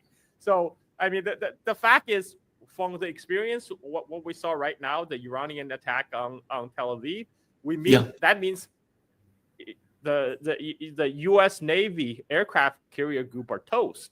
They're toast. There's no defense against a ballistic missile attack because even if only 30% of the missiles makes through the missile shield, those aircraft carriers are toast. Right? Yeah. And the fact those U.S. Ships, capital ships, their missiles are outranged by the Chinese ballistic missiles based in China. Okay, so that's number one. Number two, Iran is perfect. They can handle Israel. This is why Israel is screaming at U.S. like, please, you gotta help us. You got to join it. You have to deal with Iran because Israel does not have the capability and the capacity to deal with Iran on their own. This is the critical test for Trump's presidency right now. Whether Trump will do as Netanyahu asked him to do. I mean, so far we have seen U.S. has been complicit in the Israeli first strike against Iran. They basically according to Israeli media, at least, U.S. basically collaborated with Israel to lull Iranian to think, oh, we're actually in a peace negotiation. We're actually trying to work out a deal while the Iranian have their defenses down. Israel launches attack. Now, Trump is saying, oh, I just want the Iranian to come to the deal. Look, Israel literally killed all the negotiators. They took out all the Iranian the deal makers. Israel does not want any kind of deal. They just want war, and they want United States to participate in it. Yep. And so what's going to happen in the next 48 hours is crucial. Is whether U.S. will join in this attack. Now, there's a couple constraints on the U.S. too. I mean, I understand this is why some of these people, the pro-resistance people, are screaming at China and Russia. It's like, why are you not helping Iran more? Because they think once the U.S. join in, you'll be game over. Like Iran will collapse. No. Look. See, I don't think that. Yeah, go ahead. Because I don't think that either. Iran is not Syria. Iran is not Iraq. Right. And even to carry out the Iraq war, United States has spent months building up the logistics in Middle East to host the hardware and the 250,000 troops they needed, right? Like right now, U.S. simply don't have that kind of troop strength in the Middle East, right? And what they do have, they just send a 50-year-old Nimitz aircraft carrier to Persian Gulf. The aircraft carrier was literally due to retire next year, right? I mean, that aircraft carrier is older than me, and I'm almost 49. Okay, I'm almost 49. That aircraft carrier is older than me, and I don't know what they think they're gonna accomplish, because they had so much problem with dealing with Houthis in Yemen. And this is why a lot of people think maybe they're send this old to be scrapped aircraft carrier to stage some kind of false flag attack like the Gulf of Tonkin #2. Gulf of, for the people who are younger in your audience, Gulf of Tonkin is a false flag attack this stage in the Gulf of Tonkin in South China Sea and blame it on the North Vietnamese. That was a cause for U.S. full participation in the Vietnam War. I mean, that is a real possibility. I'm sorry if you're one of the sailors right now on Nimitz. I mean, hopes and prayers. I know. But right now you are literally being sent as a tripwire, right? As a tripwire to trigger for a condition for U.S. entry into the Middle Eastern war, and right now there's a lot of uncertainty. But what I want to emphasize that Iran is actually a regional power in the Middle East. This is why Netanyahu wants so desperately to take out Iran, and Iran. They have a very right now the Iranian people are rallying around the flag right now. You have Iranian liberals on the street literally demanding their government to go nuclear. Yes. Have nukes. Yes. A woman with no hijab or anything, hair just out, just flipping out. Yep. Exactly. The same type of women normally will be weaponized by these regime change ops in the West, saying, "Oh, we need to help Iranian women to achieve freedom." And she is out there with hair flowing and saying, "We gotta have nukes. We need a bomb. We need the bomb. We need the bombs to defend ourselves." Yep. And I think that's a logical conclusion right now. I mean, we know all these scripts, they're trying to run the Iraq war script on us right now. You have reports on Fox News says, "Oh, Iranian have nuclear weapons. We cannot have Iran to have nuclear weapon." Like, look, Israel has been saying this for like 30 years. Like, Iran is only like few months away from having nuclear weapon. They said that in 1995.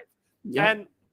And we have Director of National Intelligence, Tulsi Gabbard, testify just recently in front of Congress. She said Iran doesn't have a nuclear weapon and they're not building a nuclear program at the moment, right? But now I just saw a tweet from Trump. He said, "Oh, I don't care what she said. Yep. Iran just cannot have nuclear weapons." I mean, it looks like maybe Trump made up his mind. The one thing, there's seemed to be a split among the MAGA supporters, right? Because a lot of them genuinely don't want United States to get involved in another Middle Eastern war. I mean, this is actually, I think this is across the board, very unpopular idea to get into another Middle Eastern war.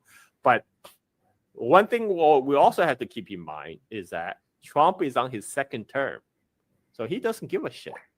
He's not worrying about running for re-election, right? I mean, he's almost he's 79, right? Like almost 80 years old. And this guy, this is it. This is him. He can do whatever he wants. He's not worried about leaving I don't even think he worry about leaving a legacy at this moment. But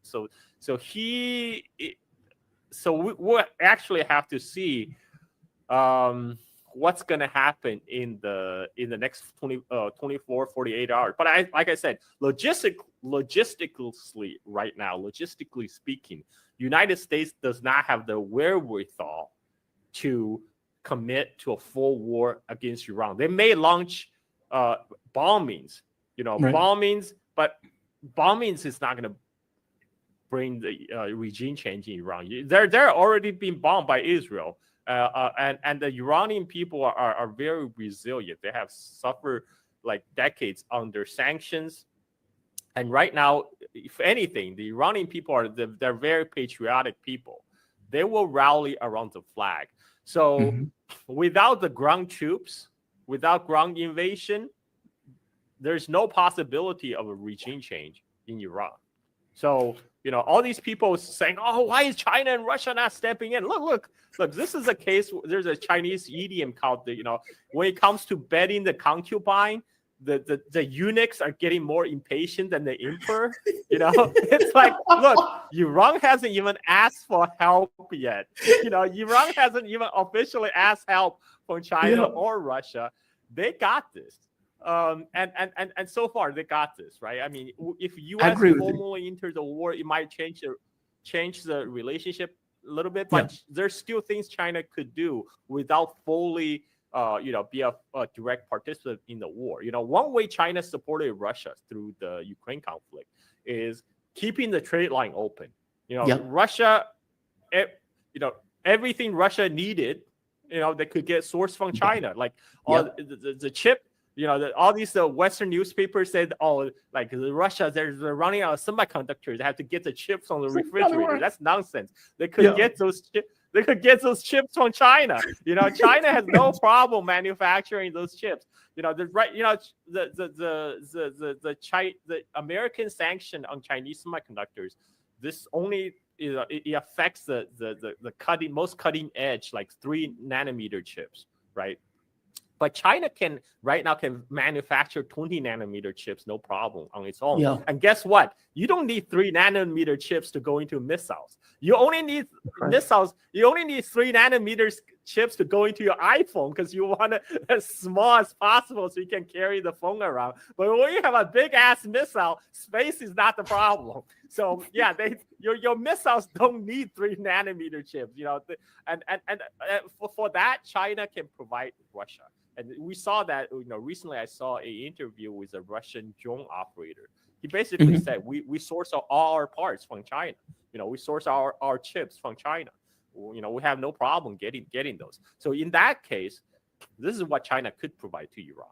And remember, China just recently optimized their rail link with Iran.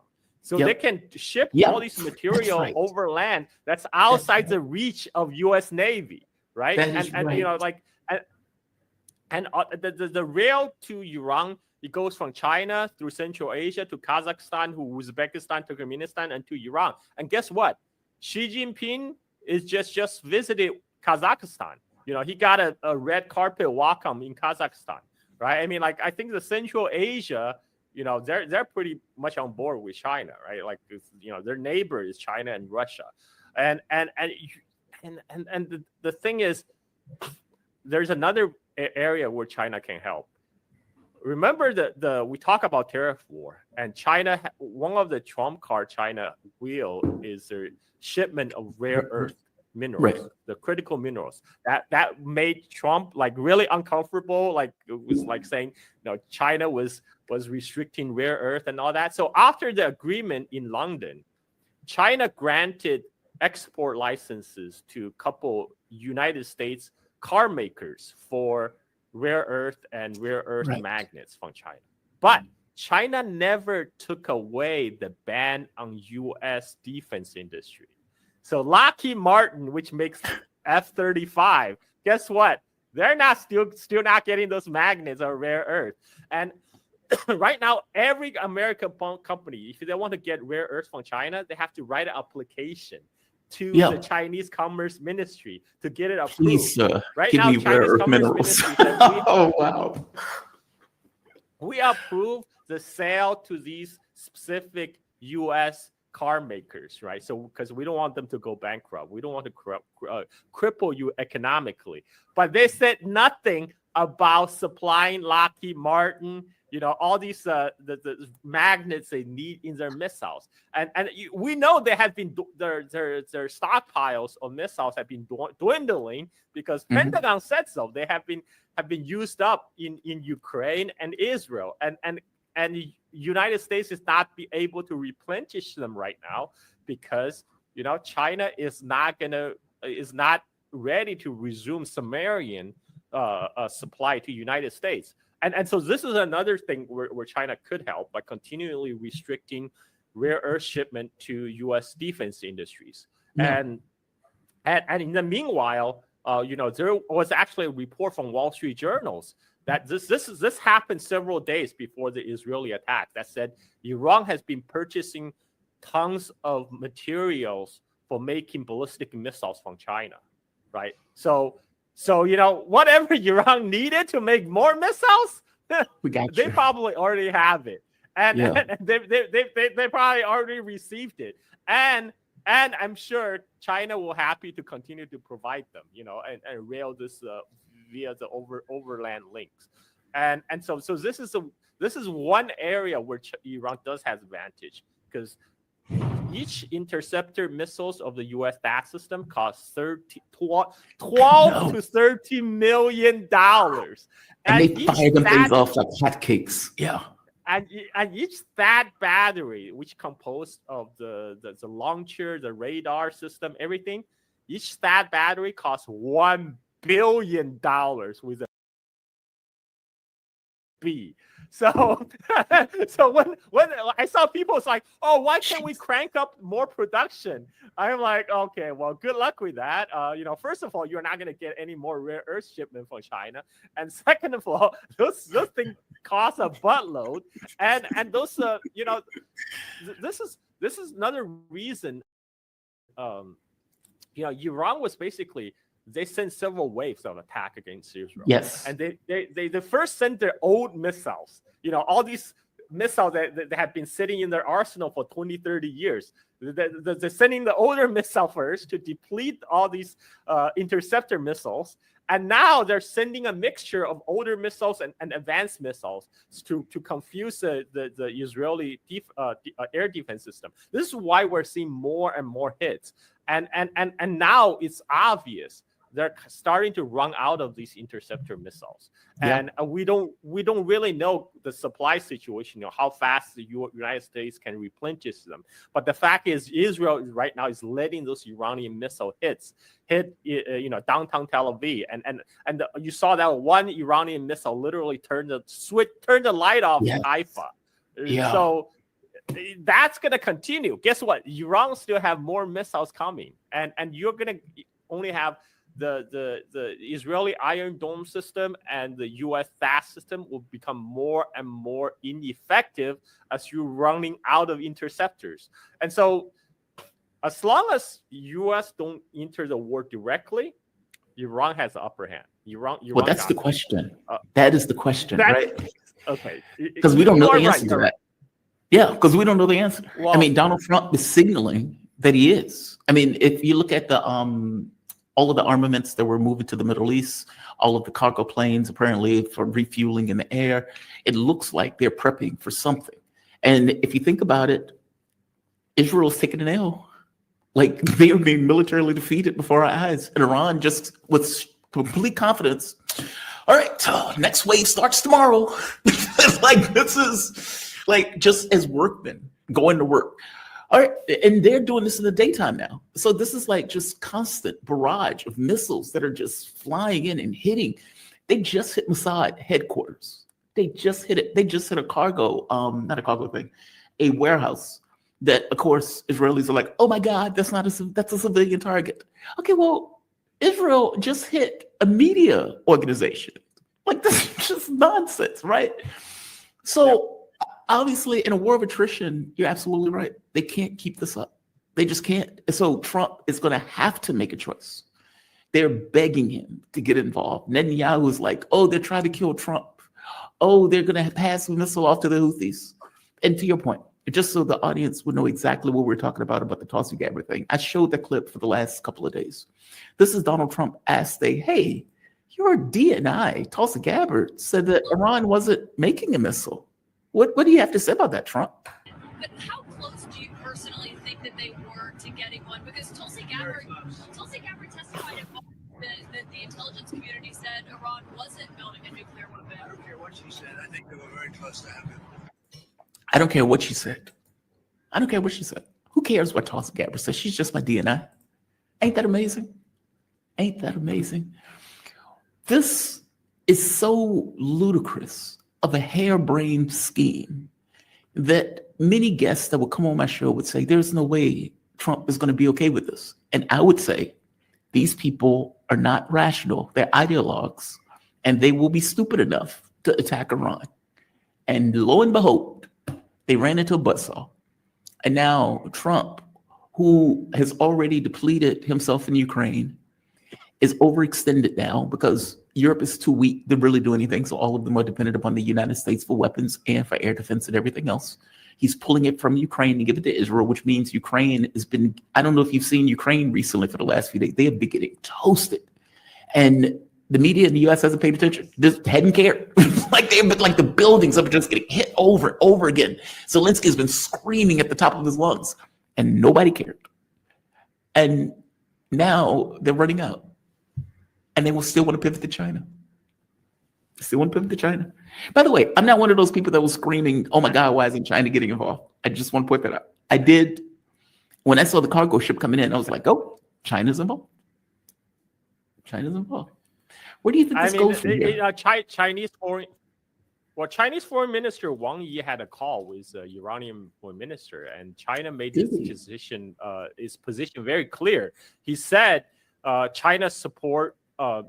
China explicitly condemns Israel's violation of Iran's sovereignty, security, and territorial integrity. I'm reading the readout right now. Firmly oppose reckless attack targeting Iranian officials and causing civilian casualty.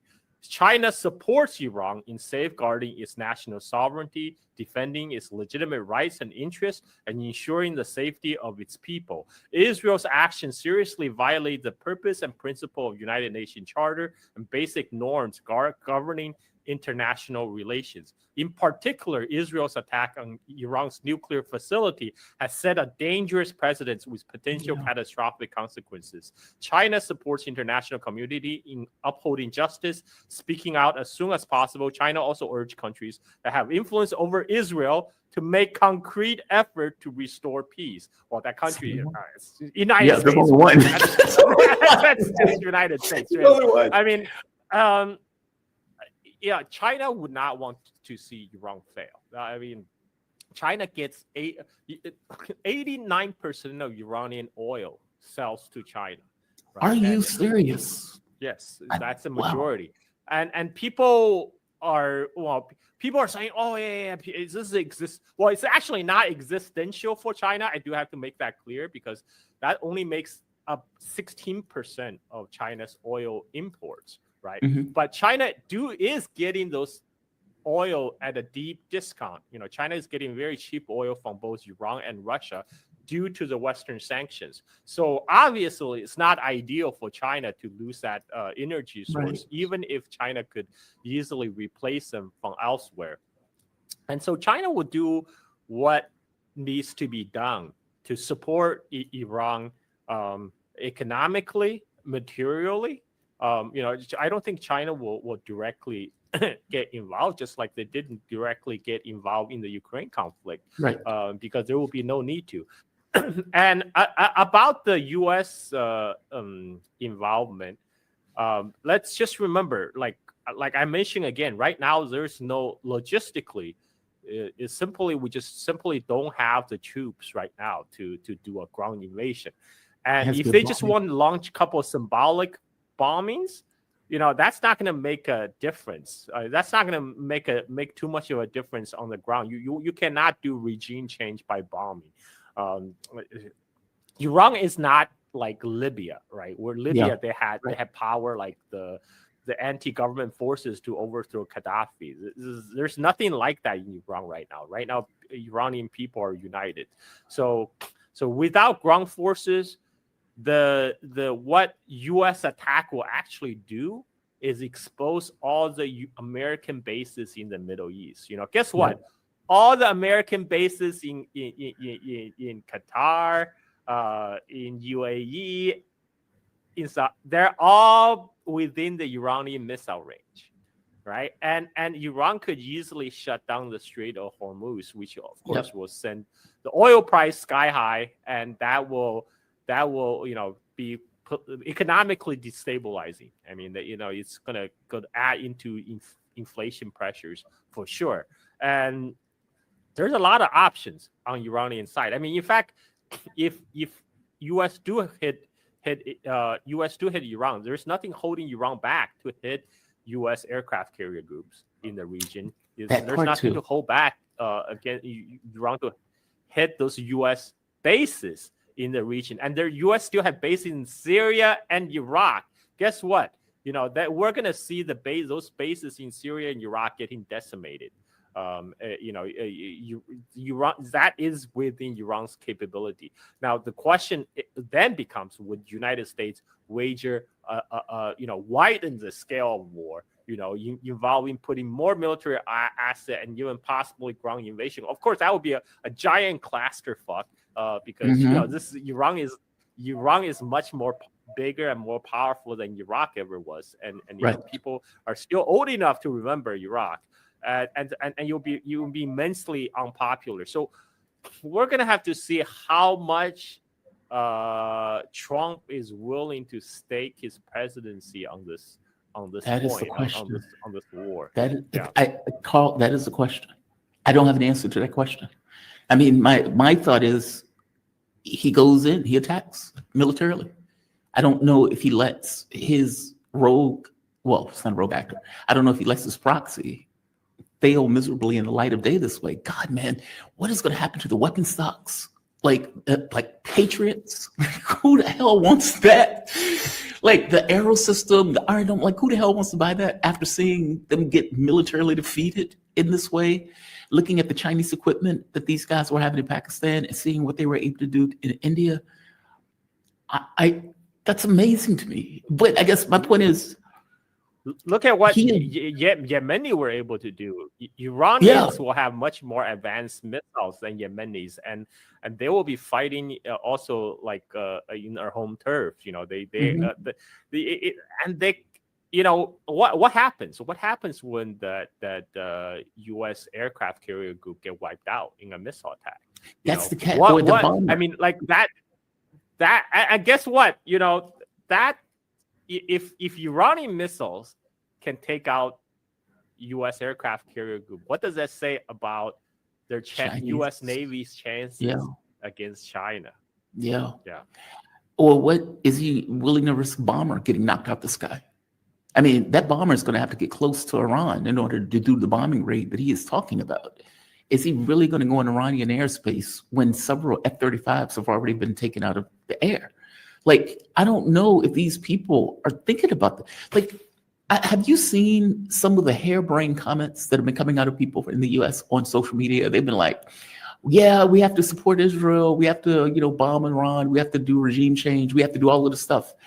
And none of them are taking in the real consequences of, you understand that those aircraft carriers are 1980s weapon platform, that drones and missiles can knock that shit out of the water. They don't seem to get it. Like they seem to be so like in this blissful state of American power can do anything that it doesn't really take into account real world reality. It's weird.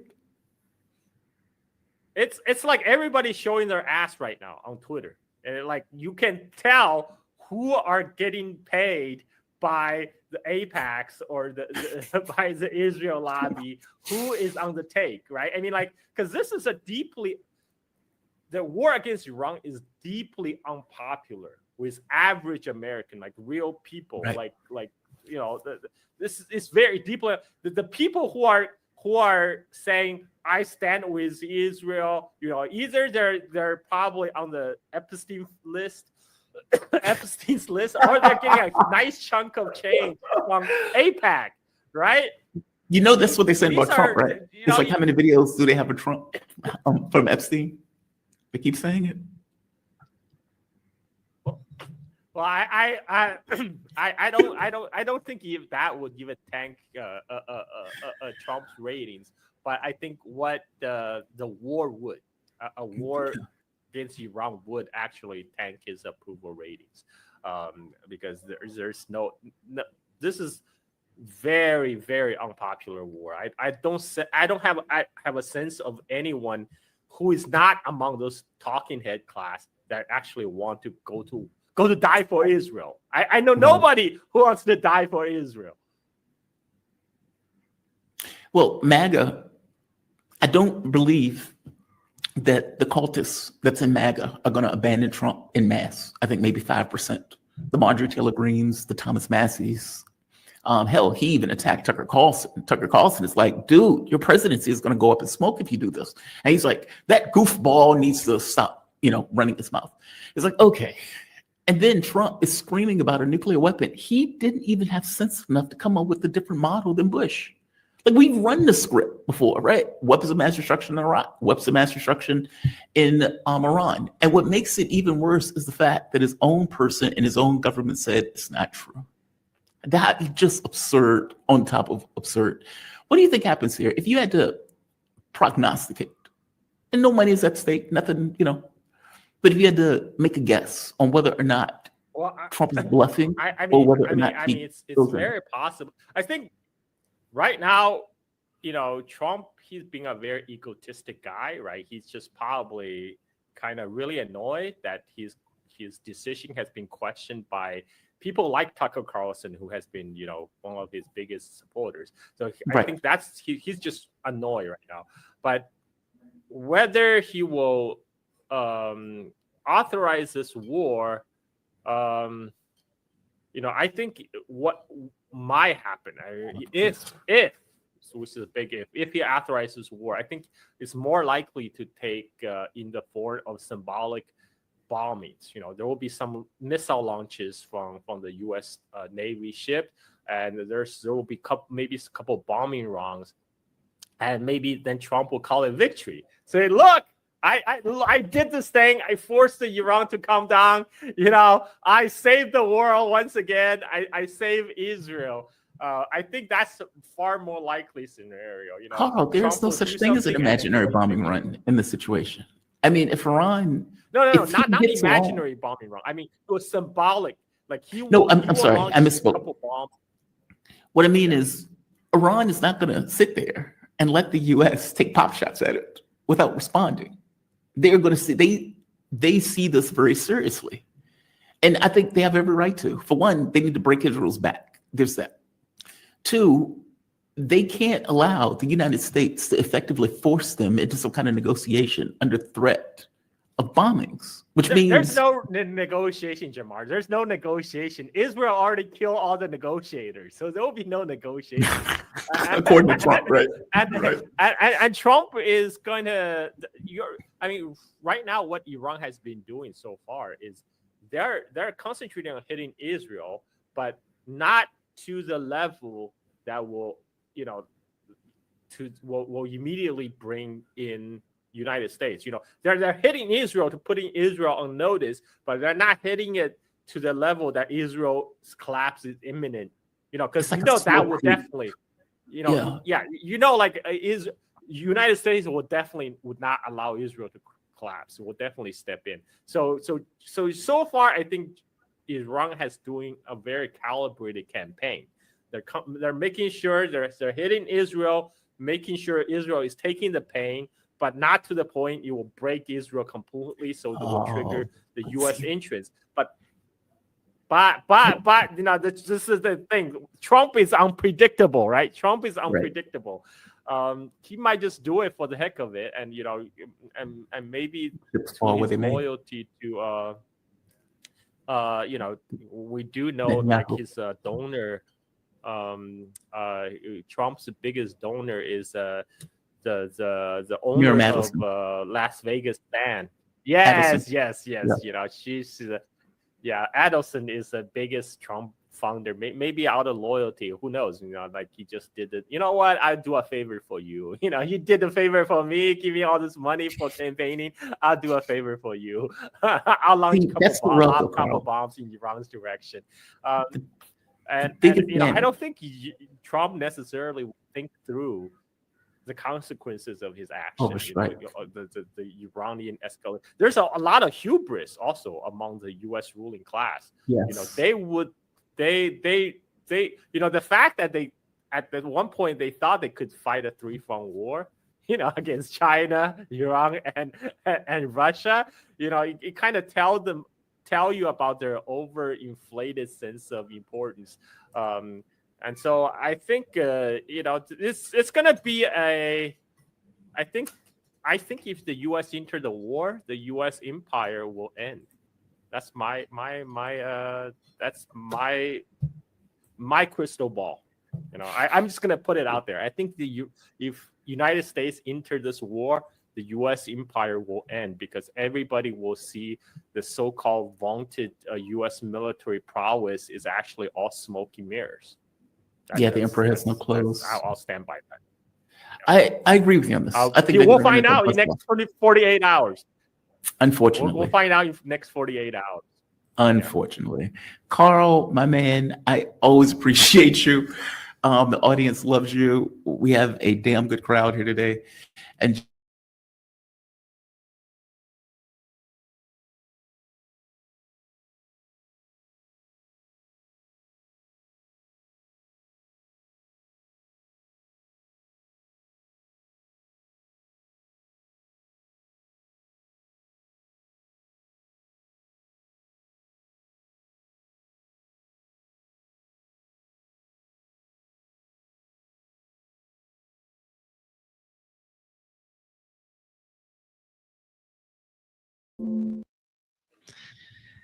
Again, hi everybody. We're back. Scott's back. Scott, let's get to the point that you were talking about the bunker buster bombs, and you were talking about how they're capable of destroying the Iranian nuclear facilities. Well, they're capable of physically destroying a facility. Except there might be some facilities that are so deeply underground that conventional weapons can't deal with it. And in fact, if you go deep enough, even a nuclear weapon can't deal with it. Not, maybe if we dropped sequential B-6112s, hit it and then hit it again. But history shows you're not going to necessarily destroy what you think you're destroying, that you might be bombing empty shells, that the high value equipment will be dispersed. But also the reality is the brain trust. You can't shut that down unless you kill everybody. And I don't think even the Israelis are capable of killing everybody. So, this whole concept of going after Iran's nuclear program is stupid. What needed to be done was to take advantage of the fact that the Iranians had made a political decision that they didn't want a nuclear bomb, and then to work with the existing protocols and within the International Atomic Energy Agency is mandated by the Nuclear Non-Proliferation Treaty to put in place a monitoring regime to ensure that Iran stuck with. Iran has every right now at the end of this, to be honest, to say there's no longer such a thing as the Iranian exception. That Iran will have a nuclear program the same as every other signatory and subjected to the same constraints and restrictions and monitoring, but there will never again be an Iranian exception. Why? You can't trust the IAEA. The Iranian exception became an Iranian intelligence collection, an intelligence collection platform against Iran. And it also just creates an inherent prejudice against Iran. Japan loses unbelievable amounts of plutonium every year. They just don't know where it went. You apply the Iranian standard to this, they would say it's a diversion for a nuclear bomb. We have to, sanction Japan and shut Japan down. No, I think that the day of the Iranian exception is over. Iran's earned that right because the IAEA has misused its authority. And the hypocrisy of the IAEA. Do you remember the Zaporizhia nuclear power plant in Ukraine? And when the Ukrainians attacked it with drones and artillery, the IAEA Grossi ran in there. Oh my God, this is the most dangerous thing in the world. They're attacking a nuclear power plant. This could be a Chernobyl type event. We have to bring in international troops to secure this area. Huh. Now we have Iran's nuclear infrastructure being attacked by Israel, bombarded. Not a peep. I mean, Grossi's gone on and said, this shouldn't happen. It's a violation. Well, why isn't he running to the Security Council? Why isn't the Security Council holding emergency meetings demanding that that Israel stop this irresponsible behavior? Hypocrisy. Hypocrisy.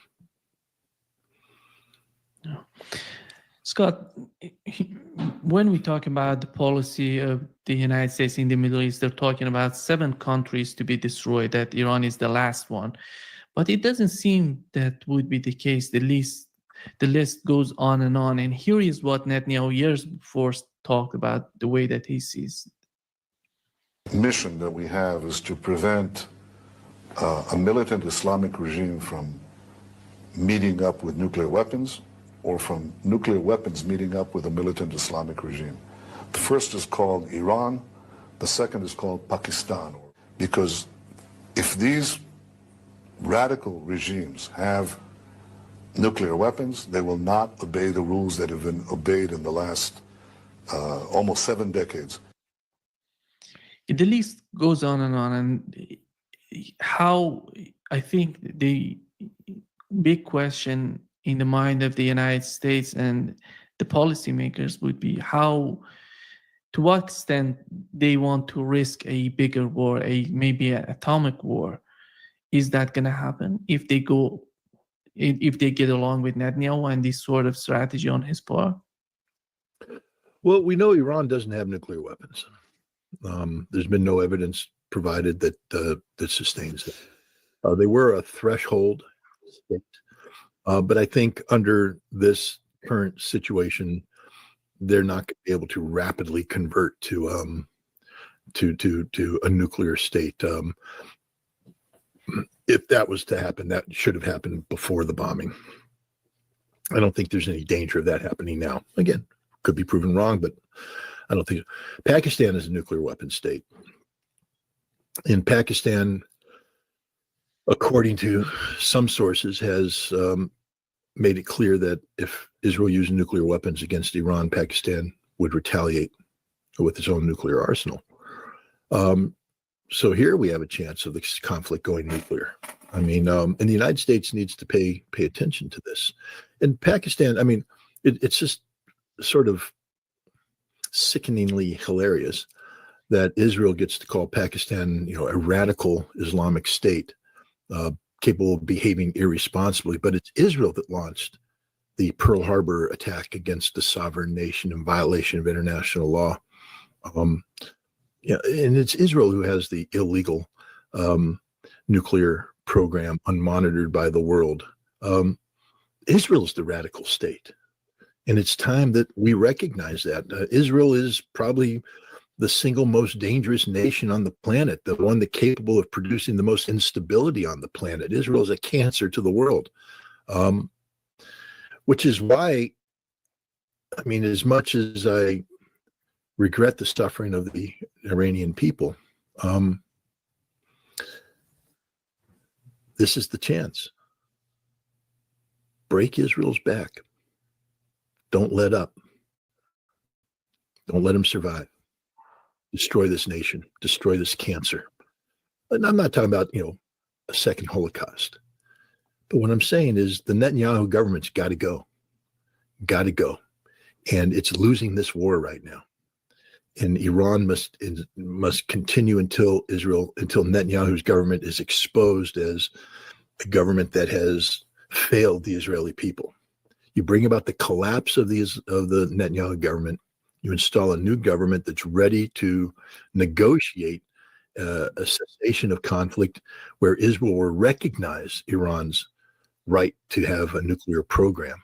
And now we're starting to get into a position where, maybe we can get behavioral changes on the part of Israel. Maybe we can open the door to, get to Israel's nuclear arsenal. We can do it, but this won't happen if Trump and Netanyahu are able to fulfill their dream of bringing down the Khomeini government. Then Israel will just become out of control because, as you said, it doesn't stop. Where does it stop? Turkey has been identified as a threat. Erdogan right now is talking about the absolute requirement for Turkey to build a ballistic missile capability that mirrors the Iranian one, because Turkey knows at some point in time the wrath of the Zionists will be headed in his direction. He wants to replicate what Iran has done. Saudi Arabia, Egypt, it will never stop. The Israeli cancer will consume all. Only one showing. France, America. I mean, they're threatening us. Now, some people say the Israeli cancer has already taken over America, and I think the proof in that is Donald Trump's behavior. But even my dog agrees. But as tragic as the situation is, there's a historic opportunity here, because for the first time, a nation capable of physically destroying Israel is engaged in a life and death struggle with Israel. And if this war continues for another couple of weeks, Israel's over. It's a postage stamp sized nation. All of its critical infrastructure is located in very confined spaces. And by the time Iran's done, none of these spaces will be left standing. Donald Trump was asked if he understands the reports on March. Tulsi Gabbard reported that Iran is not pursuing nuclear weapons, and he said he doesn't care about what she said, and Iran was close to reach nuclear weapon. That's why Israel attacked Iran. And here is what Steve Bannon said on his program, on the program and broadcast. Gabbard not invited to the Camp David meeting all day. You know why? Why Tulsi Gabbard still to the American public has said the last public statement is that the program was not back up and running, and now we have from Bibi by himself on Fox by Brent Baer that the thing was 12 to 13 months away. It wasn't this weekend. I know. And this is by his own thing. And we also know that it was a decapitation, as we said on Friday. It wasn't just about the nuclear program. It's a decapitation of total leadership. So this is a total regime change, which, by the way, you may have a plan for regime change, is fine, but you got to bring the American people along. Let me go back. By the way, yeah, he just mentioned something crucial. It seems that somehow they decided to remove Tulsi Gabbard from the decision, the room of decision makers. Yeah, this is critical because Tulsi Gabbard is the director of national intelligence. She administers the totality of the intelligence community, and she's part of her duties is to prepare and deliver a presidential daily briefing. Now she'll use a proxy for that, but her office is the one that is supposed to be feeding the intelligence picture to the American president. So when the president of the United States says, I don't care what she says, and when the president of the United States is acting on information that is 180 degrees off from what Tulsi Gabbard briefed the United States Congress, the National Threat Assessment, you have to ask the question, where's he getting his intelligence from? And this is the real crux of the issue. I mean, Tulsi Gabbard, and with all due respect, and I think highly of her, she needs to resign. She's not, right now, she's just facilitating this nonsense. She needs to resign, liberate herself, and start speaking out against this president, who's literally a madman. What we're seeing here appears to be a replication of what happened in the lead up to the invasion of Iraq back in 2002, 2003, where the president of the United States, together with Donald Rumsfeld, so George W. Bush, Rumsfeld, backed by Cheney, created their own intelligence capability. Douglas Feith created a special intelligence unit within the Pentagon that cherry-picked data, spun data, and just basically fabricated lies for the president to justify going to war. He was aided and abetted in this by the Israelis. Amos Gilad, I think, was the director of Amman at the time, and he straight up was lying. How do I know? Because I worked with the Israelis for the 4 years prior to that, and I know what they knew about Iraq, and I know that they knew that Iraq didn't have weapons of mass destruction, and I know they had made certain conclusions about Saddam Hussein. I just want to remind your audience, how serious this is. In 1991, Saddam Hussein, during Desert Storm, fired some 49 Scud missiles into Israel. Now, the war ended, and we said we were going to use United Nations inspectors to disarm Iraq. But the Israeli government had determined that as long as Saddam Hussein was in power, that was the threat. So they began a plan to assassinate Saddam Hussein. And this plan was ready to be implemented in October, November of 1993. In fact, they were doing the final dress rehearsal of this assassination attempt in a military camp that's in present-day Gaza. And the dress rehearsal went bad, and 5 Israeli commandos were killed, and the plan got scrapped. But the Israelis still believed at that time that the only way they could get rid of the threat was to kill Saddam Hussein. And so it wasn't until the weapons inspectors, went to Israel in 1994 and confronted Yuri Sergey, who was the head of Amman, that the only path out of this for Israel was to work with the inspectors to ensure that we did the job right. And we were able to get the Israelis to agree that Saddam wasn't the threat, that weapons of mass destruction could be curtailed, and all this. I don't know why the dogs are barking, but they are. So the Israeli, the intelligence picture is a fickle thing. But so assassination has always been part of the Israeli plan. The concept of decapitation strikes, etc. But the Israelis in 1998, the point I was trying to make is when I left, Israel had agreed that Iraq had been disarmed, fundamentally agreed. But the new director of intelligence for Amman was Amos Gilad. And Amos Gilad changed everything. He began, as soon as I left, he began fabricating, making it up. The Israelis went from being honest brokers to being dishonest purveyors of disinformation. And the Israelis were backing Douglas Feith, feeding him crap. And Feith would feed the president crap, and as a result, we ended up going to war. The Israelis did it. Amos Gilad, I'm naming names, guys. I'm naming the name. I'm naming the organizations. And we know this. We know this took place. So today, who's feeding the president information? We know he has an insanely close relationship with Bibi Netanyahu, which means he has an insanely close relationship with Israeli intelligence, which means that somebody in Israel or a proxy is briefing him on that. Who? AIPAC?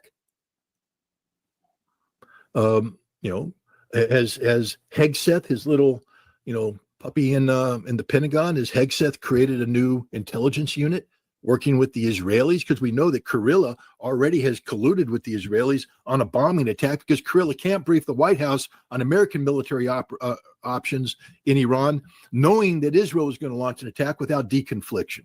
Again, been there, done that, got the t-shirt, guys. I'm just telling you straight up. You can't have the Israelis launching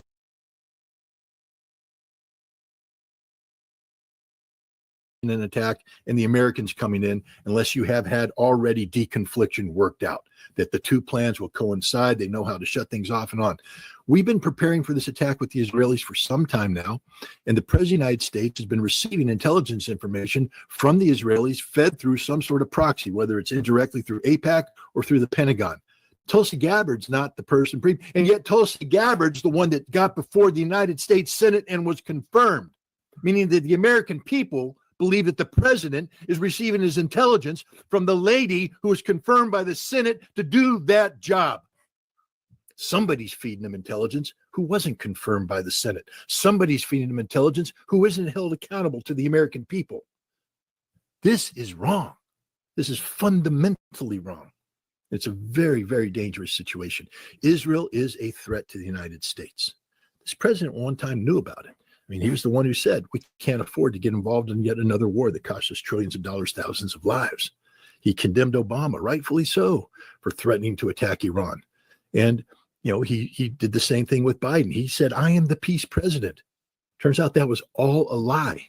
He was working with the Israelis back in November, colluding on this. I mean, this president is a risk to the American people because he is doing things that are fundamentally unconstitutional. To have an American president doing the bidding of the state of Israel in a manner that could get the United States involved in a war of such proportions in the Middle East that it defines energy security, it could potentially the use of nuclear weapons. Let me talk about that for a second, because some people say, okay, so you nuke Iran, so what? Well, I've had conversations with the Russians, and this is the Russian position. They will not be the first to use tactical nuclear weapons. Russia's made that clear. But once America breaks that taboo, Russia will use tactical nuclear weapons, and so will everybody else. It'll become commonplace.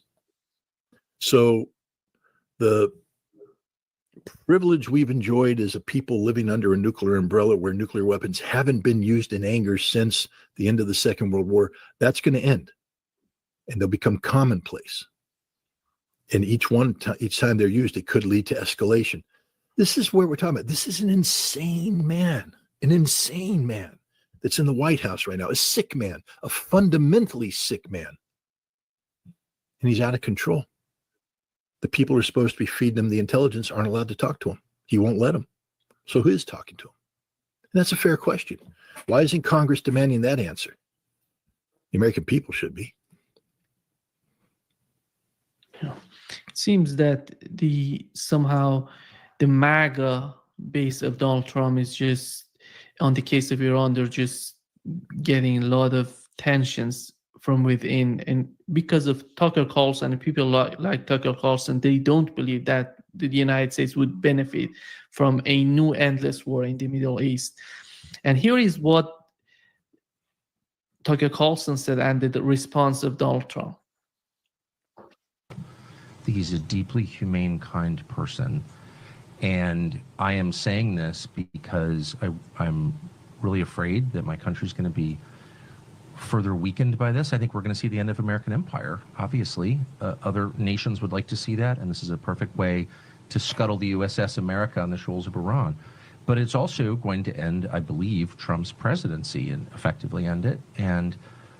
And so that's why I'm saying this. What do you mean by that? That's coming from you. That's look, I knew Bush. I knew George W. Bush. We had, family connections to Bush. I knew Bush personally. I still see Bush sometimes. And, of course, he hates me, and he does because I criticized him on Iraq. And that war is the sum total, from a historical perspective, of his administration. But I knew him, and he had all kinds of plans for the things that he wanted to do. But once domestically right. To improve the country. Right. And you may agree or disagree, but in his mind, he wasn't just about the invasion of Iraq in March of 2000. Oh, no. He was going to redo Social Security. He had all 100%. All types of, he was going to take care of the entitlements issue. And he really thought it was going to work. Yep. And you could laugh at that or whatever, but the point is, the second you get enmeshed in a real war, not a fake, let's go bomb the villagers and declare success, though we don't even have a good track record. Why are the Houthis still there? No, there's a whole other question, right. which is how prepared is the U.S. military for a real conflict? And the answer is totally unprepared. Scary unprepared. I don't think people understand that. But anyway, the only reason I'm saying any of this is because I really, really care. Yeah, it doesn't seem that there is anybody in the Trump administration to understand what Tucker Carlson and these people who are extremely concerned about the future of the conflict. They don't want to understand. Well, he surrounded himself with Zionists. So this is the conflict they wanted. This is the conflict they've been praying for. Look at Mike Huckabee, former governor. Now he's the ambassador of the United States to Israel, sending some sort of, biblically themed, message to the president. History has picked you. This is your time. Okay. his time to stop a war. But these insane Zionists, this is what they want. This is what they've been waiting for. This is what their plan was the entire time. This is where, Miriam Adelson's $100 million comes into play here. And I didn't want to believe that this president was capable of this. I thought for a second that when he, reposted, Jeffrey Sachs' criticism of Netanyahu, that this was sincere, but it turns out that he was playing the American people just like he played the Iranians. This president's a liar, inveterate liar, straight up liar, and he can't be trusted. He's lost the trust of the American people, and if he goes to war against Iran, he's lost the trust of his base. And as Tucker said, that's the end of this president. He may serve out his term, but he'll serve out his term as an angry man, a prisoner in the White House, unable to go out in the rest of the nation because he'll be openly despised. The military that claims to love him right now will hate him and revile him because he got them in a conflict where thousands will lose their lives and it will achieve nothing. And it's all done for the glory of Israel. I mean, this administration bothers me across the board. From RFK Jr., who is a friend of mine, and his love affair with Shmuley Botek. And no, that's not good. We can go Kash Patel. What's your number one priority as FBI director? The security of the state of Israel. Well, you know what, Kash? Stick it in your ear. It should be the security of the United States. Israel is the greatest threat to America. That's what I don't understand. Why does not Kash Patel understand that we've been thoroughly penetrated? Kash Patel, you're the director of FBI. What do you think about Israelis feeding the president of the United States misinformation that will put American lives at risk? That's the kind of stuff you and your National Security Division are supposed to stop. How would you feel, Kash, if the Russians had a direct line to the president and were whispering sweet nothings in his ear and he was taking action on it, disregarding the advice of his director of national intelligence? Isn't that a national security problem, Kash? But no, you're sitting there just playing the game. Dan Bongino. Mr. I'm real American here. I'm all about America. America first. We're really good. Dan Bongino, you just rolled over and played dead to Israel too. What the hell do they have on you? Epstein file my ass.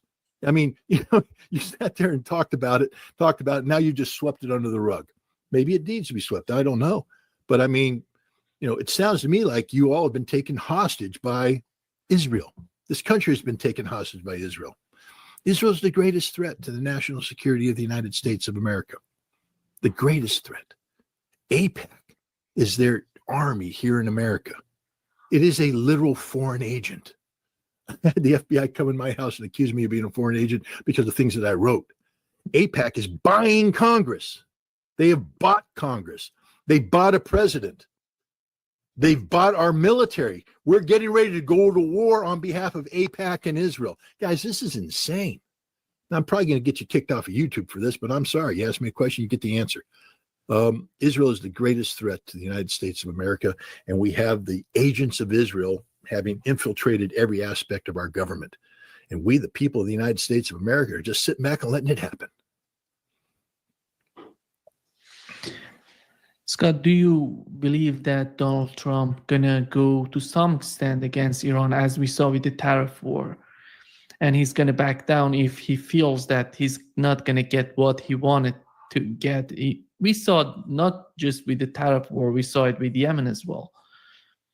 How do you see the possibility of that going to some extent against Iran, then finding that is not working for him and coming back? And because that, if that happens, it comes when look at Russia.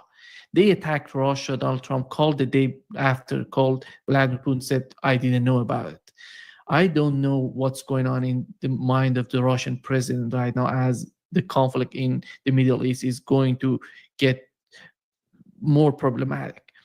And he would say that what Donald Trump said to me was a lie, because how can you not know about an attack on Russian nuclear bombers?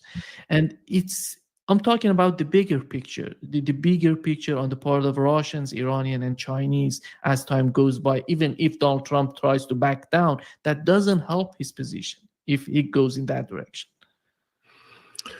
Let's start with the fundamental understanding that Donald Trump is a moral coward and a physical coward.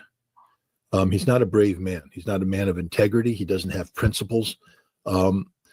he goes through the path of least resistance. And as we've seen, every time he runs up against a wall of, solid resistance, he backs down. He doesn't stand for anything. He makes bold pronouncements and then just reverses it and then lies about it. On Iran, if the Iranians stay the course, and as long as they don't do anything precipitous in terms of like attacking American bases and things of that nature, unprovoked. I mean, they've already been provoked, but Iran's first goal should be the physical destruction of Israel, the defeat of Israel. Their second goal should be to keep America out of this war, which means as they achieve the physical defeat of Israel, they need to not do anything to allow America to be dragged into this conflict. And if they do that, look, Trump has already recognized, you can read his face. The man is not a poker player. The man is angry. The man is frustrated because he was promised a victory that isn't manifesting itself. And now he's trying to puff up and be big to intimidate people. Well, as he learned with tariffs with China, that doesn't work. Chinese went, yeah, okay, good. So what? So now Trump had to lie. The Chinese called me begging me to do this, so I've done it, and now we're backing down. He's a liar. Straight up liar. China's like, no, we didn't call him. Didn't call him. Nobody calls him. Nobody calls to surrender. Who didn't call to surrender? Donald Trump cut a deal because he had to. His Navy was getting humiliated.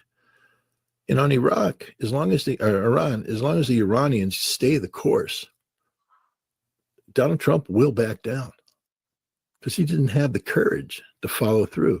Because what he's going to have to do is receive the briefing from somebody, the official briefing that says, if you do this, this will happen.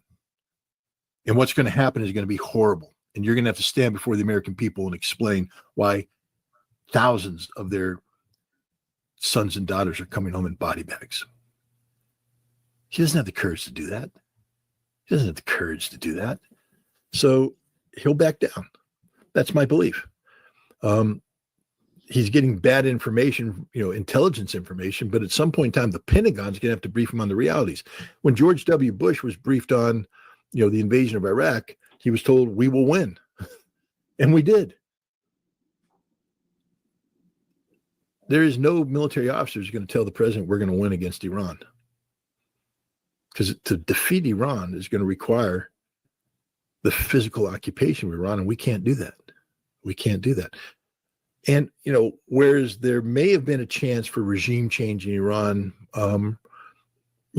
playing upon economic difficulties and things of that nature, which is why Trump, if he truly wants regime change, should have dragged out the nuclear thing to extend sanctions and to, increase a feeling of frustration amongst the Iranian people that hopefully from the American perspective manifested against, discontent towards the theocracy. But by bombing Iran, I think he's achieving the exact opposite reaction. I think the Iranian people are circling their wagons. And it's going to be impossible. Even if when you have, Khamenei come out and say, I am just a body. My martyrdom should not change anything. It's our faith and he's right. So they kill Khamenei. It's tragic for him. Somebody will replace him in a system now that's becoming more and more entrenched into Iranian society because of the Israeli actions. So Iran's becoming virtually undefeatable because you can't bomb them into submission, and you can't physically occupy it. And if Iran starts receiving a lifeline from Russia and China and Pakistan and others, not just military but economic, diplomatic, this president's going to find himself in a unwinnable, untenable situation. Now, if he was receiving good briefings from the State Department, we'd be done. But, remember, Rubio is a dual-headed fool right now. He's also the head of the National Security Council. So the only people left that can save America in terms of this, being honest with this president, because he won't listen to Tulsi, is the chairman of the Joint Chiefs of Staff, the war-fighting military, not the Secretary of Defense, the chairman of the Joint Chiefs. And they're the ones that have to tell the president what the consequences of military action against Iran would be. And I'm hoping, even though they replaced and they put in this insane lunatic as the chairman of the JCS, I'm hoping there's people down the chain of command who will have the enough integrity to tell the president, you don't want to do this because here are the consequences. He needs to be briefed on the consequences. And once you brief the coward on the consequences, he'll back down. Scott, the day before Israel attacked Iran, J.D. Vance was asked if Iran is pursuing nuclear weapon. He said that they were talking about we're going to attack. You remember those hours, that a lot of tensions going on in the media. And he said, I don't know. It was somehow, right after that, I talked with Alex Craner on the show, and I said, Alex, this guy said, I don't know. The same quote came out of the mouth of the US government before going to Iraq. Maybe that's going to happen. And it happened. And do you see J.D. Vance differently? Do you see that J.D. Vance been in a position to influence the situation? Because in my opinion, the only sane voices in the Trump administration would be Tulsi Gabbard and J.D. Vance. I don't know if he's able to do anything about it if he goes against Donald Trump. Well, J.D. Vance has a lot of credibility amongst the MAGA crowd. He is, after all, MAGA vice president. But it's interesting what Trump is preparing to do, at least according to some reports. He wants Vance and Witkoff to go to the Middle East and negotiate with the Iranians. But he's going to hand them a losing hand, meaning zero enrichment. And if that fails, in typical Trump style, he'll say, well, J.D. Vance let me down. J.D. Vance disappointed me. Steve Witkoff. So the two people that have more credibility than Donald Trump right now is Steve Witkoff and J.D. Vance. So I think he's setting them up to fail. I think he's sending them out on a mission impossible. And when they fail, as they're destined to do, he then can diminish their political influence so that Witkoff can't talk about, because right now he's scared of Witkoff because Witkoff knows the truth about the negotiations and what Iran was ready to agree to. So Witkoff has to be politically neutralized. And so does J.D. Vance, who is a relatively honest broker, close to Tulsi Gabbard, who knows the truth.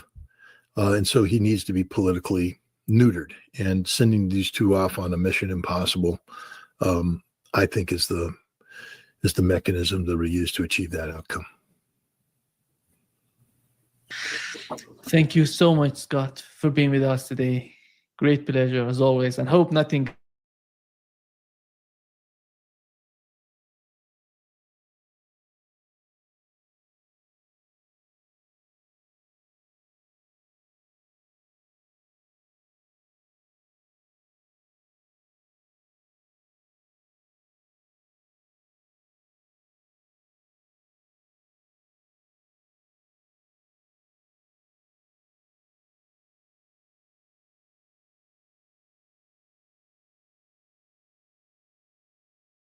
Instigated news blackouts as Iran launched their strikes, and anyone caught filming the scenes of deeply embarrassing devastation, as those much vaunted Israeli air defenses failed repeatedly, face being arrested and charged with no less a crime than aiding and abetting the enemy during wartime. More than protecting their own people with information during that wartime via the media, Israel shuts it down to protect its own narratives and its propaganda. But it's not something they can actually control completely, even as they ban all media from the city of Haifa entirely. Because that's not suspicious at all, is it? Begs the question, given that it's one of Israel's biggest ports and the site of their largest oil refinery, just what exactly has happened there, therefore, that the Israeli government are so desperate to hide? Israel is being left in ruins, and it cares more about optics than its own people. From Iran's perspective, though, their actions in Israel have exceeded even their expectations, and they promise further new surprises for the genocidal apartheid state if they carry on with their ongoing unprovoked attack on their own sovereign territory. Right, so as we know, the Israeli regime has carried out unprovoked military assaults on Iranian soil, targeting not only nuclear facilities, but also military infrastructure and scientific personnel in a series of reckless escalations. Escalations which have very quickly moved on to striking their more customary targets, as seen in Gaza, which have included civilian infrastructure, of course, student dormitories, and now they've started targeting hospitals too. However, for as much as Israel hails massive successes in its media, it's frankly a narrative that would make North Korea blush right now, because in reality, the Israeli government has found itself reeling under the crushing weight of Iran's calculated and forceful retaliations. As Iran continue to escalate their Operation True Promise 3, as Israel still haven't got the message to stop, and why would they when Benjamin Netanyahu gives the orders, and when things get a bit tricky, he runs away to Greece afterwards. The Islamic Republic of Iran has launched a blistering counter-offensive that has left significant portions of Tel Aviv, Haifa, and key military sites in ruins. Yet despite the immense damage, the Israeli regime has activated a comprehensive media blackout, blinding its own people and, in their hopes, the world, in a desperate bid to conceal just how much destruction has been wrought on them. According to the Islamic Revolution Guard Corps, the IRGC, the scale of damage inflicted upon Israel in this latest phase of Iran's counterattack has far exceeded what the regime anticipated. Iranian ballistic and cruise missiles have torn through Israel's much vaunted Iron Dome defences as though they were papier-mâché. Infrastructure in Tel Aviv and Haifa was struck directly, including electrical substations, transportation hubs, and a major weapons manufacturing site, apparently. Videos which have managed to escape Israel's censorship show towering infernos in the heart of Israeli cities and thick plumes of smoke billowing from military installations. Among the most severe hits was the Nevatim air base in the Negev desert, home base to Israel's F-35s, which are not safe from Iranian attack in and of themselves, as we've seen. And Benjamin Netanyahu's getaway vehicle is also kept there, also known as his Air Force One knockoff, the Wing of Zion. Nevatim is a strategic facility central to Israeli Air Force operations, and it has suffered extensive structural damage. In addition to Nevatim, at least 4 other bases were also struck, disrupting Israeli radar, command and control capabilities and munitions storages. These attacks have exposed gaping vulnerabilities in Israel's defense systems and raised serious doubts about their supposed technological superiority. As the sirens blared across Israel and missiles rained from the skies, the Israeli government responded not with transparency, not with information messaging to protect its people, not with news of where exactly it is imperiled at that precise moment in time, but with complete media suppression. A total news blackout was imposed. Live aerial feeds were banned. Social media posts showing explosions were prohibited. And citizens were warned that sharing footage of Iranian strikes could amount to aiding the enemy in wartime, criminalizing free speech, as that is. This clampdown on information is not only undemocratic, it's truly dangerous. The Israeli government was literally endangering the lives of its own people by preventing citizens from understanding the true extent of the threat at any given time. The Israeli government put its own population at even greater risk. In times of crisis, accurate information saves lives. Instead, Israel are choosing concealment over safety and silence over accountability just to save their own blushes. Yet despite their immense capacity for retaliation, Iran has made it explicitly clear that they are still exercising restraint. Iranian Major General Mohsen Raisi stated that Iran has not deployed all our capabilities, warning that a full escalation could plunge the entire region into chaos, and they don't wish to do that. Iran has, however, also warned civilians in Tel Aviv to evacuate for their own safety. Some 430,000 people live in Tel Aviv, not wishing to harm civilians. And given Donald Trump made the same statement with regards to Tehran in a much publicized message on his garbage Truth Social platform, you might think, or it's easy to think, that this goes both ways. This is tit for tat. Now, evacuation is obviously not a straightforward and simple matter, but it's also not an equal matter if you compare Tel Aviv to Tehran either, which Trump has demanded be evacuated. The population of Tehran alone is higher, not just than Tel Aviv. Telling the entire population of Tehran to evacuate is actually the equivalent of telling the whole of Israel to evacuate. 9.7 million people live in Israel as a whole, and that's the same number of people that live in Tehran. In fact, if you expand Tehran to the entire metropolitan area of Tehran, the population shoots up to nearly 17 million people. Comparing one foreign city to another is easily done, and a lot of people don't necessarily give a lot of thought to it. The media do it all the time. But Tehran is multiple times larger than Tel Aviv, so the two being told to evacuate, it's just not an equal comparison to make, nothing close. A critical catalyst for this escalation was the recent uncovering of a deep-rooted Mossad sabotage network operating within Iran. Iranian intelligence forces dismantled an operation that had been smuggling drone components and explosives into the country for attacks on sensitive infrastructure. Over 200 kilograms of explosives, 23 drone launchers, controllers, and a modified Nissan vehicle were seized amid multiple arrests. These were not petty acts of espionage. This was a large-scale covert operation orchestrated by Tel Aviv to destabilize Iran from within that has now been foiled. Evidence suggests that many of the attacks on Iran's nuclear military sites over recent months originated from within its own borders, executed by Israeli operatives and local collaborators. And now this this attack by Israel, the scale of the attacks of Israel on Iran, have exposed the entire network. The exposure of a secret drone launch base inside Iran, complete with weapons stockpiles and command equipment, further vindicates Tehran's long-standing warnings about foreign infiltration. But while Iran has targeted military installations and issued warnings to civilians, Israel has shown no such restraint.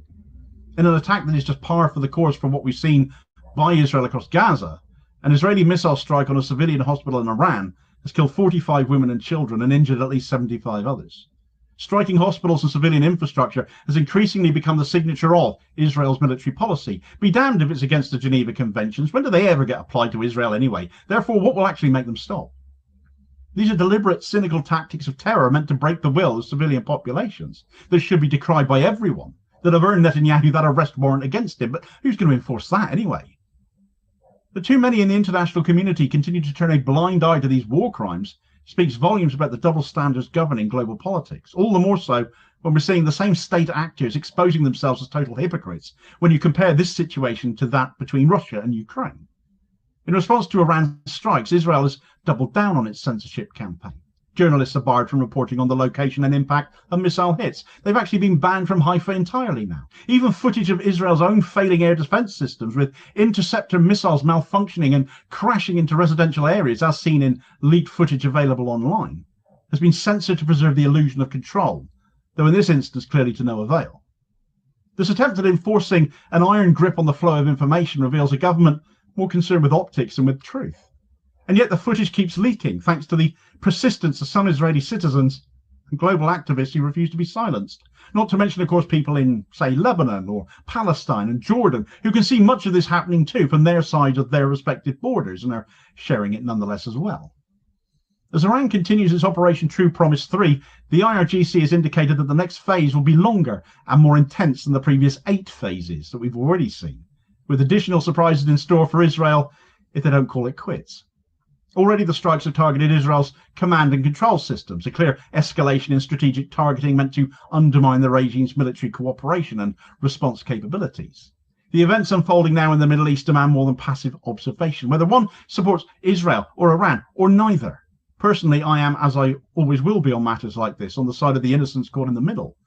But the censorship of war footage, the criminalization of truth-telling and the disregard for international law that Israel is instigating should continue to concern us all. Israel's choice to implement a media blackout is not a mark of strength, but fear. Its efforts to criminalize filming and sharing of wartime destruction as aiding the enemy are not only morally reprehensible, but legally distinctly dubious. The fact that citizens can potentially face prison time for posting a video of a bombed-out power station or malfunctioning Iron Dome interceptor missiles is a clear violation of freedom of expression and democratic norms. The only democracy in the Middle East, they call Israel. Yeah, my foot.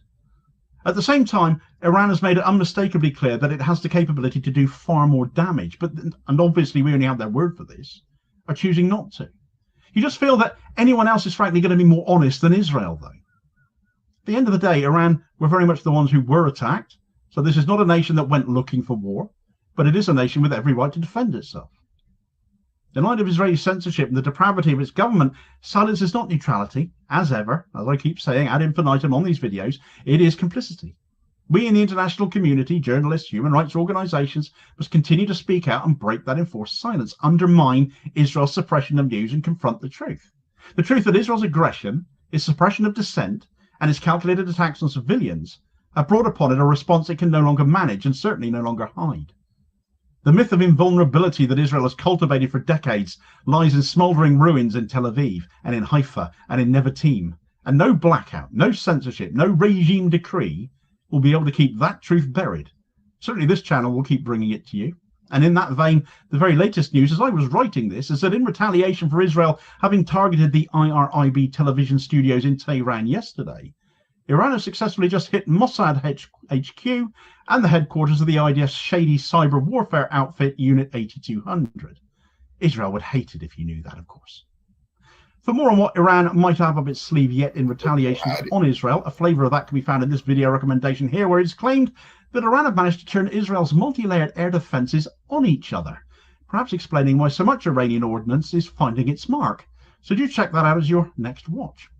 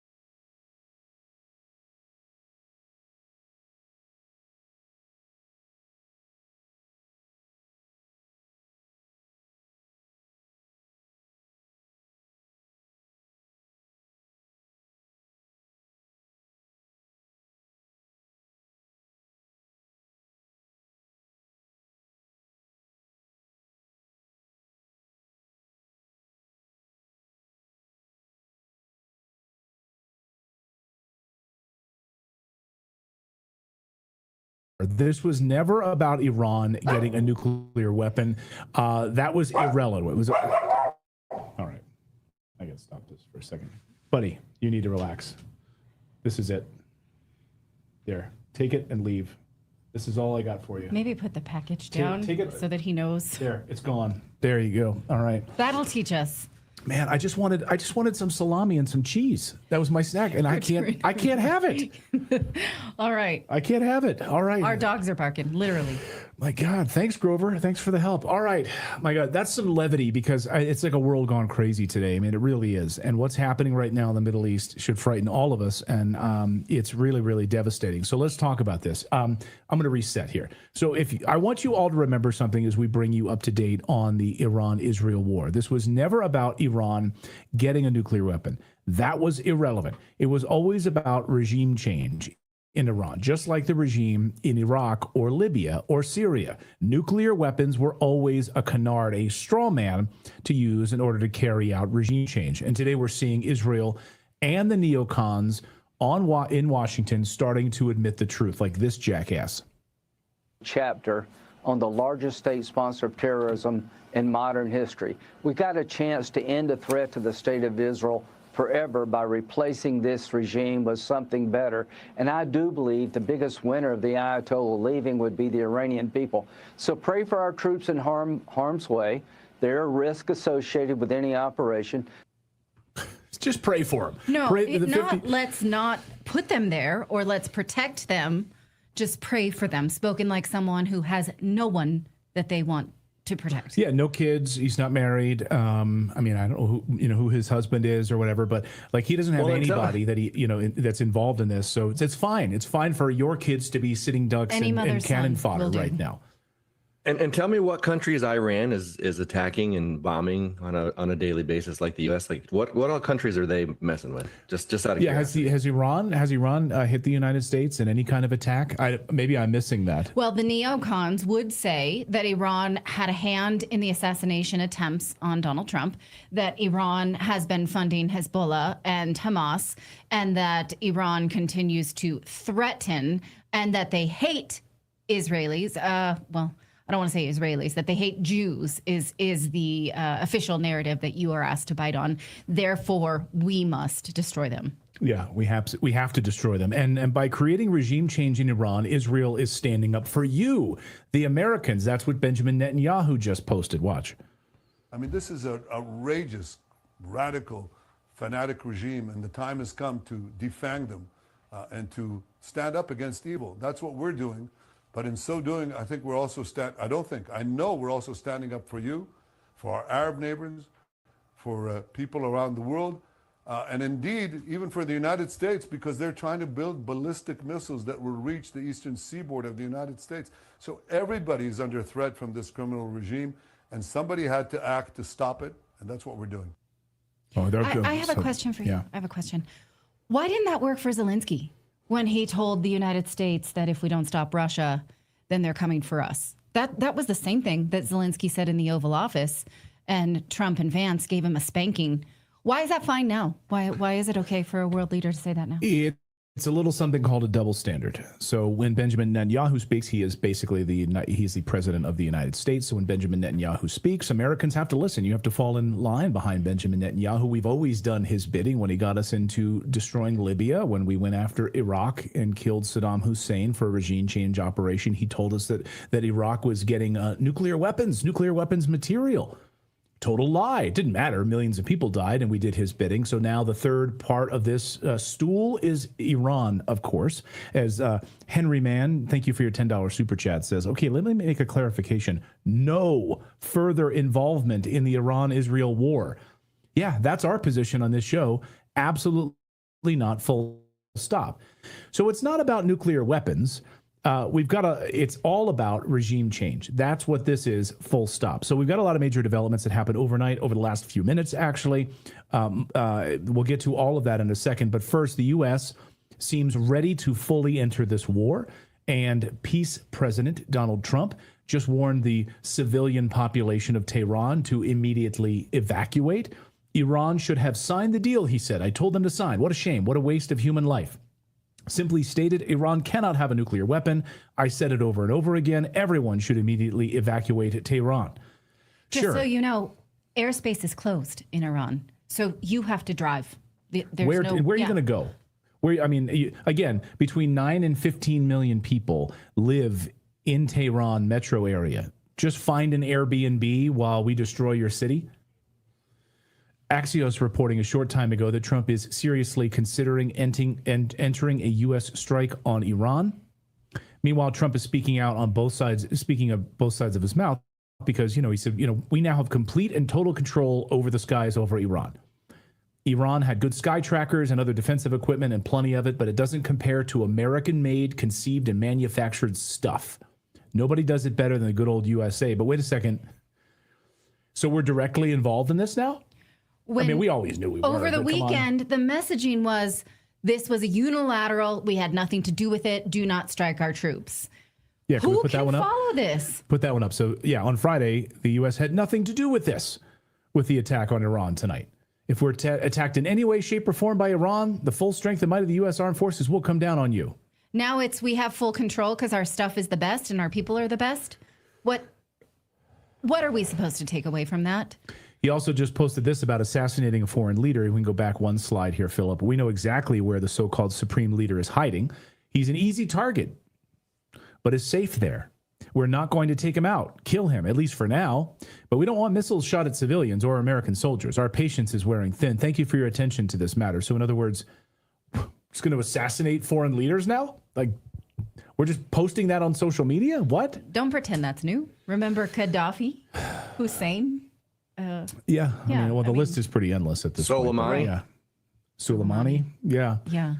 So the cat is out of the bag here. We are fully involved in this. That's why members of Congress are now taking to pen to paper. And Thomas Massey here, Representative Thomas Massey of Kentucky. I just introduced an Iran War Powers resolution with a Democrat, Representative Ro Khanna, to prohibit U.S. involvement in the Israel-Iran war. This is not our war. Even if it were, Congress must decide such matters according to our Constitution.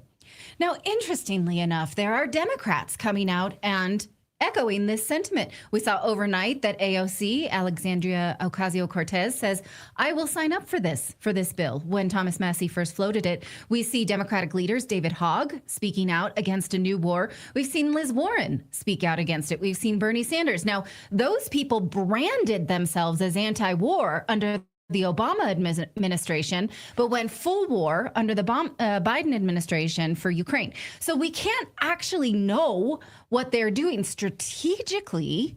This is very smart because they can win the midterms on an anti-war platform. They don't have to mean it because Trump obviously won the presidency on an anti-war platform that he doesn't seem to mean. Maybe I'm wrong. Maybe there's a secret strategy, but it does not seem that he remembers that anti-war platform that got him elected. Obama won on an anti-war platform, and he droned more civilians in the Middle East, specifically children, than Bush before him. So they can get elected on this and not have to mean it. So we can watch Democrats take this on. Don't believe either of them. I don't believe either. I mean, Trump ran on being the peace president right now and actively threatening to assassinate a world leader of 90 million people, by the way. Stephen Hightower says in our chat room, thank you for the $5 super chat, says, if Trump goes through with this, he will be wondering why next year he might be impeached. He will have no political capital.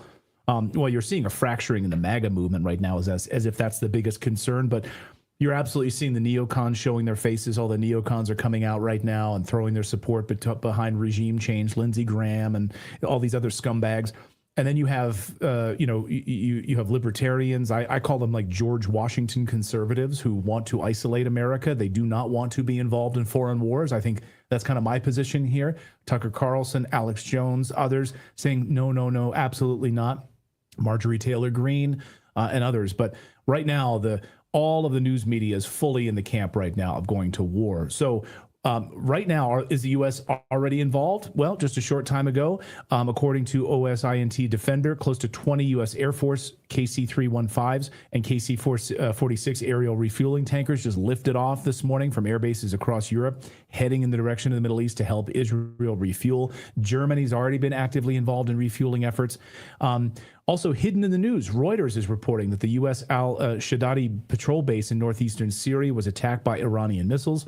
However, it's unclear if Iran fired those missiles or someone else did.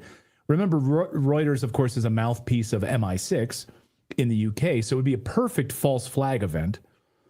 And before you laugh and say that would never happen, just remember the USS Liberty, and it'll wipe that smile right off your smug face. U.S. soldiers being used as cannon fodder to justify entering a war. We have a long history of doing it. Gulf of Tonkin, Pearl Harbor, USS Liberty, look it up, educate yourselves. 9/11. 9/11, but most of you, of course, know that to be the case. So this would not be surprising at all. Major attacks in the last few hours in Iran, lots of attacks in Iran. Here you're looking at a warehouse near Isfahan in central Iran. This was a little bit earlier, where we're seeing attacks where they're claiming, of course, that missiles are being housed in these warehouses.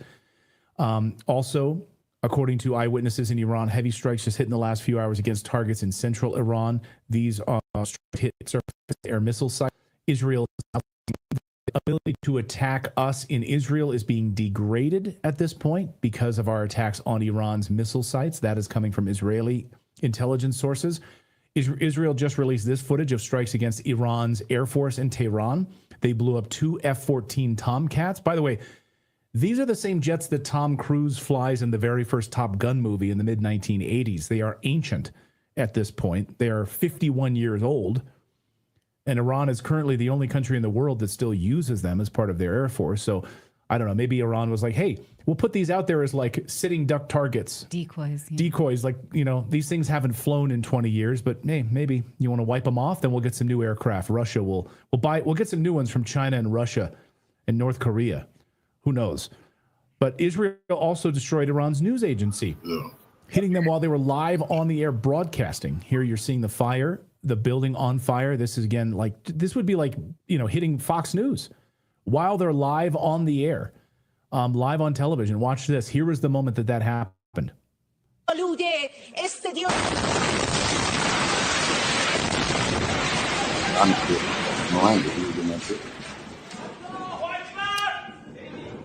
That's being shared all over Israel right now, and they're celebrating this attack on Iranian television. They've been Iran, for their part, over the last 45 minutes to an hour, has been striking back big time. Of course, this is getting very little media coverage, of course, in the West.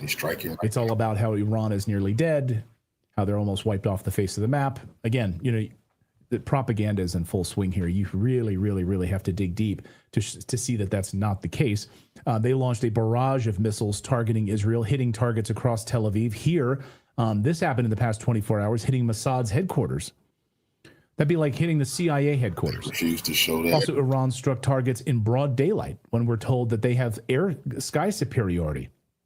So they hit them in Tel Aviv, in Herzliya. The IDF also sent a warning to Israelis: hide in their bunkers, not supposed to go outside until you're told to do so. And this about 45 minutes ago, reporting from The Guardian. They cannot leave. This is Iran hitting, this is downtown Tel Aviv. Okay, Israel struck first and then locked down their airspace using their own people as bait to drag us into a larger war. They cannot leave. They can drive, they can take boats, but they knew as soon as they hit Iran on Friday, they declared a state of emergency knowing their own people would die. So don't pretend that this is about saving civilians, because it's not. By the way, the term nothing to see here, it's just anti-Semitism. Ricardo, that ship has sailed. Okay, get out. All right.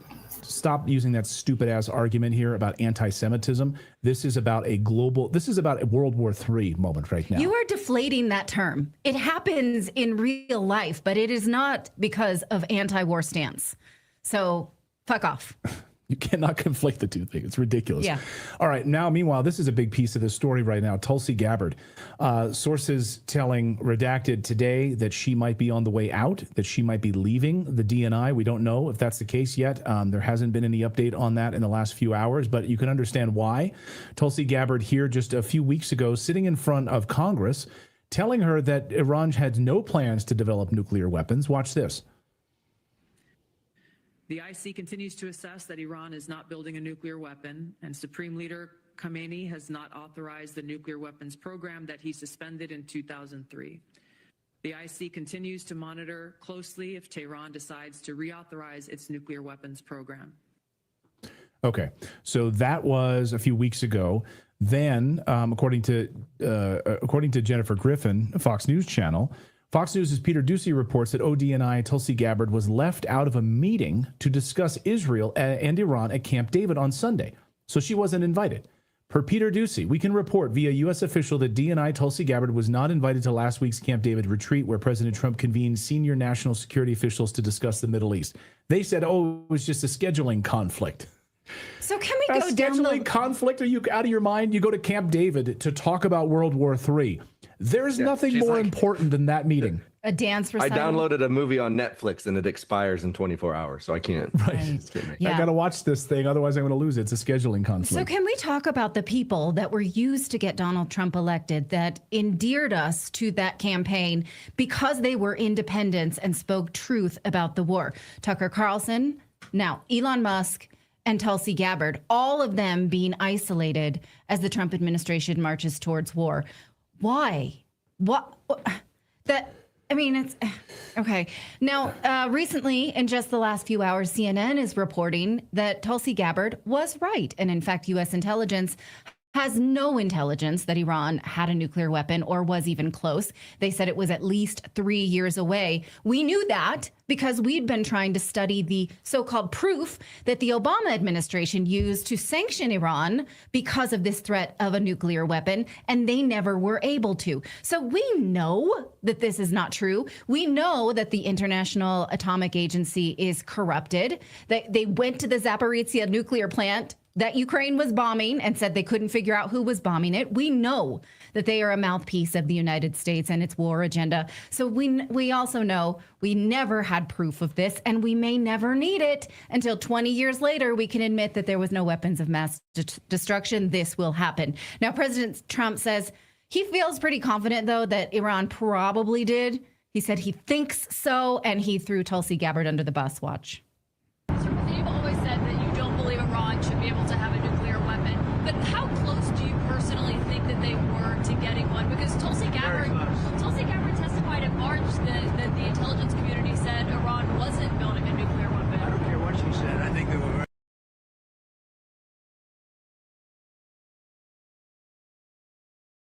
very close to having. Okay, I think so. That's good enough for me. Yeah, that's fine. All right. If he thinks they did, then even if Iran thought about a nuclear weapon, it's all good. So, game on. Seriously, though, think is our new guiding foreign policy now. And it doesn't matter, though, what Tulsi Gabbard said. Meanwhile, the legacy media is part of this process, manufacturing consent for war. Watch this. Right after Iran struck Israel's version of the Pentagon, Israel apparently told Fox News that, hey, you can't show the world what happened. Fox News admitting this live on the air. Watch Laura Ingraham basically say, yeah, I know Israel doesn't want our cameras to show you what happened there, but can you maybe just tell us? Like, wait, they're telling us what we can show on cameras? We're the media, we're the press. Why are you dictating terms? Watch. Trey, I know they don't want you to show it, but how badly was their version of the Pentagon, Israel's version of the Pentagon, hit by these attacks? I know they don't want you to show it. I'm looking at it right now. I don't. To his credit, though, he did turn the cameras around and show it. But really, I know they don't want you to show it. How do you know that? Our paymasters have said so. Yeah. How do you know that they don't want you to? Did the IDF tell you, like, don't put this on Fox News, don't put this on CNN, like, keep this stuff quiet? That's journalism? That's journalism, baby. And meanwhile, all you need to know about how these warmongers are operating right now, just look at who these people are platforming. You're getting all of these warmongers and neocons and these people who've for years wanted us to go to war with Iran all over television, like General Jack Keane. Regime change. Why? It is in the United States' core national interest to help Israel destroy completely this nuclear enterprise. And Fordow sits out there as a potential target that Israeli is challenged by. It's not that they don't have imagination. It's not that they couldn't do some surprising things. None of that certainly would be off the table. Yeah, okay. So regime change. All right. Hey, thank you guys so much for subscribing to the show. We are live. We are live every day at 4 p.m. Eastern time, covering the news the media will ignore. Thank you for subscribing. We've got a lot more to get to, because what about the economy right now? Gas prices already going up. How will this destroy the United States economy, European economy? Gas prices of $30 a barrel. Could that happen? $300 a barrel. Peter St. Onge is going to join us in moments on that story. All right, but first we want to tell you about our friends over at Shopify, because if you have an idea and you want to launch a store to the world, Shopify is where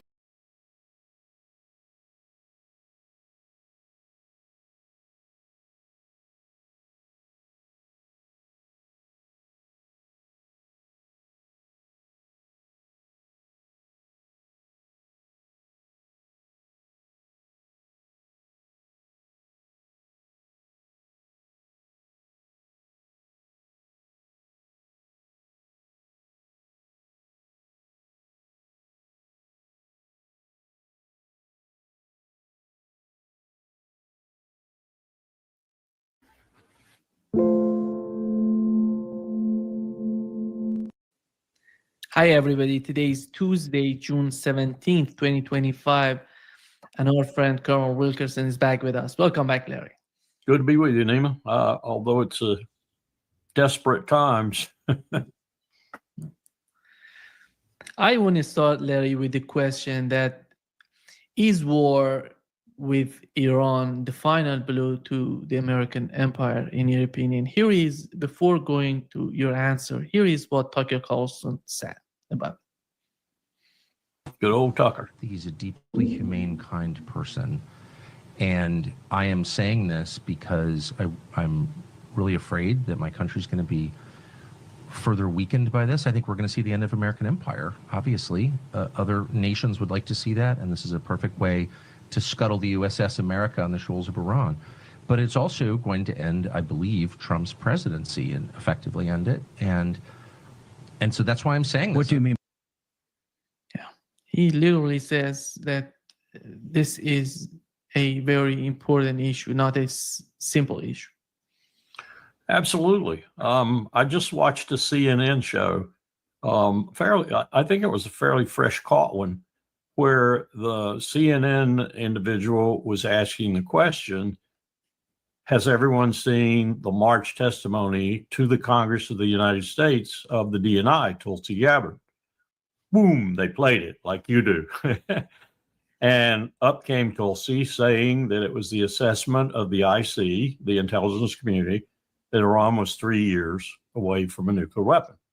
Not necessarily 3 years away in terms of 60% enrichment, but 3 years away when you take the other factors in. And I had a lot to do with the AQ Con network when I was in the State Department. And I know these are true words, that it's one thing to enrich the uranium to the proper amount. It's quite another to put it in a warhead, get that warhead to where it will withstand re-entry pressures and temperatures and so forth, get the ballistic missile to accept the warhead and the warhead to accept the missile, and then somehow figure out a way to test all that before you do it and are severely embarrassed or even kill yourself because it doesn't work. And the intelligence community was estimating probably 2 to 3 years for them to do all that. I think that's a fair assessment. I thought that was a fair assessment when it was made before. And then they interviewed Trump right in the doorway of his aircraft. And they asked him the question, and he says, huh? And he looks at him, and they ask the question again, and he says, well, I don't believe that. I don't believe that. I think that's wrong. Well, and then Ali Valles is on the show, and they ask him the question, what do you think of that? And he says, well, it's like this. We went to war in Iraq. We went to war in Iraq on fixed intelligence. We're going to war in Iran by ignoring the intelligence. He's right. He's right. And that is the first statement of the preposterous view that Trump has given us all in the last few hours, that we went to war because Israel said, oh, by the way, Bibi's been saying this for 15 years. I've listened to Bibi for 15 years saying Iran is 2 weeks away from a nuclear weapon, 1 week away from a nuclear weapon. So this is preposterous as a casus belli. It really is. And we've missed this. We've missed this entirely. There is no smoking gun that Iran was in that vicinity of making a nuclear weapon that will work. None. And let me back up a minute and tell you about the International Atomic Energy Agency. Full of spies, Mossad, CIA. I was there. I knew what we did with the IAEA with regard to George W. Bush's wishes about them, with regard to Saddam Hussein's nuclear weapons program. We twist the IAEA around our fingers. We even appoint the director general from time to time. We went through 2 or 3 director general candidates before we would accept one, because we want one we can bribe, or we can put his arm behind his back and bend. So you got to ask yourself, why did the IAEA come out as it did at such a propitious time with this latest report? Then you got to ask yourself, did they, and my answer to this question, Nima, is yes. Did they give Israel the last minute specific coordinates for key elements of Iran's nuclear program so they could bomb them? Yes, that's my answer. So this is unfolding. Even as I'm speaking, it's unfolding. This is more nefarious even than I thought it was. I thought it was a Yamamoto, Saddam Hussein attack, and that the United States was complicit with it. Well, I was right about the latter.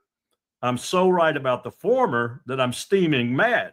Here we are, the empire in our waning days, blessing this bloody-minded, tyrant, murderer, genocidal maniac named Bibi Netanyahu, because we cannot escape his clutches, Mearsheimer's view, or because he's doing our wishes, my view. And the latter is far more heinous than the former. Larry, when it comes to the attack on Iran, you've mentioned the way that maybe IAEA cooperated with Israelis. And when you look at the attack, you see somehow a combination between what has happened with Hezbollah and what has happened with Russia. Yes. The same sort of drone going to Iran, and they're trying to do everything with the drones in the initial hours. Yes. And decapitation, as we saw with Hezbollah. Drones planted well in advance, maybe even years ago. Yeah. These guys who were cooperating with Israel, they were captured by Iran's intelligence. They said that they were cooperating with Israel for a decade. Yeah. And Israel, and Netanyahu in particular, I shouldn't say Israel, although I want to, because I still see those polls of 82% of Israelis agreeing with him. Israel has done so many nefarious, heinous things that I'm reminded of the biblical prophecy of Jeremiah. Jeremiah was constantly on the Israelites, just like what we used to say, crap on a stick, He was all over them all the time. They were disregarding their true God. They were worshiping mammon. They were attracted to gold and silver and lovely silks and such. He went on and on and on about it. He told them, you will be destroyed. You will be destroyed.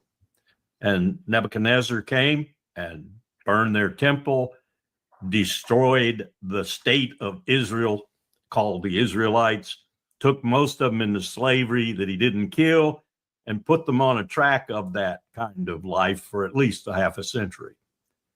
We don't have a Jeremiah today, but there needs to be one. And he needs to point out how vicious, animal-like, cruel, savage, murderous this man, Bibi Netanyahu, is, followed by apparently 80+% of the Jewish Israelis. I don't know about the Palestinian Israelis or the Arab Israelis. Half of Israel is that. But too many of them in the Knesset in particular and elsewhere are going along with this stuff. This is a precedent that they are setting in the world, not only of hornswaggling, if Mearsheimer's right, or doing the wishes of the empire, if I'm right. Either one is just as heinous as the other. That won't go away for a long time. This is a precedent-setting set of events. Murder, civilians. Look at what Iran is doing. Iran is going out of its way to obey the rules of war, you might say. They're hitting targets that are of military significance or industrial significance. Now, that may change because they're being riposted with a totally different attitude. The Israelis will kill anyone. They'll kill everyone. They'll kill men, women, children, beasts, dogs in the street. They'll kill anyone. These are horrendous precedents to be setting. And for the empire to be condoning it and maybe even pushing it,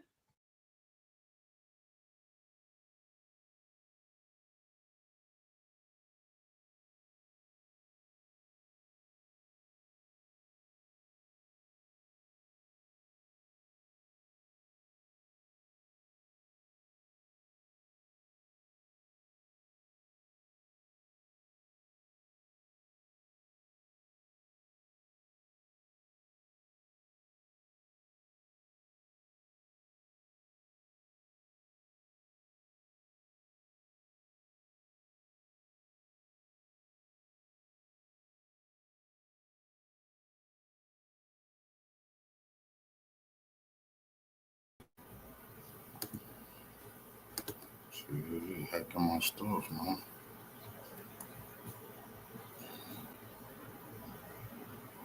Hold on, y'all. Give me a second. I'm gonna cut that out. That's crazy.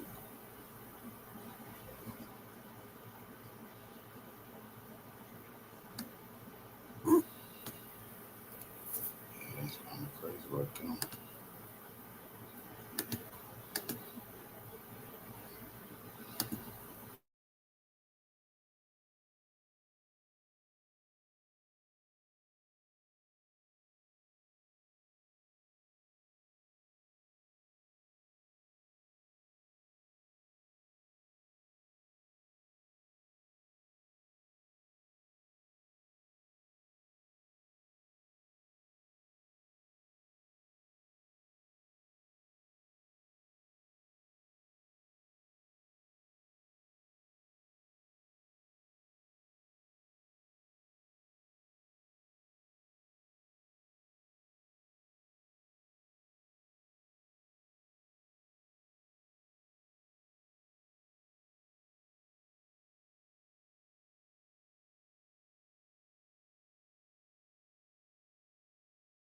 What kind of, there doesn't seem to be any dispute.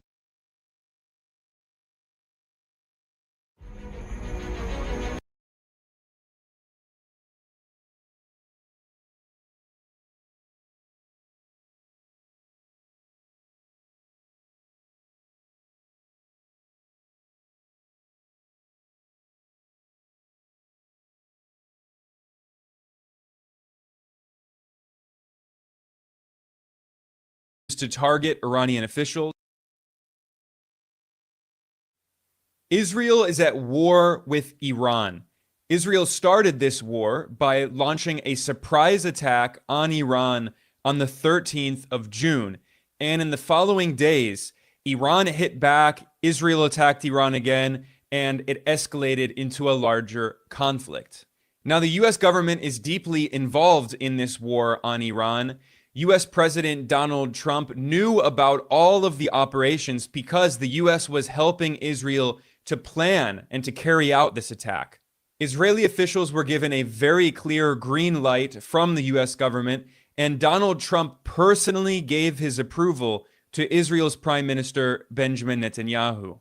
The US government also provided Israel with very important intelligence that was used to target Iranian officials. And just 3 days before Israel started this war, the US delivered 300 Hellfire missiles to Israel, knowing that Israel would use these US missiles in order to attack Iran. And after Israel started the war, the US military got directly involved. This was admitted by the Wall Street Journal. The newspaper reported, quote, "The US military is operating in the air, on land, and at sea to shoot down Iranian missiles fired at Israel," end quote.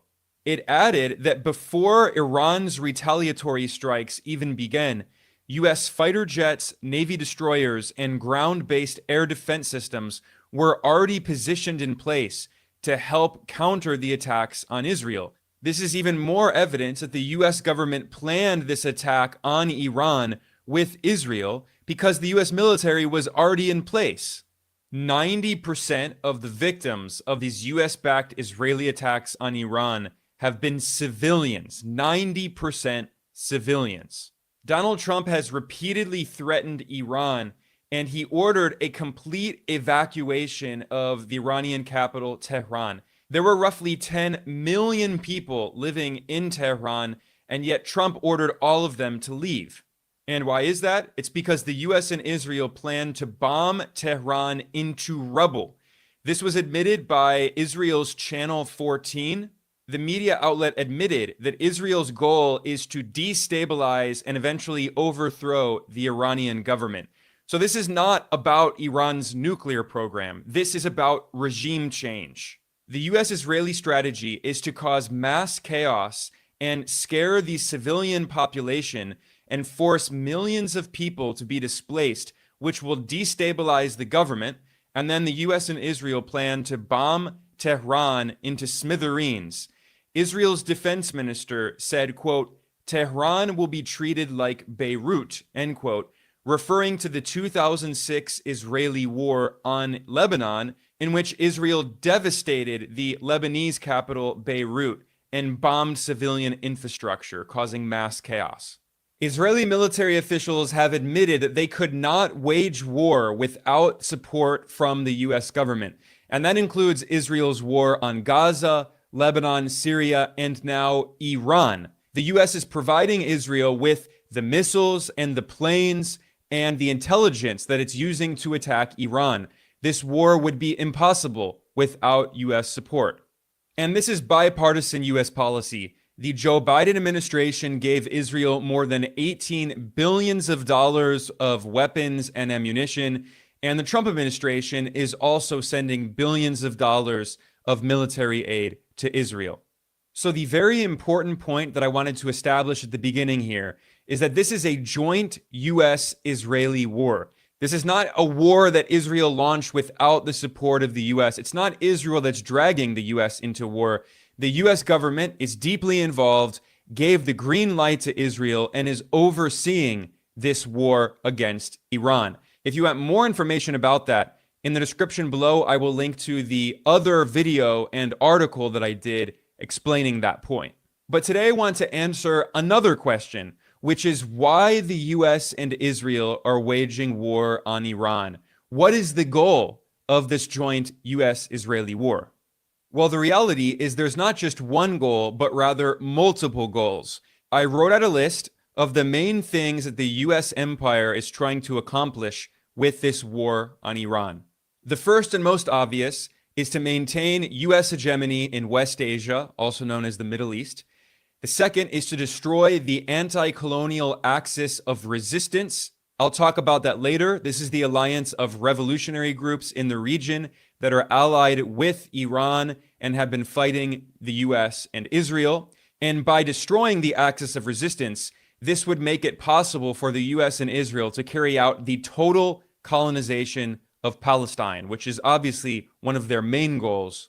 I mean, this strategy is not new at all, but Donald Trump said the quiet part loud, and he admitted that the US wants to colonize Gaza and turn it into an outpost for the US, especially one where he could build luxury real estate and profit.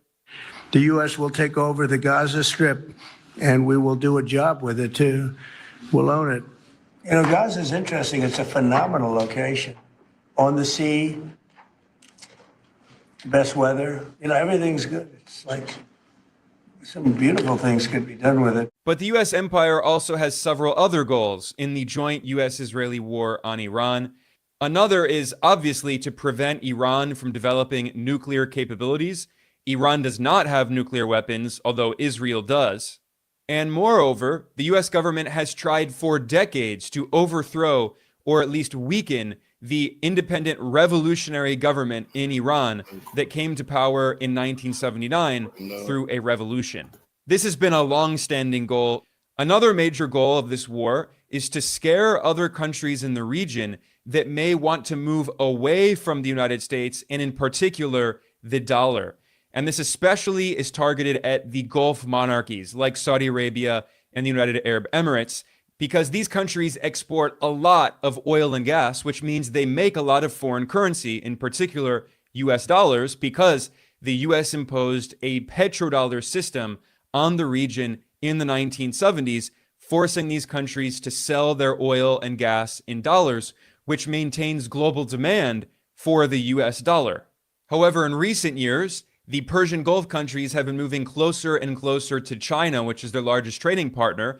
And even Saudi Arabia is now talking about selling its oil in China's currency, the renminbi or yuan, which would be a major blow to the global dominance of the US dollar. Again, I'm going to go into greater detail about this issue later. This is just a brief summary.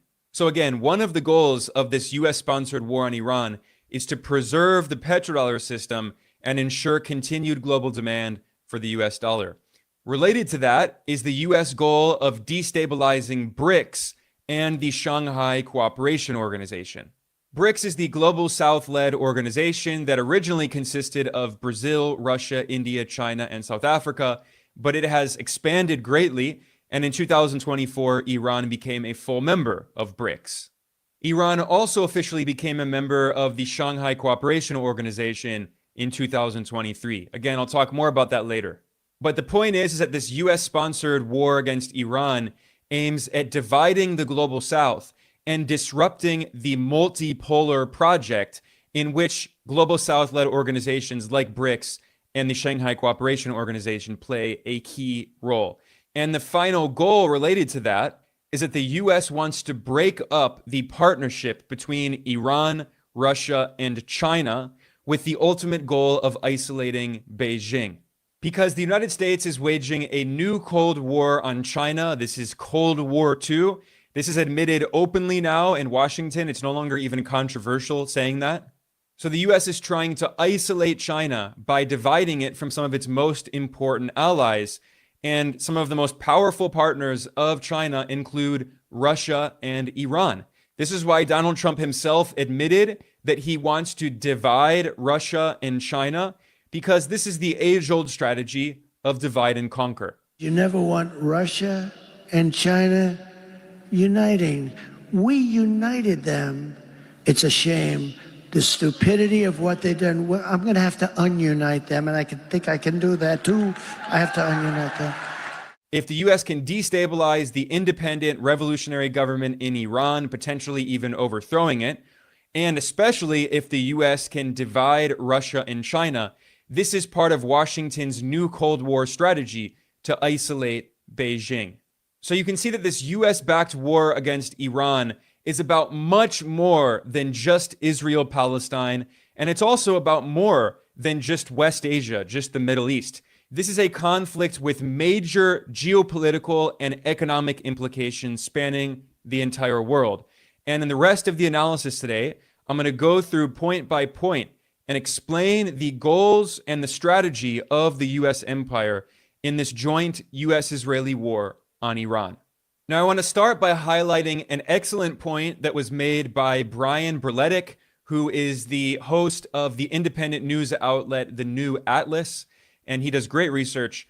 And Brian Berletic pointed out, I think correctly, that the US is using Israel as it uses Ukraine, Taiwan, and the Philippines to advance its goal of confronting multipolarism or multipolarity, destroying Iran, which is a major nation promoting this global South-led multipolar project to challenge the unipolar order in the world that was dominated by the US empire in the 1990s and early 2000s. It was the only superpower in the world, and the US could impose its hegemony on most other countries. Brian Berletic points out correctly that the US is using Israel as a proxy specifically to redirect blame and literal incoming missiles away from the US and toward its proxy, Israel. And this isn't in any way to excuse Israel for the horrific crimes it's been carrying out in Gaza, in Syria, in Lebanon, and now in Iran. Of course, Israel is directly responsible for these war crimes and crimes against humanity. But it's important to point out why Israel is carrying out all of these horrific crimes. And it's on behalf of the US empire. This was spelled out very clearly in a plan that was published by several US government officials for the Washington, D.C. based think tank, the Brookings Institution, which is very closely linked to the US government and basically acts as a kind of outsourced arm of the US government. In 2009, these US government officials, these US imperial planners, published a strategy paper titled "Which Path to Persia? Options for a New American Strategy Toward Iran." And chapter 5 is titled "Leave It to Bibi," that is Benjamin Netanyahu. So leave it to Netanyahu, allowing or encouraging an Israeli military strike on Iran. In this paper, these US government officials at a US government-backed think tank wrote that the US should encourage Israel to attack Iran. And this is what they said, quote, "The United States would encourage and perhaps even assist the Israelis in conducting the strikes themselves, in the expectation that both international criticism and Iranian retaliation would be deflected away from the United States and on to Israel," end quote. This is exactly what the US empire is doing today. I mean, they spelled it out so clearly. It's so obvious. Trump personally gave Israel the green light. He knew about the operation. He helped to plan it. Trump delivered Israel hundreds of missiles 3 days before Israel started the war. And the US has been giving Israel billions and billions of dollars of weapons and military assistance for decades, but especially since 2023. The Biden administration and the Trump administration together have given well over $20 billion of weapons and ammunition, missiles, and other military equipment to carry out these proxy wars on behalf of the US empire. And this is why the former US Secretary of State Alexander Haig famously said, quote, "Israel is the largest American aircraft carrier in the world that cannot be sunk. It is located in a critical region for American national security," end quote. So in other words, Israel is an unsinkable aircraft carrier for the US empire. This was even admitted by Israel's longest ever serving prime minister, basically the king of Israel, Benjamin Netanyahu. Netanyahu famously said that Israel is a, quote, "mighty aircraft carrier," end quote, of the United States. And by the way, Netanyahu is an American. He was raised and educated in the US. He went to high school and college and got his first job in the US. He had US citizenship twice, and he only gave up his US citizenship in order to be Israel's prime minister. But he is an American, and what he's doing is serving the interests of the US empire. So this brings me to the first goal of the US-Israeli war on Iran, which is to maintain US hegemony in West Asia, also known as the Middle East. This was clearly spelled out by the Pentagon, the US Department of Defense, back in 1992 in the infamous Wolfowitz Doctrine. This was a plan that was written by the Undersecretary of Defense, Paul Wolfowitz, a notorious warmonger. And in the Wolfowitz Doctrine, he stated very clearly that the goal of the US empire was to prevent the rise of any other superpower that could challenge the dominance of the United States in the world. At this time in the 1990s, the Soviet Union had just been overthrown a year before in 1991. The US was the only major power in the world. It was a unipolar world dominated by the US empire. And they wrote very clearly in this Pentagon document that the quote, Goal is to preclude any hostile power from dominating a region critical to our interests, end quote. And they named several regions. Among them were the Middle East / Persian Gulf and also East Asia. And those are the main two areas today that the U.S. military is targeting, especially under Trump. In East Asia, the U.S. is militarizing the region to try to encircle China as part of the new Cold War. And now, of course, the U.S. is using Israel to wage war all across the Middle East, West Asia, to try to recreate the region, overthrowing all of the independent governments and propping up pro-U.S. regimes. And as they stated very clearly in the Wolfowitz Doctrine, the goal is also to maintain U.S., quote, control of the resources of such a critical region, end quote. So if you think about the geography of this region, if you look at a map, it becomes pretty clear why the U.S. empire has been so dedicated to propping up this colonial regime in Israel and why this has been bipartisan. Because it is perfectly located geostrategically, geographically, as a launch pad for the U.S. to wage war on all of the other countries in the region to maintain control over West Asia, over the Middle East. I mean, Israel-Palestine is this crucial point that links West Asia to the Mediterranean, going into Europe. It also links West Asia to Northern Africa, to Egypt. So the U.S. empire has used this unsinkable aircraft carrier in Israel to attack Iran, to attack Iraq. Let's not forget the U.S. invaded Iraq 2 times. To attack Syria after over a decade of war on Syria that started in 2011 and ultimately succeeded in the overthrow of the Syrian government in late 2024. The U.S. has also been attacking Yemen. The Donald Trump administration waged war on Yemen, continuing the war that was also waged by Obama and Biden. So the U.S. is constantly using Israel to destabilize all of the independent governments in the region and maintain hegemony over West Asia. Now, obviously, it goes without saying that West Asia has the largest reserves of oil and natural gas on Earth. 9 of the world's top 20 largest oil producers are located in this region. However, I should point out, the United States is the world's #1 producer of oil. Similarly, 7 of the top 20 largest producers of natural gas are located in this region. Although, once again, the United States is the #1 producer of natural gas on Earth as well. So it's not that the United States needs this oil and gas. The U.S. has tons of oil and gas. Of course, U.S. corporations, for-profit fossil fuel companies, would love to exploit the oil and gas of this region, which is largely controlled by state-owned companies.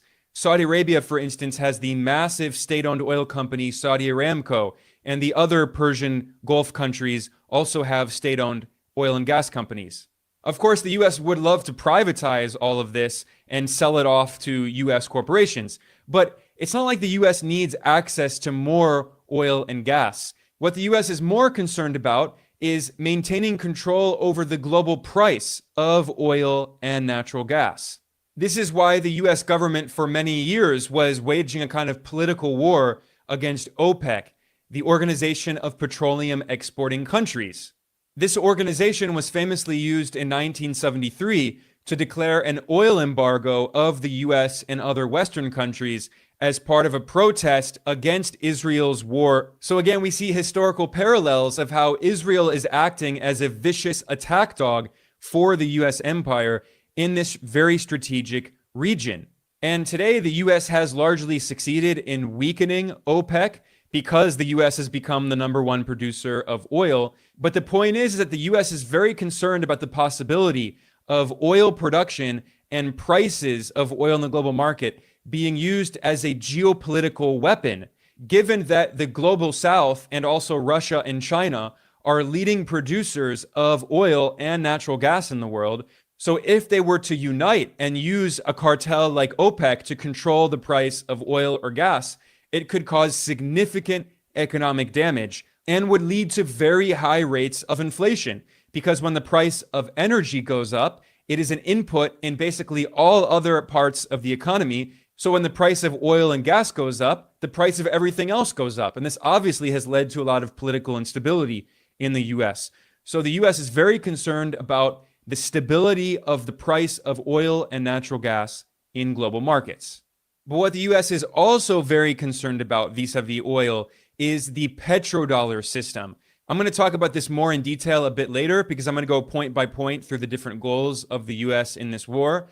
But this is a very important point that's related to oil and gas production in the region. But let's go back to this list of goals here. And I know I'm spending a lot of time on point one, but this is the most important point of all. The US strategy to maintain US hegemony in West Asia. It also makes perfect sense, at least from the perspective of imperial strategists, if you look at a map of the world and the role of this region in geostrategic choke points in the trade of oil and other goods. 3 of the most important choke points on Earth are located in this region, including the Strait of Hormuz, the Bab al-Mandab, and the Suez Canal. The US government's Energy Information Administration, the EIA, has written clearly that, quote, the Strait of Hormuz is the world's most important oil choke point, end quote. In fact, 21% of all of the barrels of oil used on Earth every single day pass through the Strait of Hormuz as of 2022. That is 1/5 of the entire supply of oil on Earth. And yet the Strait of Hormuz is tiny. If Iran wanted to, this would be a kind of nuclear scenario, politically speaking, but Iran could close the Strait of Hormuz, which would grind a lot of the global economy to a halt, or at the very least, it would cause very significant inflation because there would be a shortage of 21% of the world's oil supply basically overnight. But again, this is only one of the 3 critical choke points located in this region. Another geopolitical choke point is the Bab al-Mandab Strait, which connects the Arabian Sea into the Gulf of Aden, into the Red Sea, and then into the Mediterranean. This passes by Yemen, and this has become a major geopolitical choke point in recent years because the Yemeni resistance group Ansar Allah, popularly known as the Houthis, restricted access to the Red Sea by Israeli ships and Western ships of countries that are allied with Israel in protest of their war on Gaza.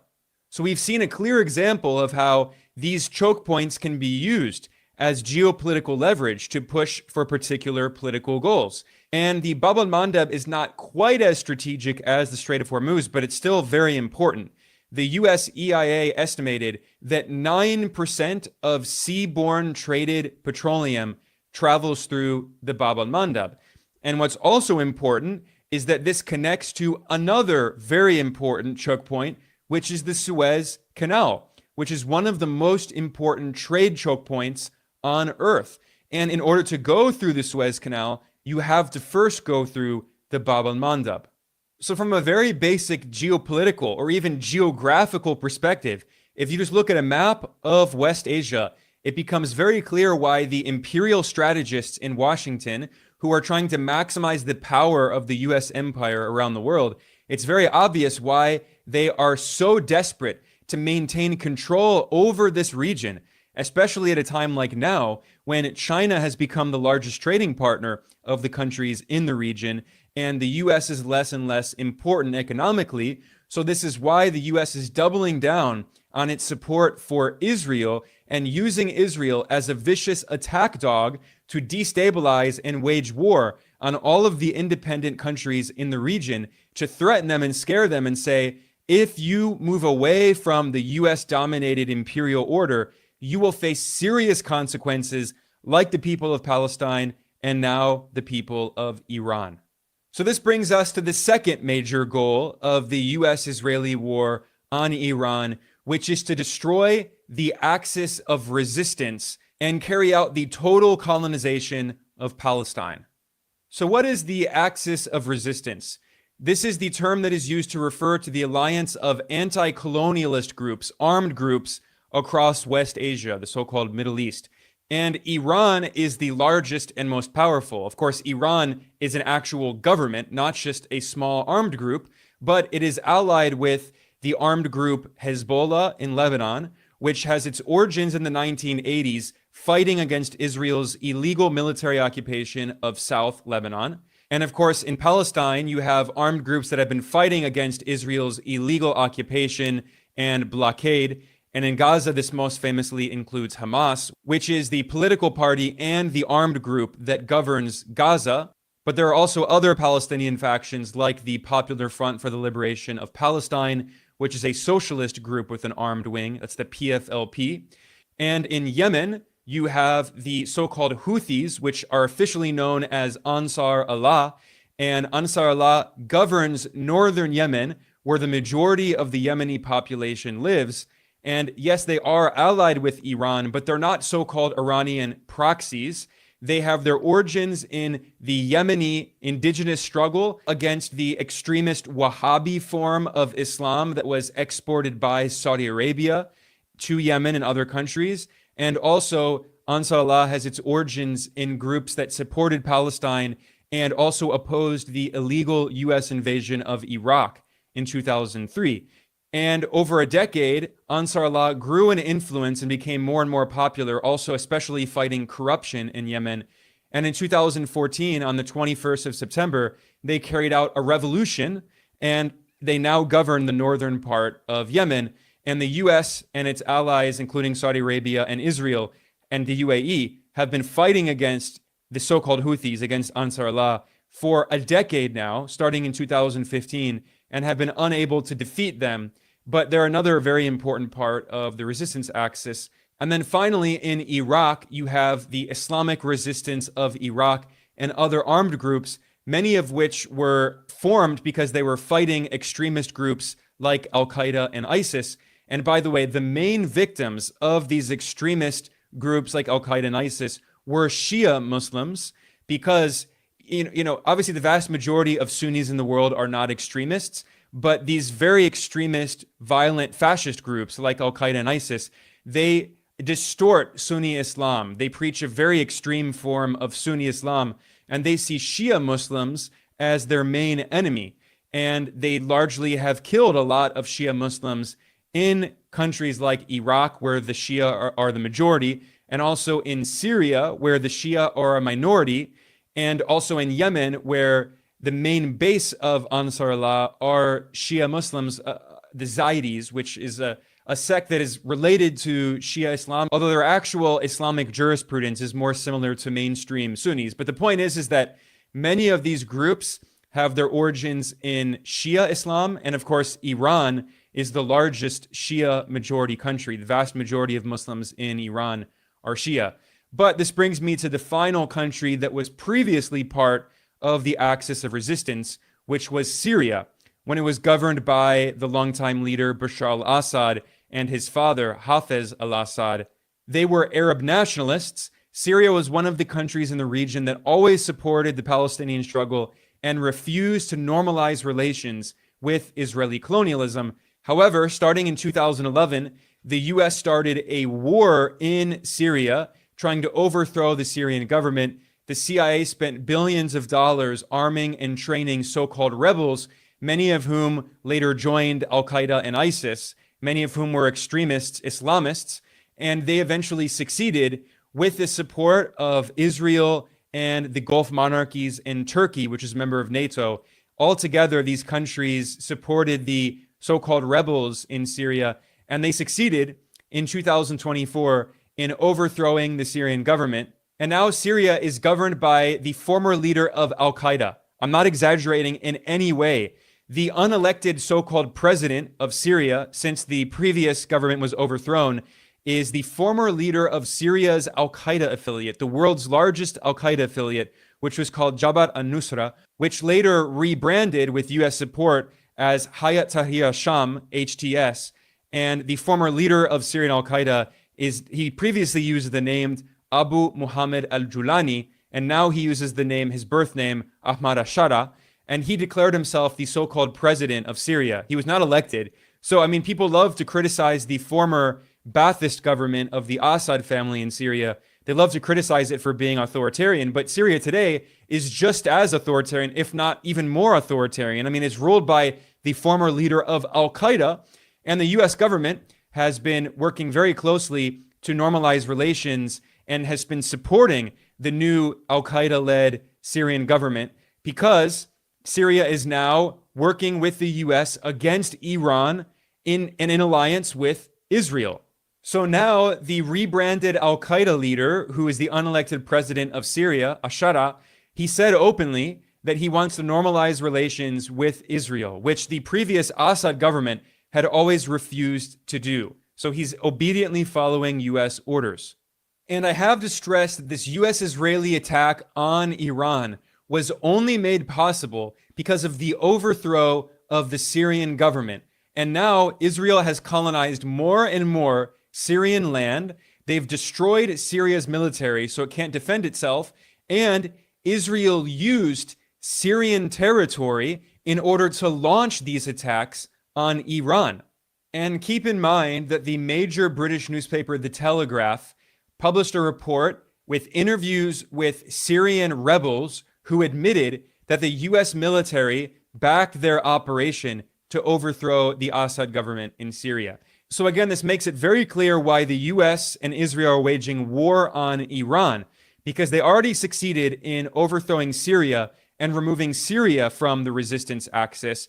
And Israel has also been waging war in South Lebanon against Hezbollah, the Lebanese resistance group that has its origins in the 1980s in the fight against Israel's illegal occupation of South Lebanon. So Israel weakened Hezbollah and killed its leadership. Israel has been taking control over Gaza, colonizing the West Bank, which according to international law is occupied Palestinian territory.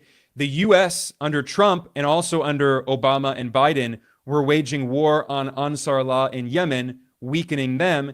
And of course, the U.S. government invaded Iraq 2 times in the Gulf War and then again in 2003 in the Iraq War. And now the final target is Iran, which the U.S. and Israel are now attacking.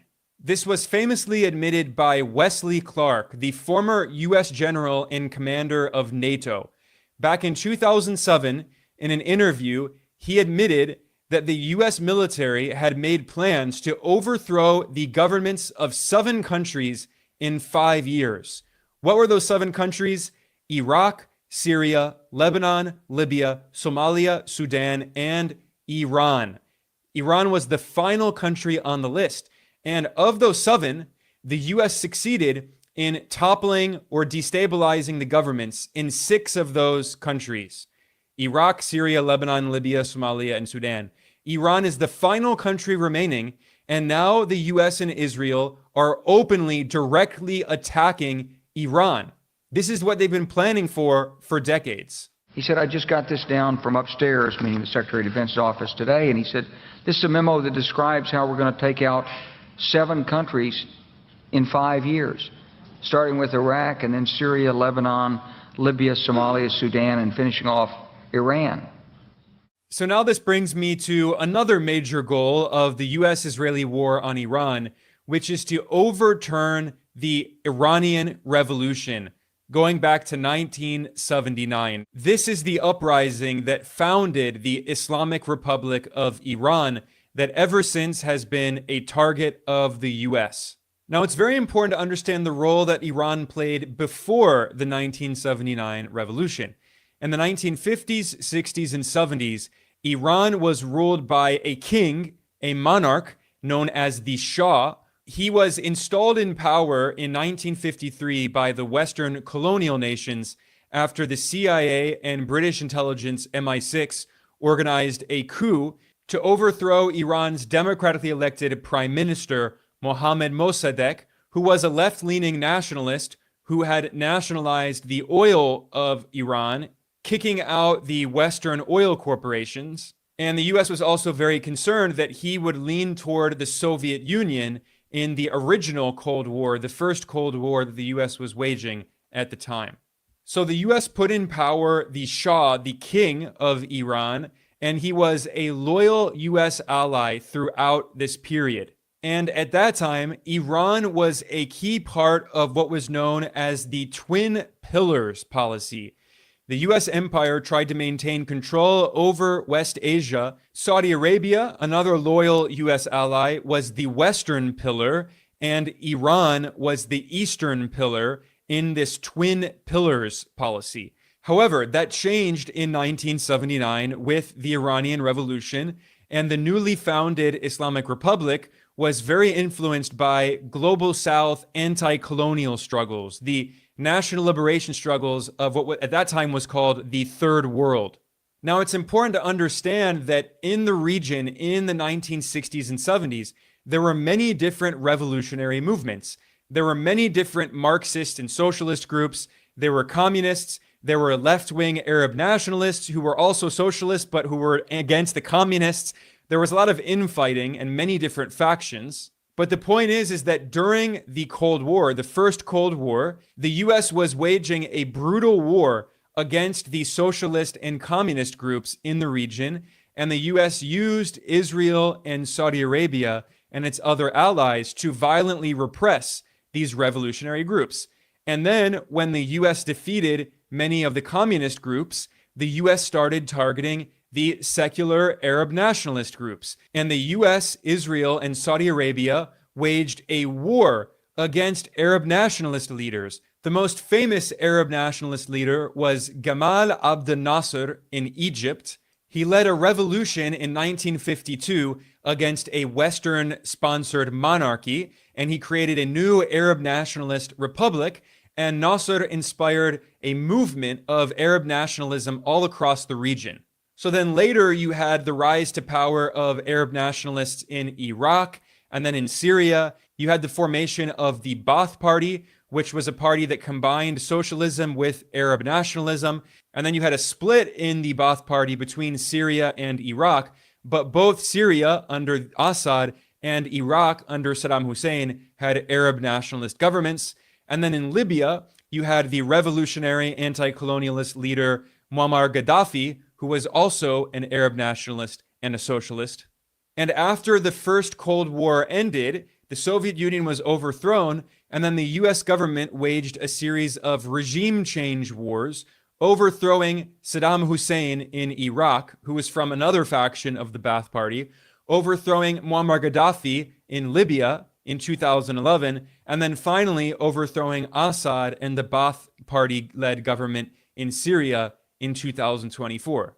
So the US empire and its allies, Israel and Saudi Arabia, basically succeeded in defeating Arab nationalism. Today, there are no more Arab nationalist governments in West Asia.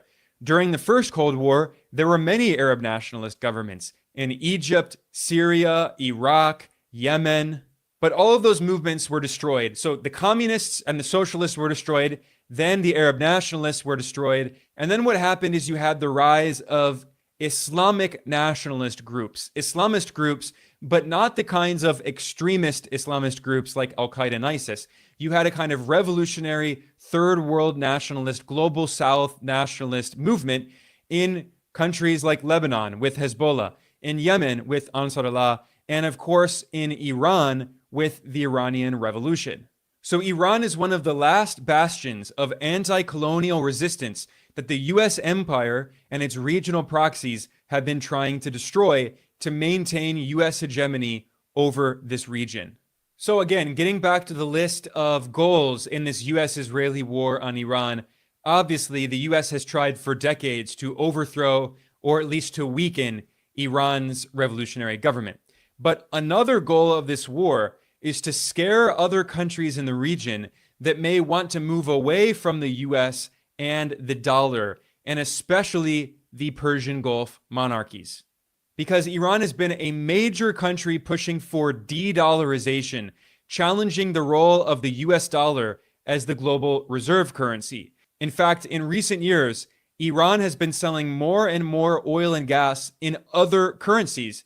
For instance, Iran has been exporting a lot of oil to China, which is the world's largest importer of oil, and China has been paying for that oil not with US dollars, but with China's own currency, the renminbi, also known as the yuan. This has allowed Iran and China to circumvent unilateral Western sanctions. The US has imposed very aggressive sanctions on Iran and also some on China. These sanctions violate international law because they don't have the endorsement of the UN Security Council, but it has devastated Iran's economy. So Iran is constantly trying to find ways around the US-dominated financial system, which has only further incentivized it to seek alternatives to the US dollar and to support a global movement that is growing of de-dollarization. And Iran is a significant player in global energy markets. Iran is tied with Iraq and China as the 5th largest producer of oil on earth. And Iran is the world's number 3 producer of natural gas. And what the US is really concerned about is that other countries in the Persian Gulf may start doing exactly what Iran is doing and sell their oil and gas in other currencies, not in the US dollar. In fact, this is already happening. The United Arab Emirates has been selling liquefied natural gas, LNG, to China in yuan, not in dollars. And Saudi Arabia, which has historically been one of the most important oil producers on earth, even Saudi Arabia is also in talks with China about selling its oil in China's currency, the yuan, which would be a massive blow to the US petrodollar system. What is the petrodollar system? Well, in order to understand this, we have to go back to August 1971, when US President Richard Nixon ended the convertibility of the dollar to gold.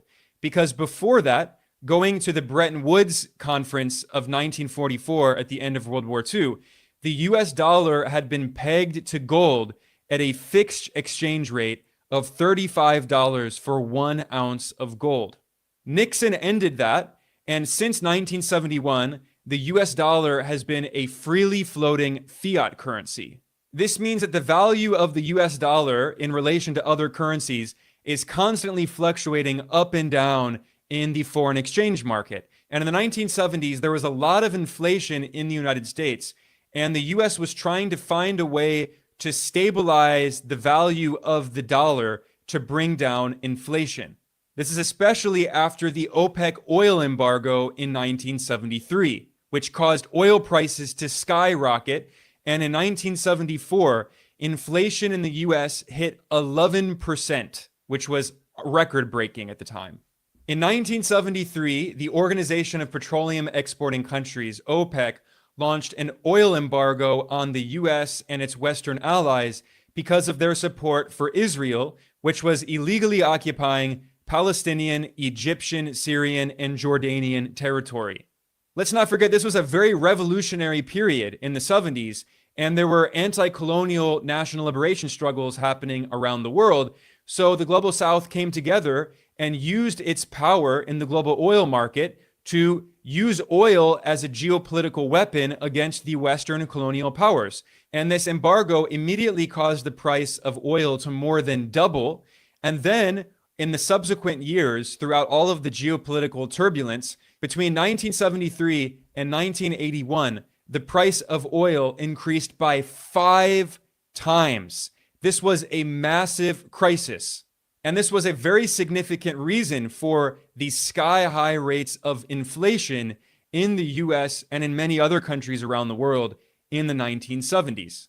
And by the way, a year and a half after the OPEC oil embargo, the leader of that embargo was assassinated. He was King Faisal of Saudi Arabia, and he had been very pro-Palestine and was very angry at Israel's occupation of Palestinian territory and also occupation of the territory of other neighboring Arab countries. So he is the one who, as the king of Saudi Arabia, which at the time was the de facto leader of OPEC, he oversaw the OPEC oil embargo, and a year and a half later, he was assassinated. But regardless, the point is that the OPEC oil embargo was a major wake-up call to the Western imperialist countries that colonized most of the world. It showed them that the Global South, which produced the majority of the oil in the world, could unite, and through OPEC, they could use their influence in the global oil industry to do significant damage to the economies of the West. So, in 1974, a year after the OPEC oil embargo, the Richard Nixon administration made a plan to create the petrodollar system. And what happened? In 1974, Nixon sent the U.S. Treasury Secretary Bill Simon, to Saudi Arabia to make a deal. This is how Bloomberg described their goal. Quote, neutralize crude oil as an economic weapon and find a way to persuade a hostile kingdom, that is Saudi Arabia, to finance America's widening deficit with its newfound petrodollar wealth, end quote. And Nixon made it clear there was no coming back empty-handed. Now, this strategy was not only crafted by Nixon, but also by Nixon's all-powerful Secretary of State and National Security Advisor, Henry Kissinger. So Kissinger and Nixon sent the Treasury Secretary, Bill Simon, to Saudi Arabia. Who was William Simon? He was a Wall Street veteran who had served as the head of the Treasury's desk, bond trading, for the major Wall Street investment bank, Salomon Brothers. And in Jeddah, Saudi Arabia in 1974, this is the deal he made with the Saudis. I'm reading here from Bloomberg. Quote, Simon, better than anyone else, understood the appeal of U.S. government debt and how to sell the Saudis on the idea that America was the safest place to park their petrodollars, end quote. And then later on, quote, the basic framework was strikingly simple. The U.S. would buy oil from Saudi Arabia and provide the kingdom military aid and equipment. In return, the Saudis would plow billions of their petrodollar revenue back into treasuries and finance America's spending, end quote. This was famously spelled out by the economist Michael Hudson, a good friend of the show, back in his book, Super Imperialism, The Economic Strategy of American Empire. He explained how with the war in Korea and then the U.S. war on Vietnam, the U.S. began running a larger and larger current account deficit. That is a balance of payments deficit. The U.S. was importing more and more and exporting less and less. And Michael Hudson explained with all of the data proving that the reason for that was because of the U.S. empire, the wars it was waging around the world. The balance of payments deficit was due to the U.S. military's global spending to maintain this empire with foreign military bases all around the world. So after Nixon ended the link of the U.S. dollar to gold, the way that he maintained global demand for the U.S. dollar was to force the Persian Gulf monarchies, especially Saudi Arabia, but then later the UAE and Qatar and others, to sell their oil and gas in U.S. dollars, which means that countries all around the world that need to import oil and gas have to get access to dollars. This maintains global demand for the U.S. dollar, and it has allowed the U.S. to run larger and larger current account deficits, trade deficits with the rest of the world over decades. And yet, most countries would face a severe currency crisis if this happened. Their currency would fall significantly against the dollar, and they would have hyperinflation. The reason it doesn't happen in the U.S. is because there's a global demand for the U.S. dollar, because countries need the dollar in order to pay for imports, not only of oil and gas, but many other commodities and other imports, because the dollar is the global reserve currency, and also because other countries that have current account surpluses, trade surpluses with the rest of the world, they recycle the excess dollars they get from trade into U.S. government debt, U.S. Treasury securities, and other U.S. assets. So at the heart of the exorbitant privilege the U.S. has by printing the global reserve currency, the heart of that exorbitant privilege is the petrodollar system, and especially the Persian Gulf monarchies selling their oil and gas in dollars. So the fact that Iran and the UAE are already selling oil and gas to China in yuan is very concerning from the perspective of the U.S. empire. And Washington is especially afraid of the possibility of Saudi Arabia doing the same. Now, Saudi Arabia still plays a very influential role in the global oil market as a swing producer, because Saudi Arabia's state-owned oil company, Saudi Aramco, is known to be used as a political tool. When Riyadh wants to accomplish a certain goal, it can increase or reduce its oil production in order to influence the price of oil on the global market. And Saudi Arabia is still a major player in OPEC. So the US is very concerned about the possibility of Saudi Arabia moving away from the petrodollar and potentially toward a petro yuan, or at the very least, selling its oil in different currencies with different trading partners. In fact, back in 2023, the Wall Street Journal published an article that outlined the demands that the Biden administration had imposed on Saudi Arabia as part of a plan to broker rapprochement with Israel. The U.S. was pressuring Saudi Arabia to officially recognize Israel and to abandon the Palestinians.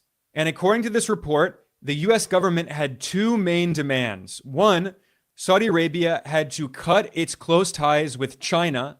And two, Saudi Arabia had to give assurances that it will sell its oil in dollars, not the Chinese currency, the yuan. The Wall Street Journal wrote that, quote, the Biden administration is seeking assurances from Saudi Arabia that it will distance itself economically and militarily from China. Officials said the U.S. could seek assurances from Saudi Arabia that it won't allow China to build military bases in the kingdom.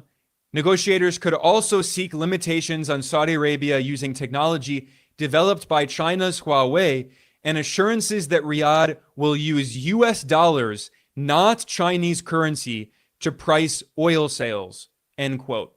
If you want more information about this, I have another video and an article specifically about this topic, which I will link to in the description below. But the point to take away is that the U.S. is waging war on Iran as a threat to other countries in the region, telling them that if you act too independently like Iran, if you get too close to China and Russia, if you sell your oil and gas in other currencies and challenge the petrodollar, you will face consequences. The U.S. is punishing Iran, waging war on Iran, and saying to Saudi Arabia and the UAE and Qatar, which have historically been U.S. client regimes like Iran was before the revolution in 1979 under the Shah, the U.S. is telling them, do not try to copy what Iran is doing, or you will be the next Iran. So finally, this brings us to the last two goals of the U.S.-Israeli war on Iran, which are deeply related, which is the attempt to destabilize BRICS and the Shanghai Cooperation Organization, divide the global south, and disrupt the multipolar project, and also to break apart the partnership between Iran, Russia, and China with the goal of isolating Beijing in the new Cold War. Now, I already talked about how the Iranian Revolution was a kind of Islamic-oriented third world nationalist movement inspired by other global South struggles. And Iran has always been an ally of other anti-colonial movements. Iran is a close ally of Cuba and Venezuela and Nicaragua in Latin America, which have revolutionary anti-imperialist governments. Iran has good relations with many countries in Africa, and Iran has become very close to China and Russia. And in 2023, the BRIC summit was held in South Africa, and Iran was invited to become a full member. And of course, it accepted this invitation. And as of the 1st of January 2024, Iran has been a full member of BRICS, along with the original 5 members, Brazil, Russia, India, China, and South Africa, as well as Egypt, the UAE, Ethiopia, and Indonesia. And again, keep in mind, I was talking about the U.S. attempt to impose hegemony on West Asia and North Africa. Well, now you have Iran, the UAE, and Egypt, which are all members of BRICS, and they're all in the region. And Saudi Arabia has been invited to join BRICS, although it has not officially given an answer. It's likely that Riyadh is using that as a bargaining chip with Washington and saying to Washington, well, if you put too much pressure on us, we'll join BRICS. So it's a card they can always play. But getting back to Iran. So Iran is now a full member of BRICS. And when Iran officially joined the Global South-led organization, the Iranian state media outlet Noor News published an article explaining its goals. It noted that Iran is seeking to, quote, lessen the influence of imposed sanctions over its economy, end quote. They also said that BRICS will help to challenge the, quote, current unilateral world order, end quote. So they're talking about the US-dominated unipolar order, creating a more multipolar world. And then finally, this is a very important quote. Iran's state media outlet said that by joining BRICS, this will, quote, deepen the current existing relations between Beijing, Moscow, and Tehran as the three main architects of the new world order, end quote. So Iran is saying we have an alliance with China and Russia to challenge the U.S. empire. So it's obvious why the U.S. empire is so concerned about this and is trying to do everything it can to divide this alliance. I'm going to talk more about that in a moment here, but I also want to briefly talk about the Shanghai Cooperation Organization, or the SCO. Iran officially became a member of the SCO in 2023, and whereas BRICS is more of an economic and political organization, the SCO is more of a security organization, originally founded to fight against extremist groups in Eurasia. And members of the SCO include China, Russia, Iran, and also India and Pakistan and Kazakhstan and several other Central Asian republics. This is a very important organization for Eurasian integration. And the SCO has been speaking out against the U.S. war on Iran. In a statement on the 14th of June, the day after Israel started the war on Iran, the SCO stated that it, quote, strongly condemns the military strikes carried out by Israel, end quote. It condemned these as, quote, aggressive actions against civilian targets, including energy and transport infrastructure, which have resulted in civilian casualties, end quote. And it denounced these as, quote, a gross violation of international law and the United Nations Charter. They constitute an infringement on Iran's sovereignty, end quote. So from that statement, it looked like Eurasia was speaking with a very clear voice in denouncing this U.S.-Israeli war. However, for years now, the U.S. has been trying to divide the SCO, just like how the U.S. has been trying to divide BRICS. And after the SCO released this statement, the Ministry of External Affairs of India published a statement that distanced itself from the joint statement published by the SCO. Now, India currently has a very right-wing government led by the BJP, which is a Hindu nationalist party, and its Prime Minister Narendra Modi. And Modi and BJP are very pro-Israel. And in fact, the main opposition party in India, the left-leaning Congress Party, which originally, by the way, when India co-founded BRICS, it was under the left-leaning Congress Party, not under Modi and the BJP. Well, Congress publicly condemned Modi for allying with Israel so strongly as Israel is attacking Iran, which historically has had good relations with India. So India is sacrificing its relations with much of the global south in order to maintain good relations with Israel. So what this shows is that inside BRICS and the Shanghai Cooperation Organization, there sometimes are some political divisions.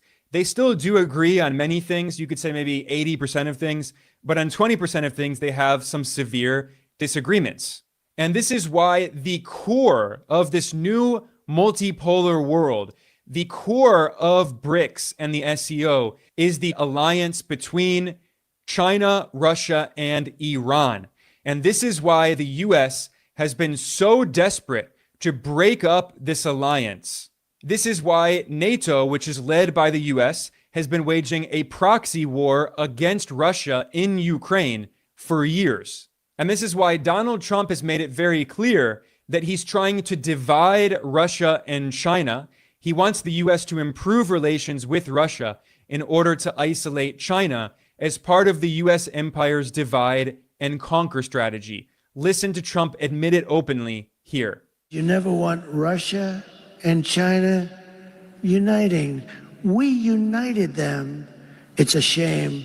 The stupidity of what they've done. Well, I'm going to have to ununite them, and I think I can do that too. I have to ununite them. And it's not just Iran that's the target. Iran is the medium-term goal. The long-term goal of the U.S. empire, the target is China.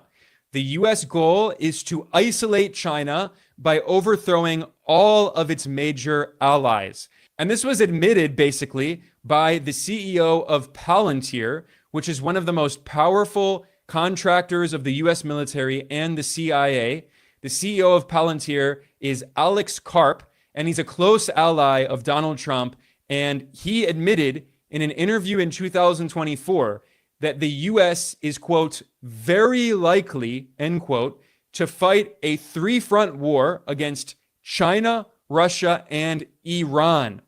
That was stated clearly by the CEO of Palantir, and he has a lot of insider knowledge because, again, Palantir is one of the most powerful U.S. government contractors. And by the way, the New York Times reported in May that Donald Trump is using Palantir to carry out mass surveillance of Americans, to compile data, to create big files on all Americans. So Palantir is directly complicit in mass surveillance, Big Brother style mass surveillance of all Americans on behalf of the US government. Palantir is basically an outsourced arm of the CIA and the Pentagon. In fact, Palantir originally received seed money from the CIA. It was partially a CIA creation, and one of the co-founders of Palantir is the far-right billionaire oligarch Peter Thiel, who also funded the political campaign of J.D. Vance, the U.S. vice president.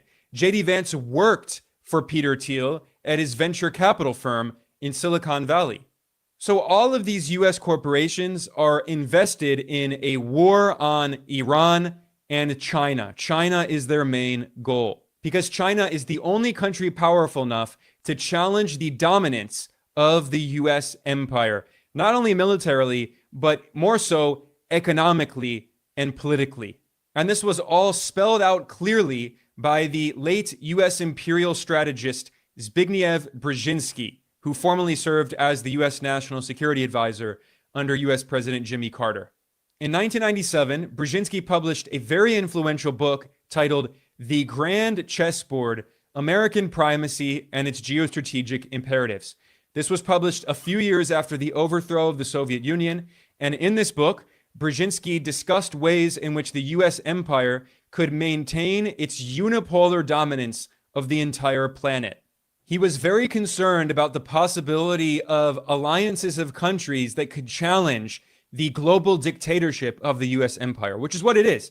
I mean, in the 1990s, the U.S. empire controlled basically everything in the world, and the U.S. empire imposed its policies on everyone at the barrel of a gun. It was a global U.S.-dominated dictatorship. And in this book, Brzezinski warned that, quote, the most dangerous scenario would be a grand coalition of China, Russia, and perhaps Iran, an anti-hegemonic coalition united not by ideology, but by complementary grievances, end quote.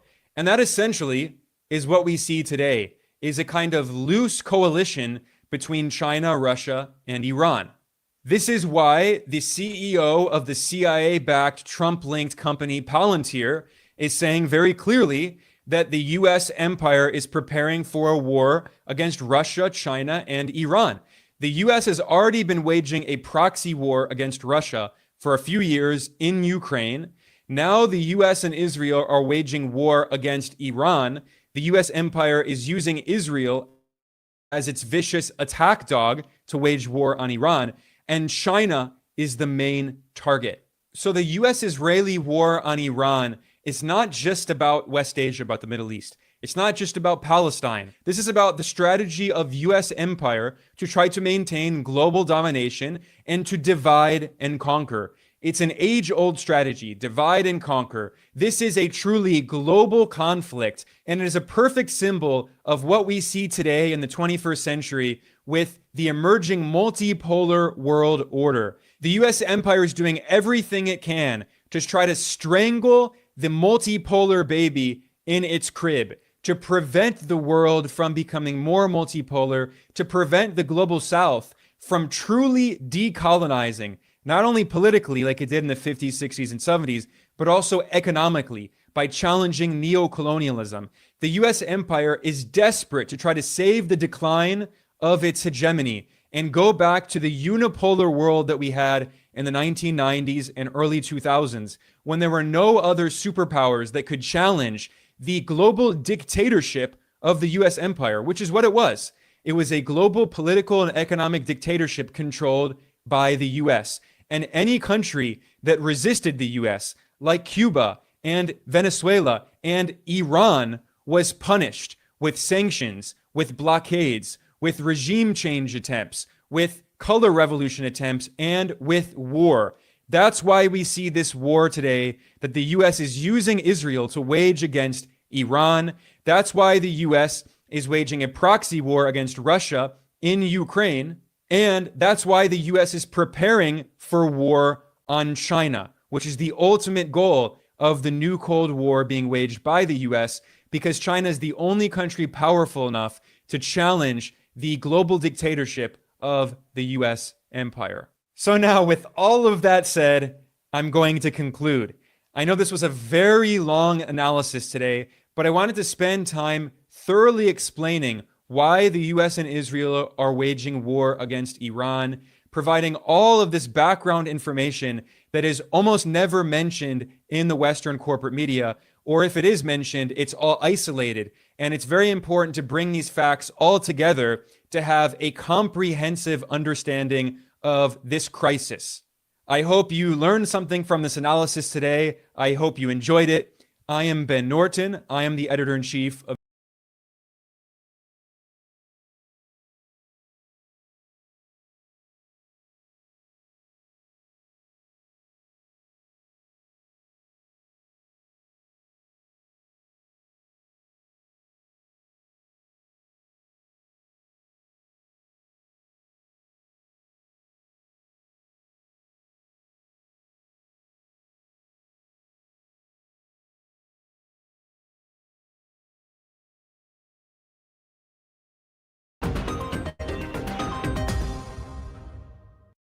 Let's remember that just like WMDs were the pretext for the war in Iraq, the nuclear program is the absolute pretext for this war in Iran.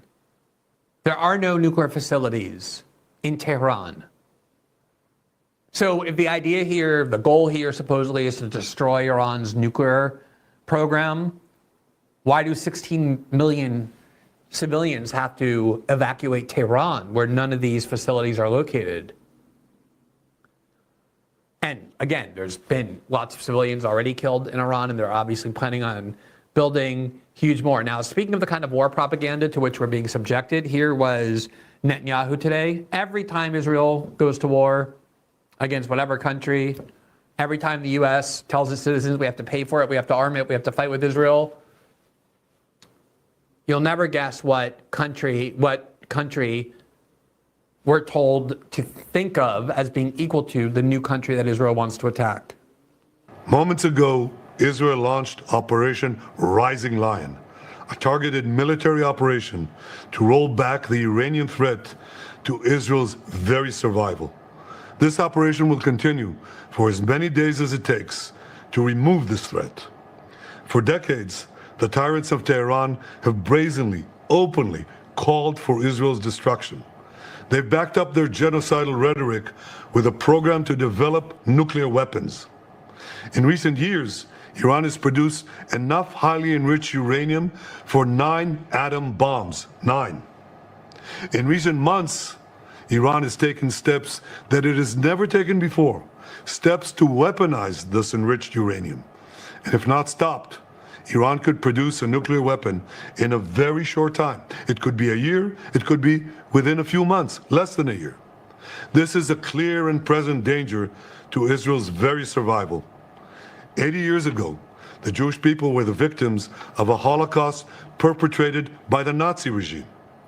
Today, the Jewish state refuses to be a victim of a nuclear Holocaust perpetrated by the Iranian regime.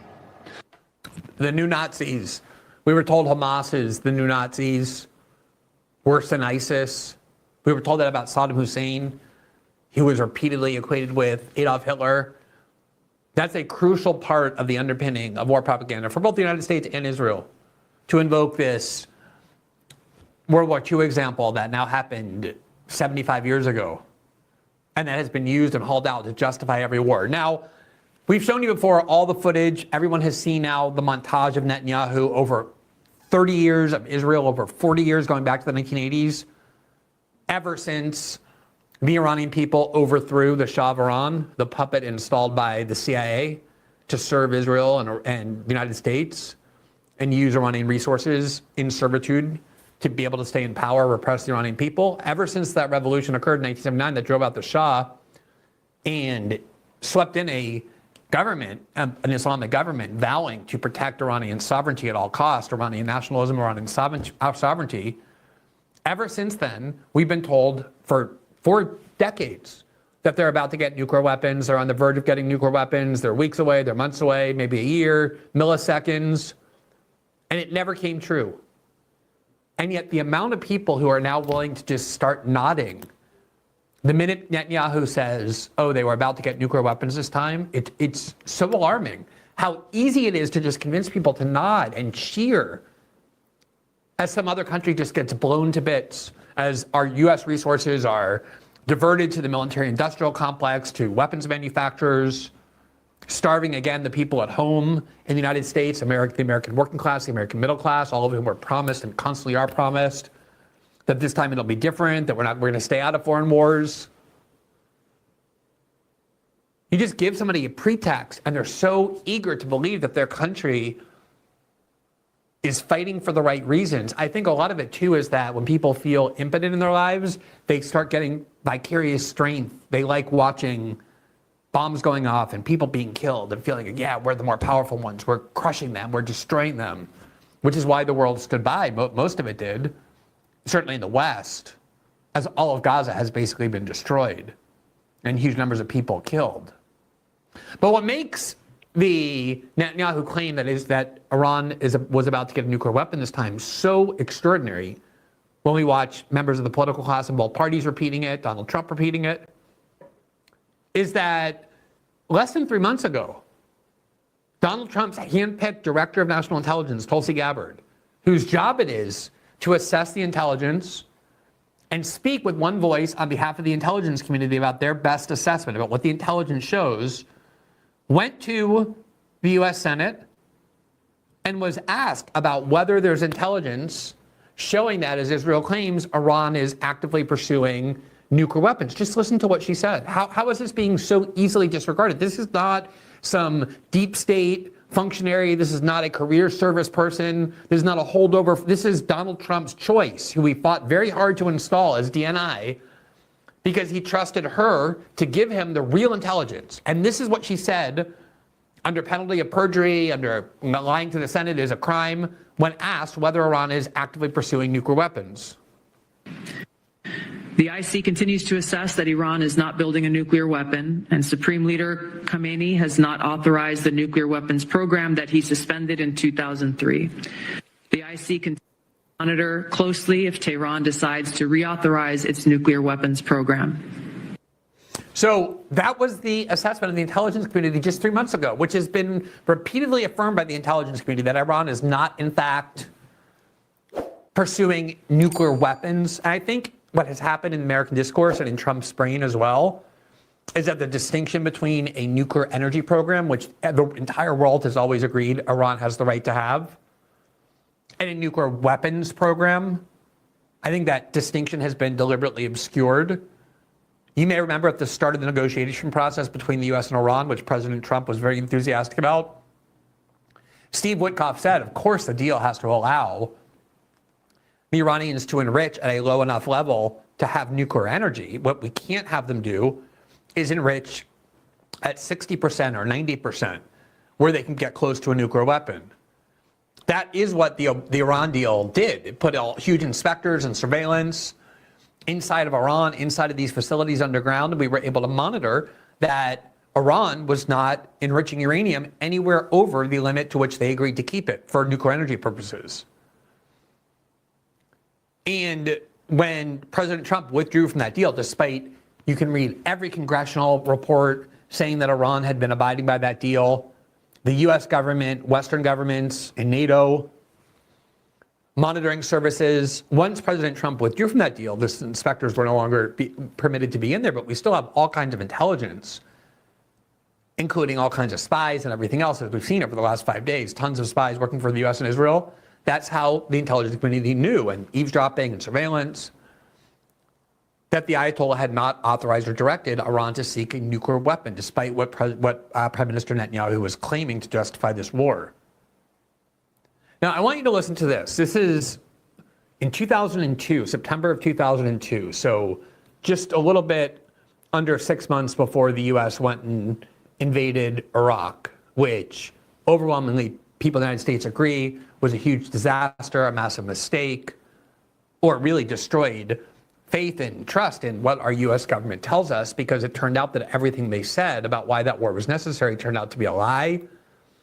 We were told it would be quick and easy. It lasted many, many years. Thousands of Americans died in that war for reasons no one understands. And I'm not really sure why, but when the U.S. Congress was debating whether to authorize the United States to go invade Iraq, one of the people they wanted to come and testify before the Congress to tell them what to think and how to understand things, they invited Israeli Prime Minister Benjamin Netanyahu.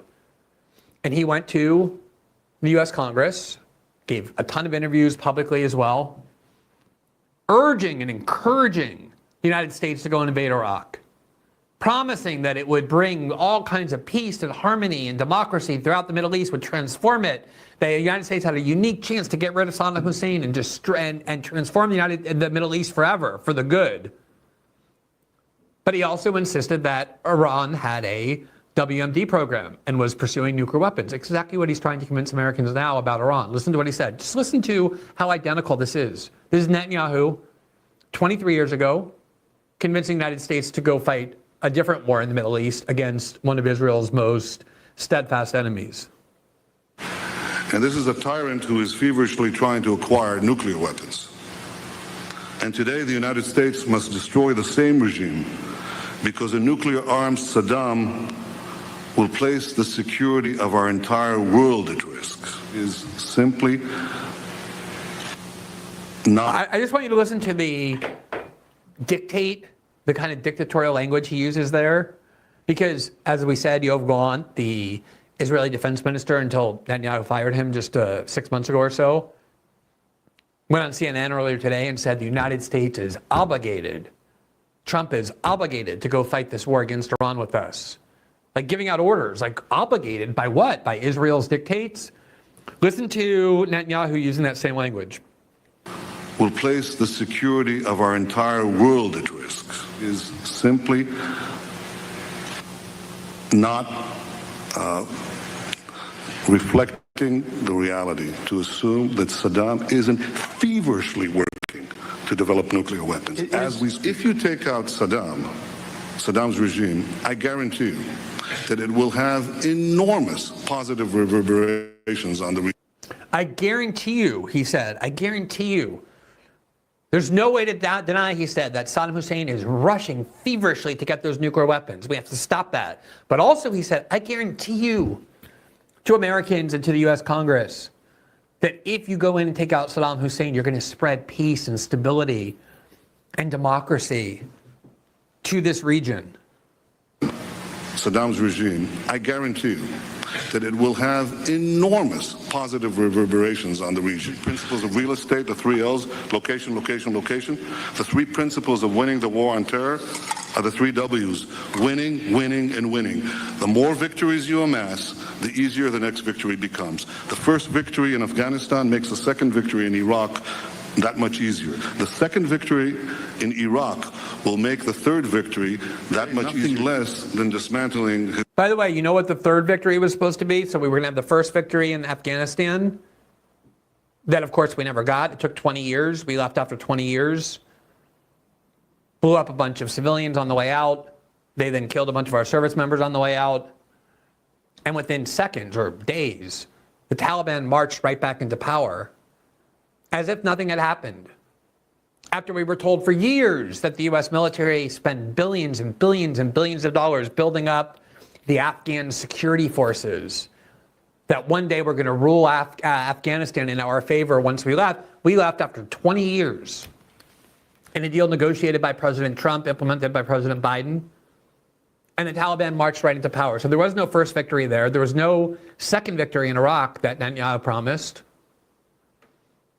Even Tony Blair, who, when he realized there were no weapons of mass destruction, despite having been one of the most vocal and ardent supporters of joining George Bush, having the UK join George Bush in that war, and did so. When he realized there were no WMDs, as he kept insisting there were, he said he resorted to, well, at the very least, the worst that will be said is that we removed a vicious dictatorship and freed the Iraqi people from this vicious dictator. So it still will be a noble war. And by 2012, Tony Blair was admitting that what gave rise to ISIS and all of its splinter groups that we were told was so much worse than Al-Qaeda, which we had spent a decade fighting, was the power vacuum that we left in Iraq by taking out the government, balkanizing the country, letting huge amounts of civil war take place, war against the United States, insurgency battles against the countries that went to war. So there was no second victory in Iraq as well. And if anything, the Iraq war redounded most to the benefit of Iran. Saddam Hussein and Iran hated each other. They went to war against each other.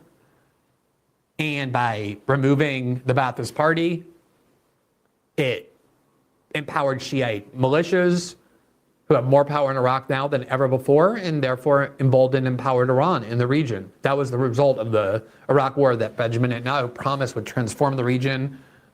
And of course, the nuclear weapons that he swore Saddam Hussein was pursuing and the chemical and biological weapons he assured us they had were all non-existent.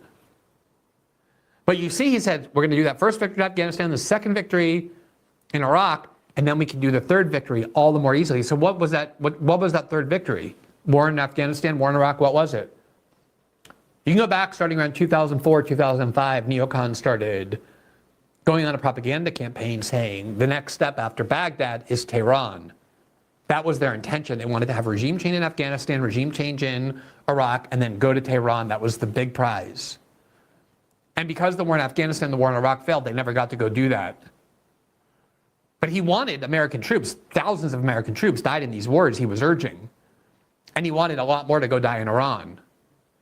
So that was the third victory he was promising. It just took 23 years to get the U.S. to greenlight and then start supporting and funding the war that Israel has craved the United States fighting with them for decades. His regime will do. Because Saddam's nuclear program has fundamentally changed in those 2 decades.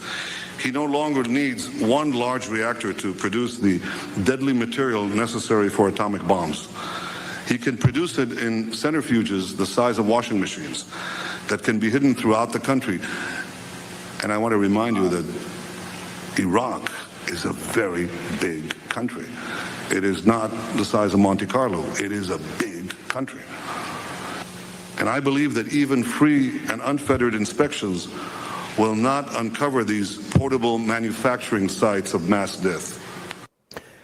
I mean, just think about it as a rational person. This foreign leader, for some reason, is invited to tell the United States what it should do and whether or not to launch a major ground invasion on the other side of the world. Everything he says, things that he guarantees, things he promises, things he insists on, all of it turned out to be lies. That same foreign leader returns 2 decades later, reads exactly the same script, only this time about Iran, and people just start nodding their head without any kind of skepticism or doubt about the truth of what he's saying to lure the United States into another war. Oh yeah, sure, this time he's telling the truth.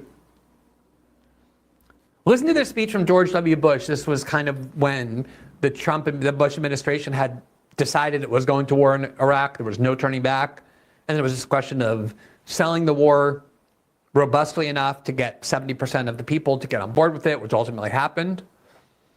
And this was one of Bush's primary initial speeches, where he basically laid out the case for why we had to go to war with Iraq and remove Saddam Hussein. And I just want you to note in every second of this speech how identical, not similar, identical it is to what we're hearing now. This is a speech he gave in Cincinnati in September of 2002, so right around the time that Netanyahu was in the United States, assuring everybody about how great the Iraq war would be and the necessity for it. Listen to what he said.